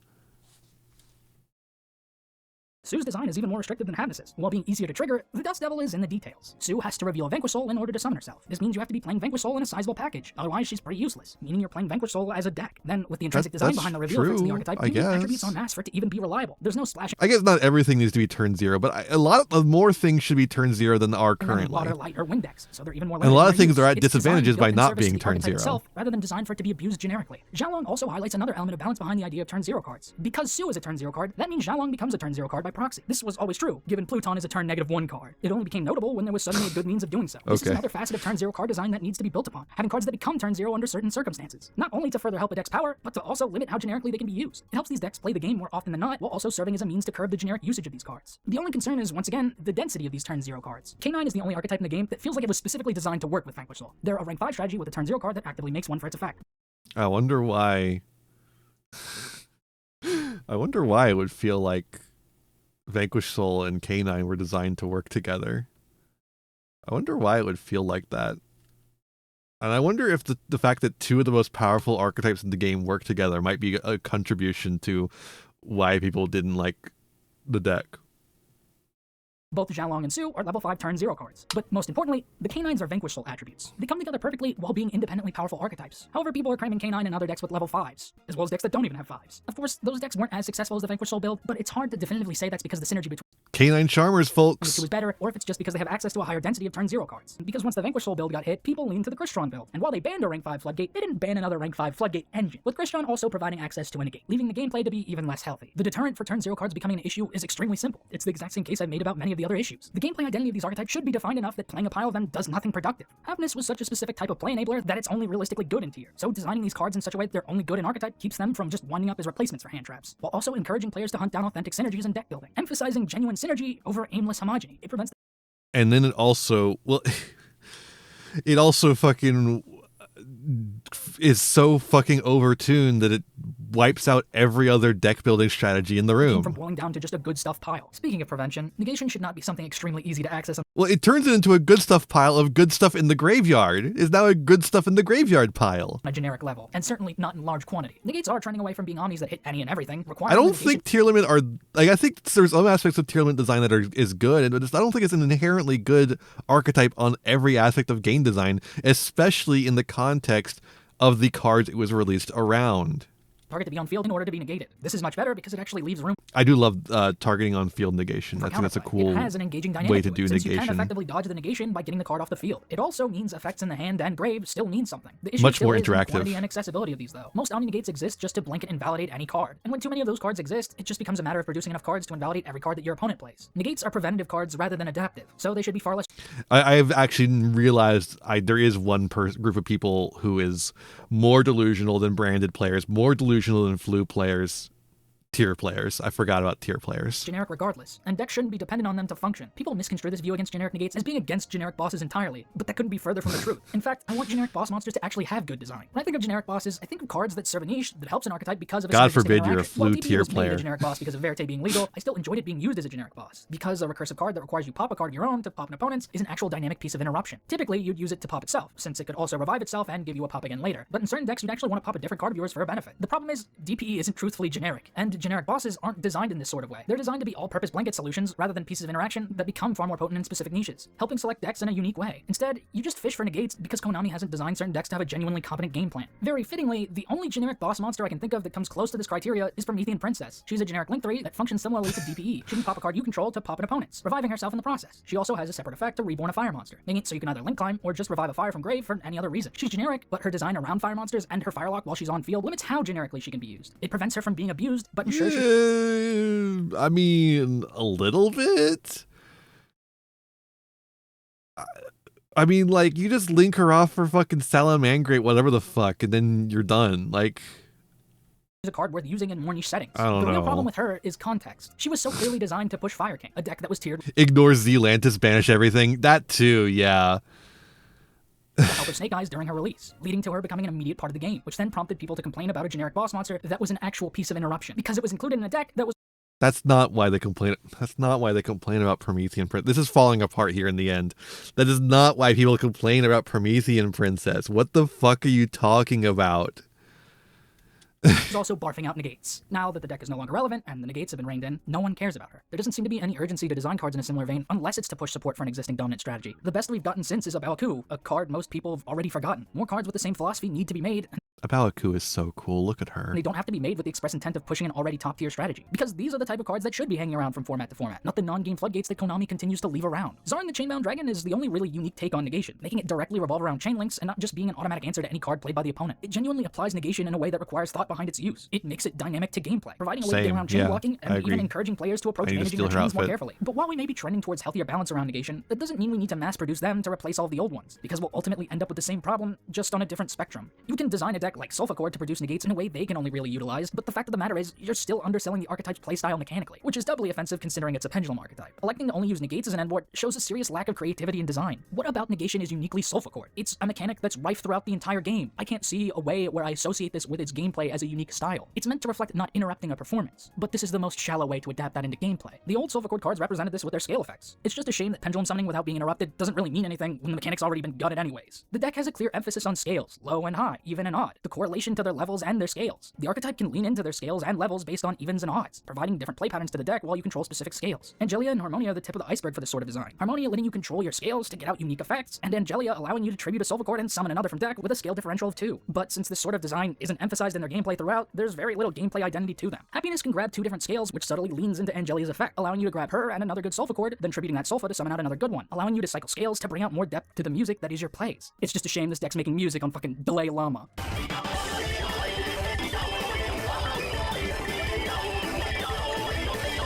Since there's no genuine design importance to most of their monsters, it falls flat in that regard. These elements of design can be used for far more than just arbitrarily locking a negate behind the archetype. There's more to get people attached to the deck than just it has negates, so you won't get punted into the sun all the time. It just makes it so if they aren't archetypal enough, they can end up as an engine, and making a pendulum engine be negates means we've gotten Can you imagine how much longer that joke would have been if we had been on normal speed? absolutely nowhere from where we started.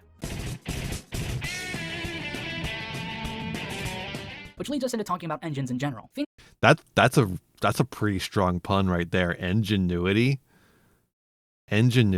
There we go. Have you used that one, Golden Nova? This is an engine that was shoved in just about every deck for the longest time. Adventure, which came before it, also had a similar stint of splashability, but faded away much quicker. I'd like to see engines of this general power level be made more niche in design, or at the very least, given better design restrictions that require a little more investment to actually use them generically. A good start would be evaluating the ramifications of making them accessible with a link one. We're about to? Oh boy. It feels less like a unique engine that helps decks, and more like a fragile crutch if you aren't already a meta-level strategy. Any 2 monsters can go into the entire engine, and if you draw Engraver or Tract, you get the full engine without needing to commit a normal summon. This made it far too generic, which is a problem when it also generates a mountain of advantage. In contrast, Adventure had a restriction of forfeiting a normal summon effect to use the engine. More of that present on engines and its homogeneity can be reined in and made less problematic. There's also a separate concern behind the very philosophy of engines. Archetypes all have an engine by design. It's how they even function, just like any well-oiled machine. But sometimes archetypes are designed solely as an engine, like Fiendsmith. You can't really play Fiendsmith pure, because it's only 2 main deck names. And unlike Sky Striker, there isn't really a game plan that leads to a genuine win condition with only the 2 names in the archetype. There's no gimmick design to the main deck because there's no design in the main deck. The real balance behind engines isn't just how much of it is useful in a generic context. Closed Moon's banning is just a racist ban. There's no mincing words about it. The card was banned for being a generic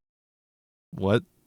link to Light Fiend. Even if it was a vanilla, it would be banned. If an engine's health is solely hinged upon the accessibility to it, you've created unstable design. There are loads of archetypes that have engines. I think you could find a better way to say No that. one's using them as engines, because gameplay context limits how generically applicable they are. If there's no context, there's no limitation. This is a problem not only for the game's health, but the archetypes within it. I enjoy playing with the Fiendsmith cards, but the Fiendsmith game plan is non-existent. There's the theming of equips, but it's so underdeveloped because there are no other names in the main deck, nor spell traps that take that theme in a unique direction. There's no real dynamic use behind equips as a gimmick for the archetype, causing it to not feel like a legitimate gameplay identity or even a win condition. All it amounts to is either a removal tool with Engraver or negation with Desiree. The other fusions don't even have anything to do with equips, and since the archetype is just good at generating free material, this gameplay identity might as well be non-existent. You are forced to play Fiendsmith with something else because you can't even get anywhere with just the cards in the archetype alone. I wish Fiendsmith existed as more than just an engine. As it stands, it is exclusively an engine, and as an engine, it lacks a defining gameplay identity. If you open Engraver or Tract, you just have access to insane resources, all without using your normal summon. This makes it good in just about any deck, and with the ability to weave in I don't think this is true. Its identity is link plays that create fusion plays that make a big fusion guy, and the fusion guy has a negate. You don't have to make the fusion guy, but you can. That's what the idea of the deck is, and it has an incredible grind game. That's true. Like, the idea is that Engraver just keeps coming back.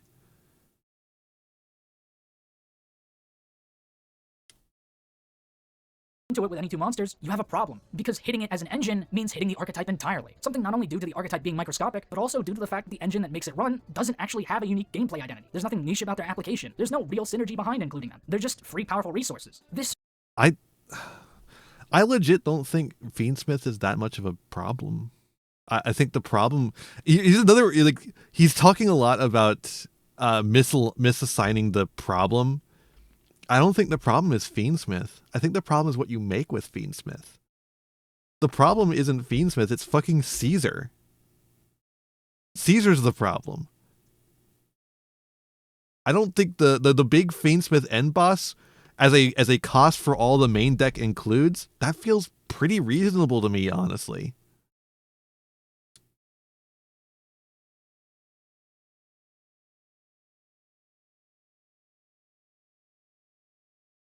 Yeah, I think there's a problem of how easy it is to make Requiem. I think Requiem should have been a little harder to make. And you know what? Banning Closed Moon stops that, right? I feel like banning Closed Moon actually legitimately fixes the issue. Shouldn't be the case. We shouldn't be in a scenario where a card is banned simply for existing to balance out a design issue that could have been avoided entirely by making the engine more than just an engine. This engine issue has become far more... I don't know, man.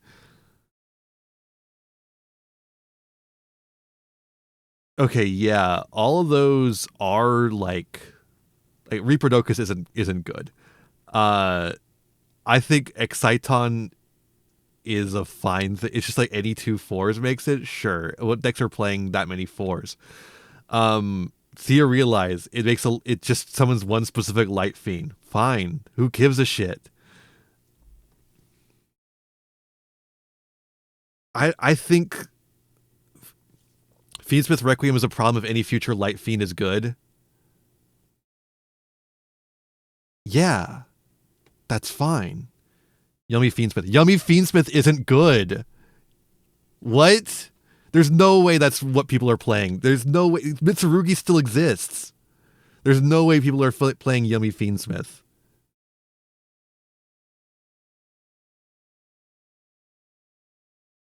But I think it's fine that Light Fiends have access to Fiendsmith as an engine. You can't bridge into Mitsu easily. Yeah, but it's still fucking Mitsu. It's still way better than fucking... I don't know. Maybe I'm just out of touch. Like I said, I haven't fucking felt it with advanced format. So you can use Fiendsmith for Caesar. Interesting. Caesar seems to be the problem here then. It seems like Caesar's the problem. Or Diabells. Okay. Prevalent with Mitsurugi. Diabells shouldn't exist either. Has an insanely powerful engine effect while requiring your normal, enabling you to tap into Mitsurugi for very little cost in any deck, making it extremely tantalizing to dump into any other archetype just like Fiendsmith. With time going on, the deck's splash ability has gotten absurd. Even without King of the Feral Imps, it continues to see major play in other archetypes. Okay. One last ad break and then we'll finish this video. See you in a second.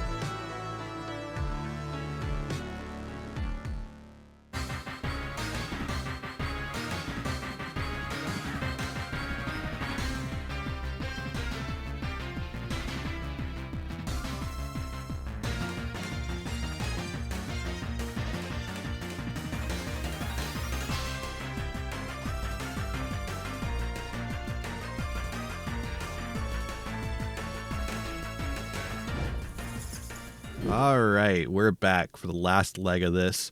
I gotta say, it's kind of fallen apart here at the end. I feel like it's starting to really contradict itself, particularly in this part about Fiendsmith.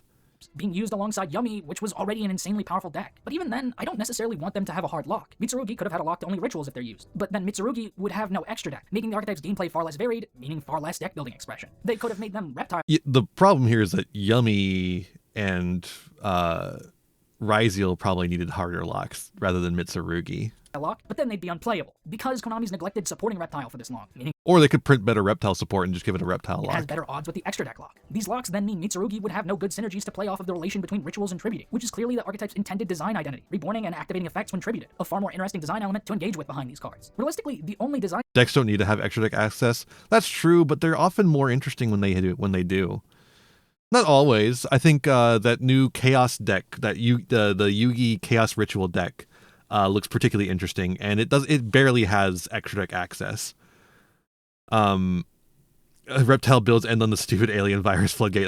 You gotta get rid of that too. Again, fixing these problems I think requires banning a lot of cards. A lot of cards. Placing locks while they're on field, but there's no point to it because added to the list list. Is the root of the problem. When you create an issue like this, card design itself should be evaluated because hard locks only mask the real issues you're creating, not actually preventing them. Having more distinct gameplay elements to archetypes makes them less generic, making it so synergies are far more compelling and genuinely push better deck building, and making it so they aren't just free resources. Horus is close to an engine with design restrictions, but its design restrictions are that it's extremely bad. It's an engine that's insanely broken if you draw the singular good card, but god-awful if you don't. I like the discarding facet of their design. It gives them an inherent niche synergy with decks that want their cards engraved. I think it's weird that I feel like every card in the Horus archetype should discard to add King Sarcophagus, right?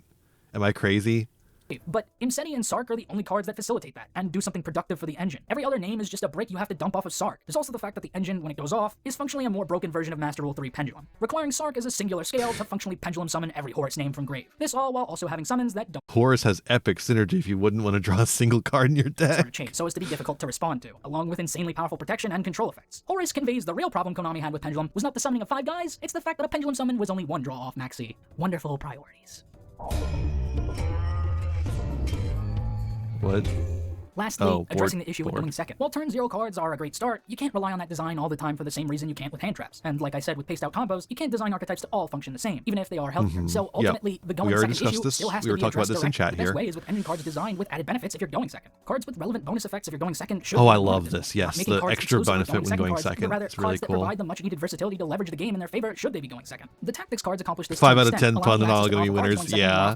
While still being usable going first because of hand traps. But talent retains a philosophical. Please tell me, Nova, we're not using Breaking Board as one of our puns. And the importance of them in the game's ecosystem, Tactics poses a similar toxic gameplay interaction, making an opponent go down 2 cards simply for attempting to interact. Thrust, on the other hand, feels like a far more well-tuned take on this design, allowing you to set any normal spell or trap if your opponent activated a monster effect, but it can't be flipped, with the added caveat that you can add it to your hand instead should they control a monster. While this can, and was likely intended to get talent, it's a way for decks to potentially grab a useful engine piece. So while it may not be an engine card that decks can rely on to consistently boost them, it's a card that genuinely helps decks perform when they do see be it. associated with Jesse Pinkman. Excuse to neglect design archetypes themselves. An engine design like the new For Hire quick play spell is an overall better direction for design. It lets you summon 2 names instead of 1 if you're going second, making it way more potent in the context of going second, which is what decks need. This design leads to a card that's always good and makes them better going second, giving the deck itself the capacity to perform well regardless of the dice roll, as well as depending on a specific draw. The main reason why I dislike the philosophy behind typical board breakers is that they're clearly designed for one specific scenario and tend to invalidate gameplay when they do resolve, all while having Okay, we're kind of coming back here on the back end. That kind of really elegantly lays out my issues with these fucking cards. the same issues as hand traps in that you have to just draw them to solve game balance, leaving the cards in question entirely useless out of that specific context, a context that is born of unhealthy game balance. Making archetypes with contingencies for going second is a much healthier philosophy overall. Conditions for additional effects is the best step forward for going second design, making archetypes competent no matter the coin flip. That's what it means to have the game actually feel balanced, something you'd assume was common sense. There are a multitude of conditions that specify going second without outright saying it. If your opponent controls more monsters than you do, if your opponent has less cards in the extra deck than you, a card needing the battle phase, or by extension main phase 2, your opponent summons the previous or current turn. It's just a matter of using these principles in design for far more effective cards that actually address the imbalance in going second. These are means to properly address going second directly, while still providing utility for archetypes at all times. Pendulum specifically could lean into design around having more cards in the extra deck than the opponent, not only because it would help them going second, but because pendulums go into the face-up extra, making it so they can still get those benefits going first, but with setup. It's a chance to utilize the intrinsic mechanical design of pendulum to give them a unique game balance. It's a type of design to highlight over hard locks on archetypes. Another more subtle issue with going second is the nature of drawing multiples. Most cards are hard ones per turns, for good reason, and of course, most are crucial to the deck's functionality on a consistent basis, so it's not like you're going to short out on copies. But anytime you see multiples in the opener, it functionally means you have have completely dead cards, which makes going second an even more miserable experience. When every card is absolutely critical to pushing the game in your favor, having dead cards that you know you couldn't just cut feels bad. You know what? This is actually really true too. It is really fucking frustrating how many hard ones per turns there are in the game now. I know they're essential for the way the game is balanced, but maybe that's bad. Nicotune Synchro is a card that I absolutely love because it elegantly addresses this. It's a quick play search spell for the archetype, but what makes it special is its specific design. It's twice per turn as opposed to the usual hard once per turn, while also being a quick play. This design on Synchro makes it so drawing multiple copies isn't a major setback. Even 3 copies aren't bad. Since it's a quick play, you can set the third and use it on your opponent's turn. And since it lets you perform a Synchro summon afterwards, it creates a piece of interaction. This sort of design should be more common. Design that addresses the need to play cards in multiples and accentuates unique design to balance it out of being broken. Cards should be thrice per turn, Clueless. Honestly, some cards that would actually help. There's some cards you could recur so many fucking times that they weren't hard. Allowing to use another Charmy prevents hands with multiple being abysmal, which is obvious. I shouldn't say it like that, huh? I shouldn't just say because if they weren't hard. I shouldn't just say a card that has a hard once per turn is hard. I shouldn't do that. Noted. Say what you want going second, but this is on the Charmies. They're just Diet Maxi. The amount of times a second Charmy has been chained to the first being stopped only serves to rebrand the Maxi versus Called By minigame. This design philosophy needs to be present in Engine for archetypes, and it has to be genuinely meaningful. Sulfur Happiness is another card that addresses the issue of drawing multiples. It toes the line around multiple different effects well. While so many Hold up.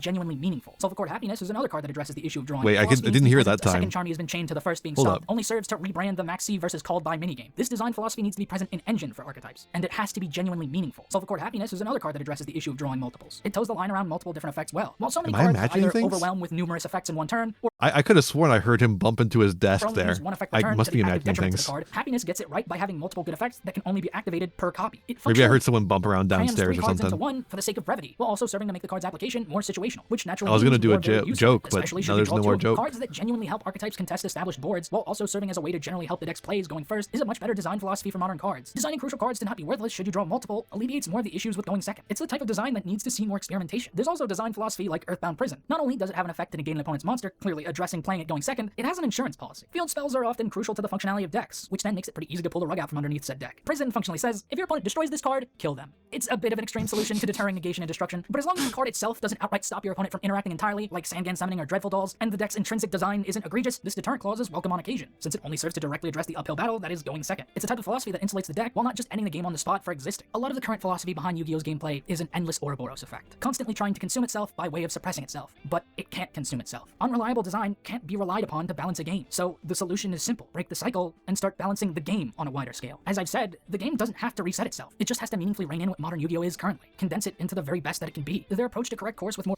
Yeah, you could do that, and then you just rein in everything, and you just kind of stop. Like, I think you could stop quick effects, and you could really like emphasize like trap and just like normal summon monsters, and you could draw up to 5 cards every turn.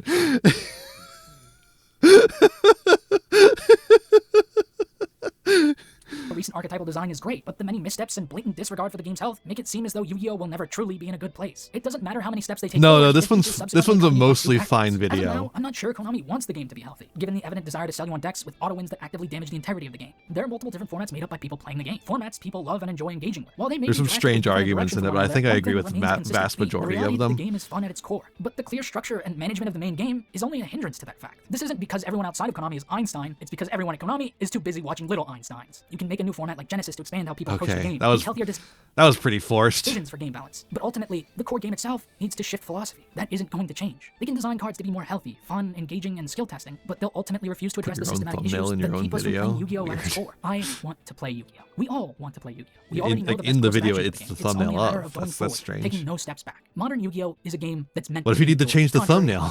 Konami just has to put in the actual effort to make that the reality that it always should have been. If you're here solely just for the subject of this video, you can close tab or click off to another video now. I'm gonna wrap up this video talking about the channel for those who care. I've not been in the mood to make videos the past few months. The September ban list made me feel entirely disillusioned with the game. The same level of disillusion I felt when Pendulum was ruined entirely by Master Rule 4. The fact that the takeaway... Okay. Pendulum player too. Huh. I'm actually gonna pause it there. I think I'm done with the video. Yeah. We don't need to go into that as a react on stream, at least. That's what I mean.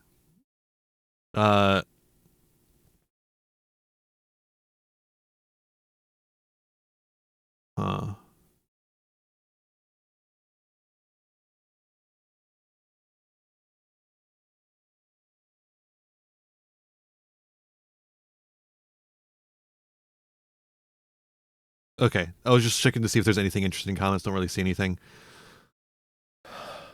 That was a lot. There's a lot to digest there.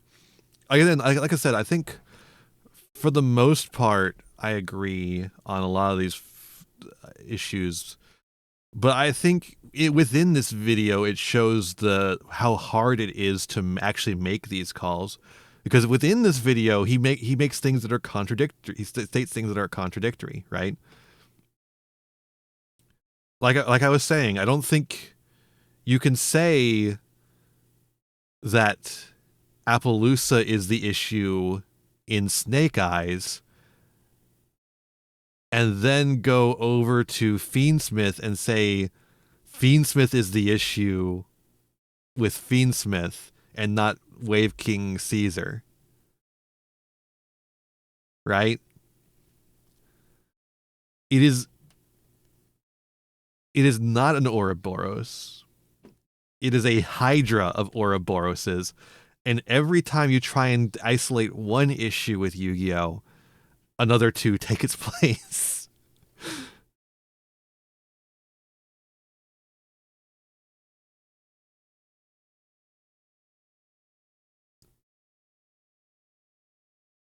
You need to really address like everything at once. It's Appo's effect, it's the amount of link material, it's links in general, it's combo, it's one card combos, it's non-engine, it's small engines, it's it's everything. There's so many things layered upon each other. I think the kind of changes that Renegade Redoer is recommending here would help the game, but they wouldn't fix it entirely. There would have to be more changes than that. And these changes would be so substantial, so incredibly substantial, would you end up scaring off people who currently play? Right there, Renegade was talking about the changes to pendulums making them not want to play Yu-Gi-Oh! Those changes to pendulum were necessary to stop pendulum combo shit from happening, right? The introduction of links was meant to be a way to curtail pendulum as a strategy. If you remove what make all these things, which collectively are at least part of what makes Yu-Gi-Oh! Yu-Gi-Oh! How many people do you retain? I wonder if this is why Genesys hasn't gone as hard on changing the format as people had hoped. It's they're worried about losing people who are used to regular Yu-Gi-Oh! I don't know.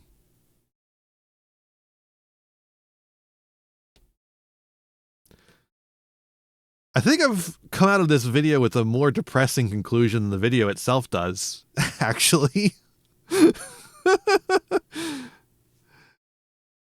Will people accept change even though they're not used to it?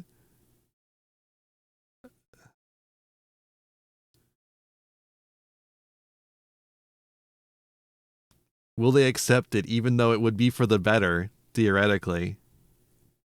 Because it would be something different and they wouldn't want to change. If the change did happen, how many of them would complain about it until it was undone?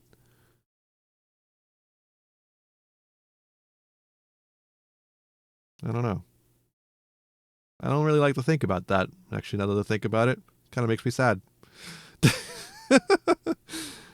All right. Well, we're going to call it there, I guess. Exclamation point socials in chat. Simple as that. Get you my website where you can find everywhere that I'm at. Where am I sending you to? Where am I sending you to? Not sending you to the Kali effect. That's definitely not where I'm sending you to. Thank you, twitch.tv.